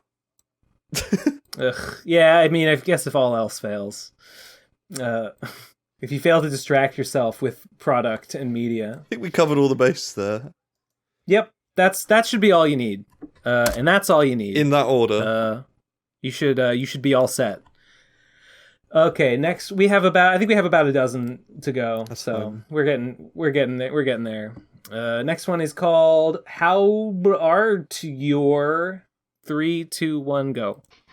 Hey guys, How you doing today? I'm gonna fucking kill you if I'm I hear your actually- voice one more time. I'm actually starting to feel very strange about this man. At least it was short. But next one is very strange about this man. That's how I feel about Thanatos. That's what I said. I'm feeling Every very time I see strange his about this man. every time I see his bulging trapezius muscle just exploding out from behind his muscular arm. And he goes, "Hello, Zag." arms I don't remember how that it sounds. could hold me if he were so inclined. Sure. He says, "Hey, Zagman. Hey, No, how that's you doing? Dionysus. Hey, drink some wine, bro. Why don't you drink some wine, my bro? Good. He says, "You're a proven stuff." loser. I won the competition." That's You know when you go in the room and you have to kill more enemies than him? Hey, yeah, yeah. And then he calls you a proven loser. He does. Yeah, I remember that. It just made me want to date him even more. Maybe want to turn the game off and then complain about One Piece chapter 1045 on the internet. Just gave me something to prove. Next one is called. Did I post it there? Yes, I did. It is called "My Evil Plan is Underway." 3, 2, 1, go.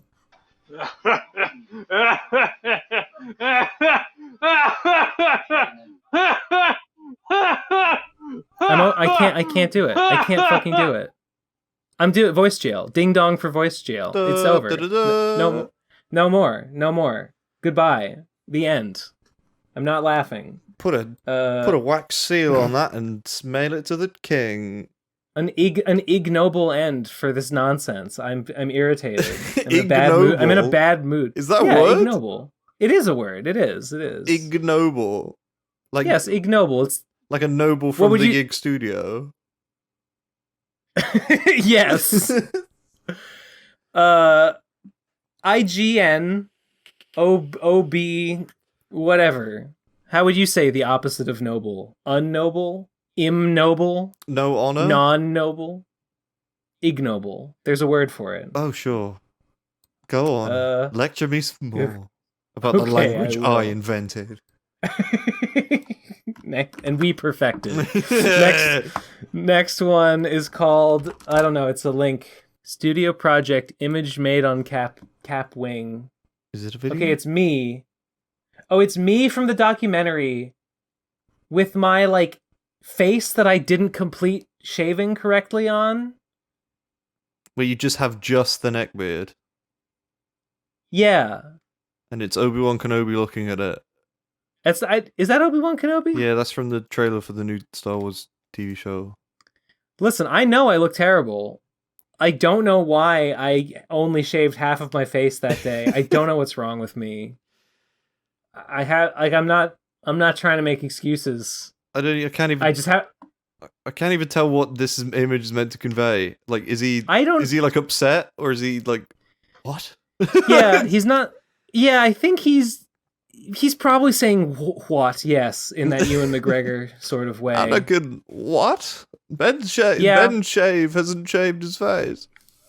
He's right. It's confusing. You should have used. I agree. You should have used the picture of Naked Snake with the binoculars, where he's smiling, idiot. Oh yeah. Voice Grail, no image Should Grail. Use liquid saber spark. Yeah, use this image instead. Oh wait. Oh wait, that's you. Sorry. Yeah, okay. No, that's yes.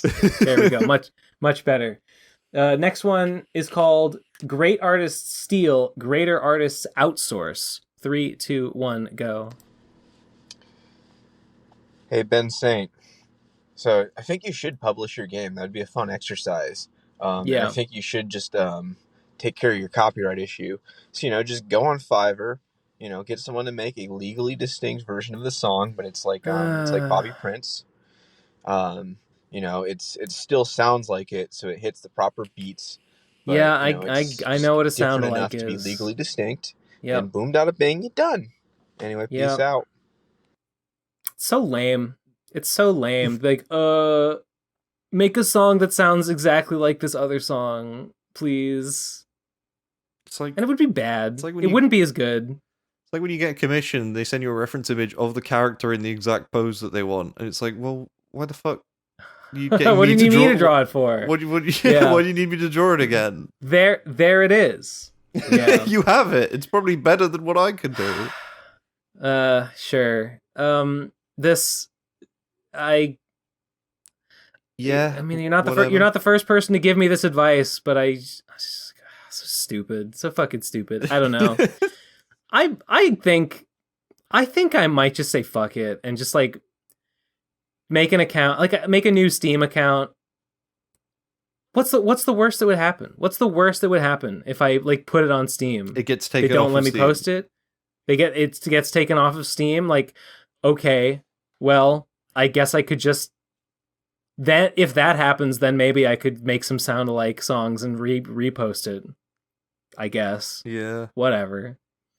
I don't know. I just seems dumb. Seems like I don't want to do that. I don't want to do this. It honestly seems more dishonest to be like, hey, some guy, make me a song that sounds exactly like this other song but is legally distinct, and then put that in the game, versus just putting that song and then in the credits being like, yeah, I stole this music from this other game. It feels more like stealing.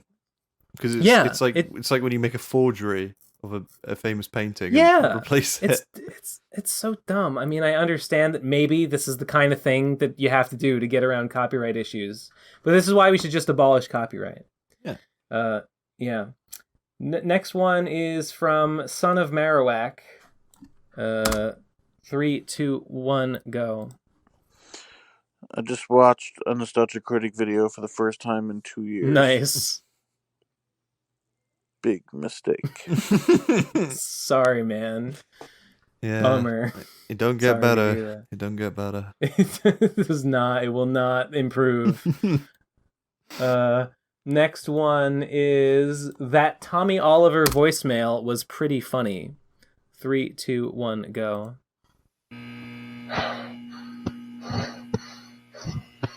So, this Twilight Sparkles voicemails. Pretty good, huh? Maybe even voice glue. What do you think? Okay. Bye. I don't understand. Thanks. Whatever. I don't. Why was there the 5 Notes of Freddy's ambient fan noise in the background? Why was it like? Was he meant to be like jacking off? I don't know. Was he trying to give the impression that he was jacking off while making this voicemail? Good for him. Or them. Or they them. There you go. Much better. Now you're learning. I'll get there eventually. Now we're learning, understanding. Finally, you're becoming human. I don't know about that. I don't know all that, but sure. That's story from North America. What the hell is North America? Here's a story from North America. The Buzz Cup and take him outside. No? Okay. No. Gib knows what I'm talking about. Sure. I'm sure she does. I don't. I don't even know what Digimon is, really. I'm sorry. What? It was a media property. That's it. Thanks. That's the answer. Now okay, I'm informed. Now you know.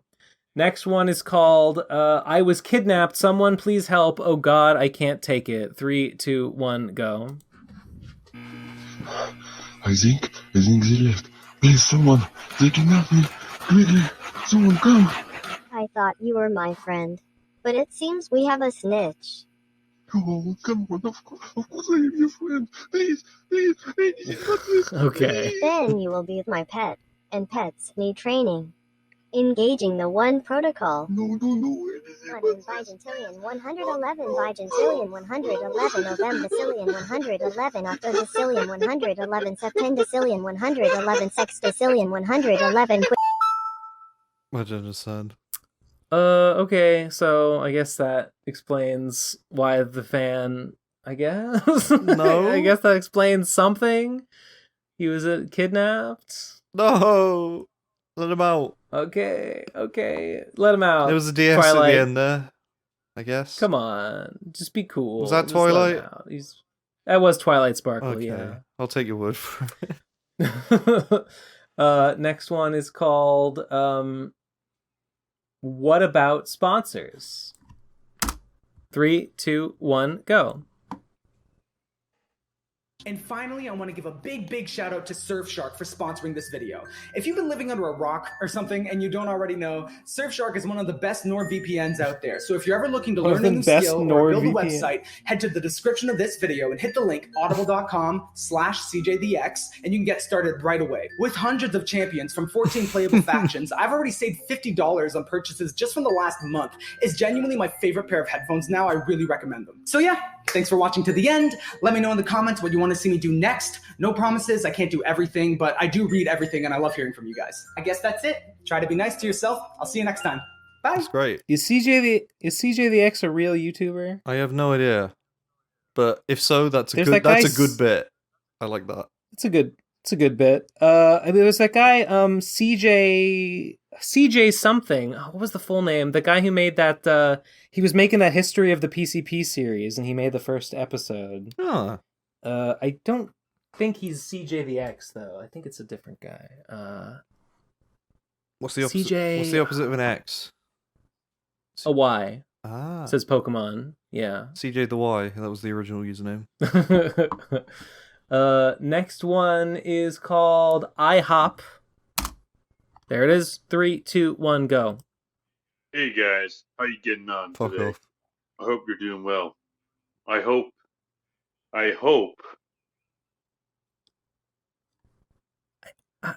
Fuck off. Yeah. Next one is called Cybershell. 3, 2. Well, no, I didn't load it yet. There we go. 3, 2, 1, go. Sorry about that voicemail cut off there. I hope you're having a good day too, Gib. And guest? Or, no, Tom. Tom, I hope you're fucking on this time. He's not. Haha. I can't. Also, fuck off.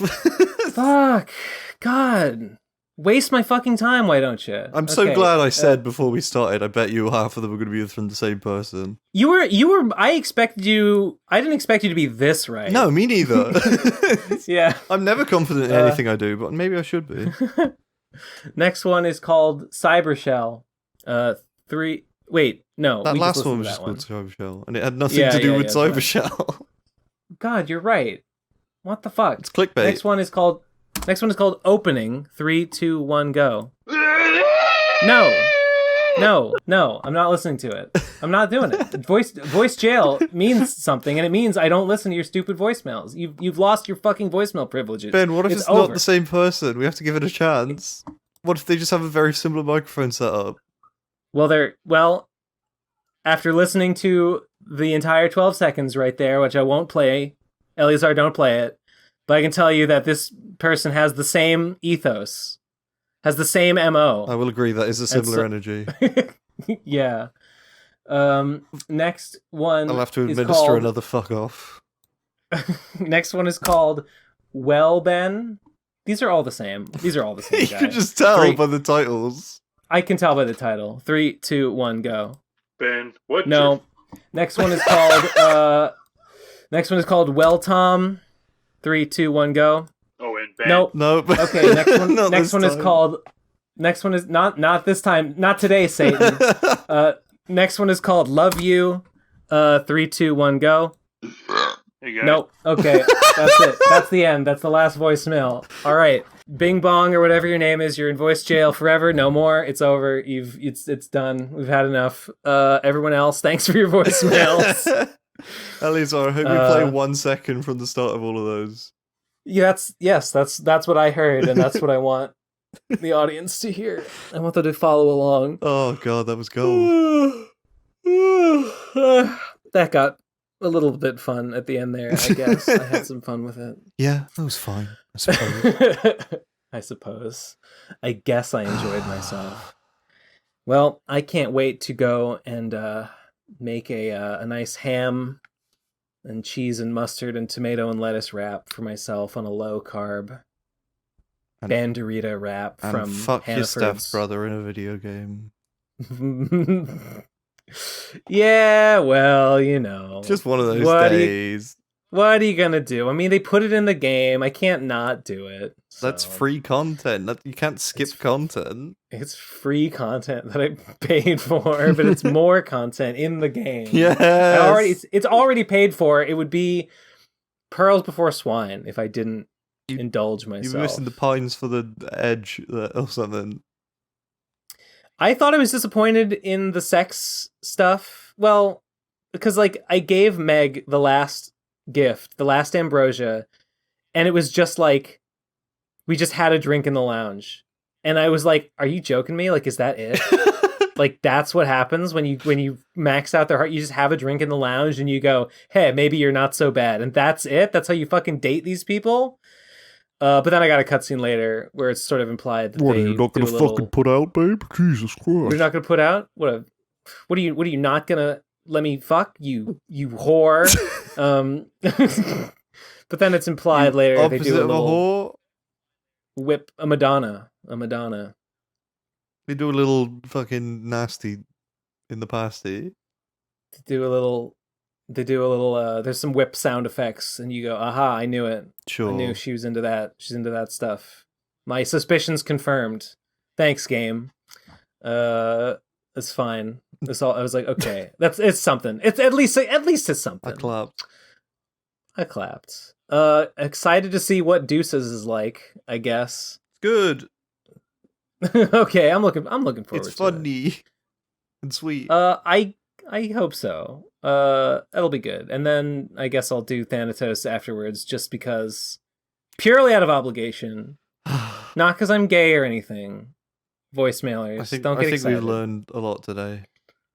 I've learned nothing about myself or anyone else. And I'm going to keep it that way. All right. Keep telling me. Any final notes before we end the episode? No. Okay, me either. I'm Simmsy. Go to my Twitter account. Look at my pictures. Check out Simmsy Fart on Twitter, right? That's the ad? Yep. Check out Simmsy Fart. Check out Simmsy's art. It's almost like a pun. The name. It's almost like a pun. It's almost like Simmsy art was taken. Woo. Okay, that's it. That's the episode.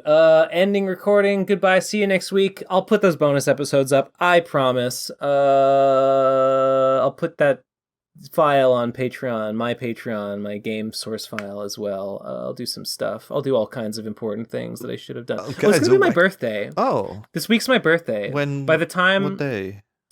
It's Thursday. So by the time... So this episode will go up the day after my birthday. God I think I'm going to get new glasses. I think my parents are going to get me new glasses because mine are like really old. Oh, why didn't you ask for like an Xbox or something, you fucking idiot? I don't want that shit. I've got Noida. That's all I need. Sure. But you don't have Elden Ring. I don't have Elden Ring. I should have asked for Elden Ring. Yeah, you should have asked your parents for a copy of Elden Ring. Honestly, maybe. They should. Maybe they'll probably get me something else besides new glasses. It's not that. What's that, like $100? It's chump change. Sure. More, please. Give me more. Anyway, I just wanted to let everyone know that that's happening. And it'll be too late by the time this goes out to wish me a happy birthday, you fucking losers. Happy birthday, Ben. You proven losers. Thank you. See, I remembered. Nobody else remembered, but I did. You're not a proven loser, Simmsy. You took the W. I took the facts and I put them on the table. That's right. All right, that's it. Good night. God bless. Goodbye. End of the episode. See you next week. Peace. Bye. Bye.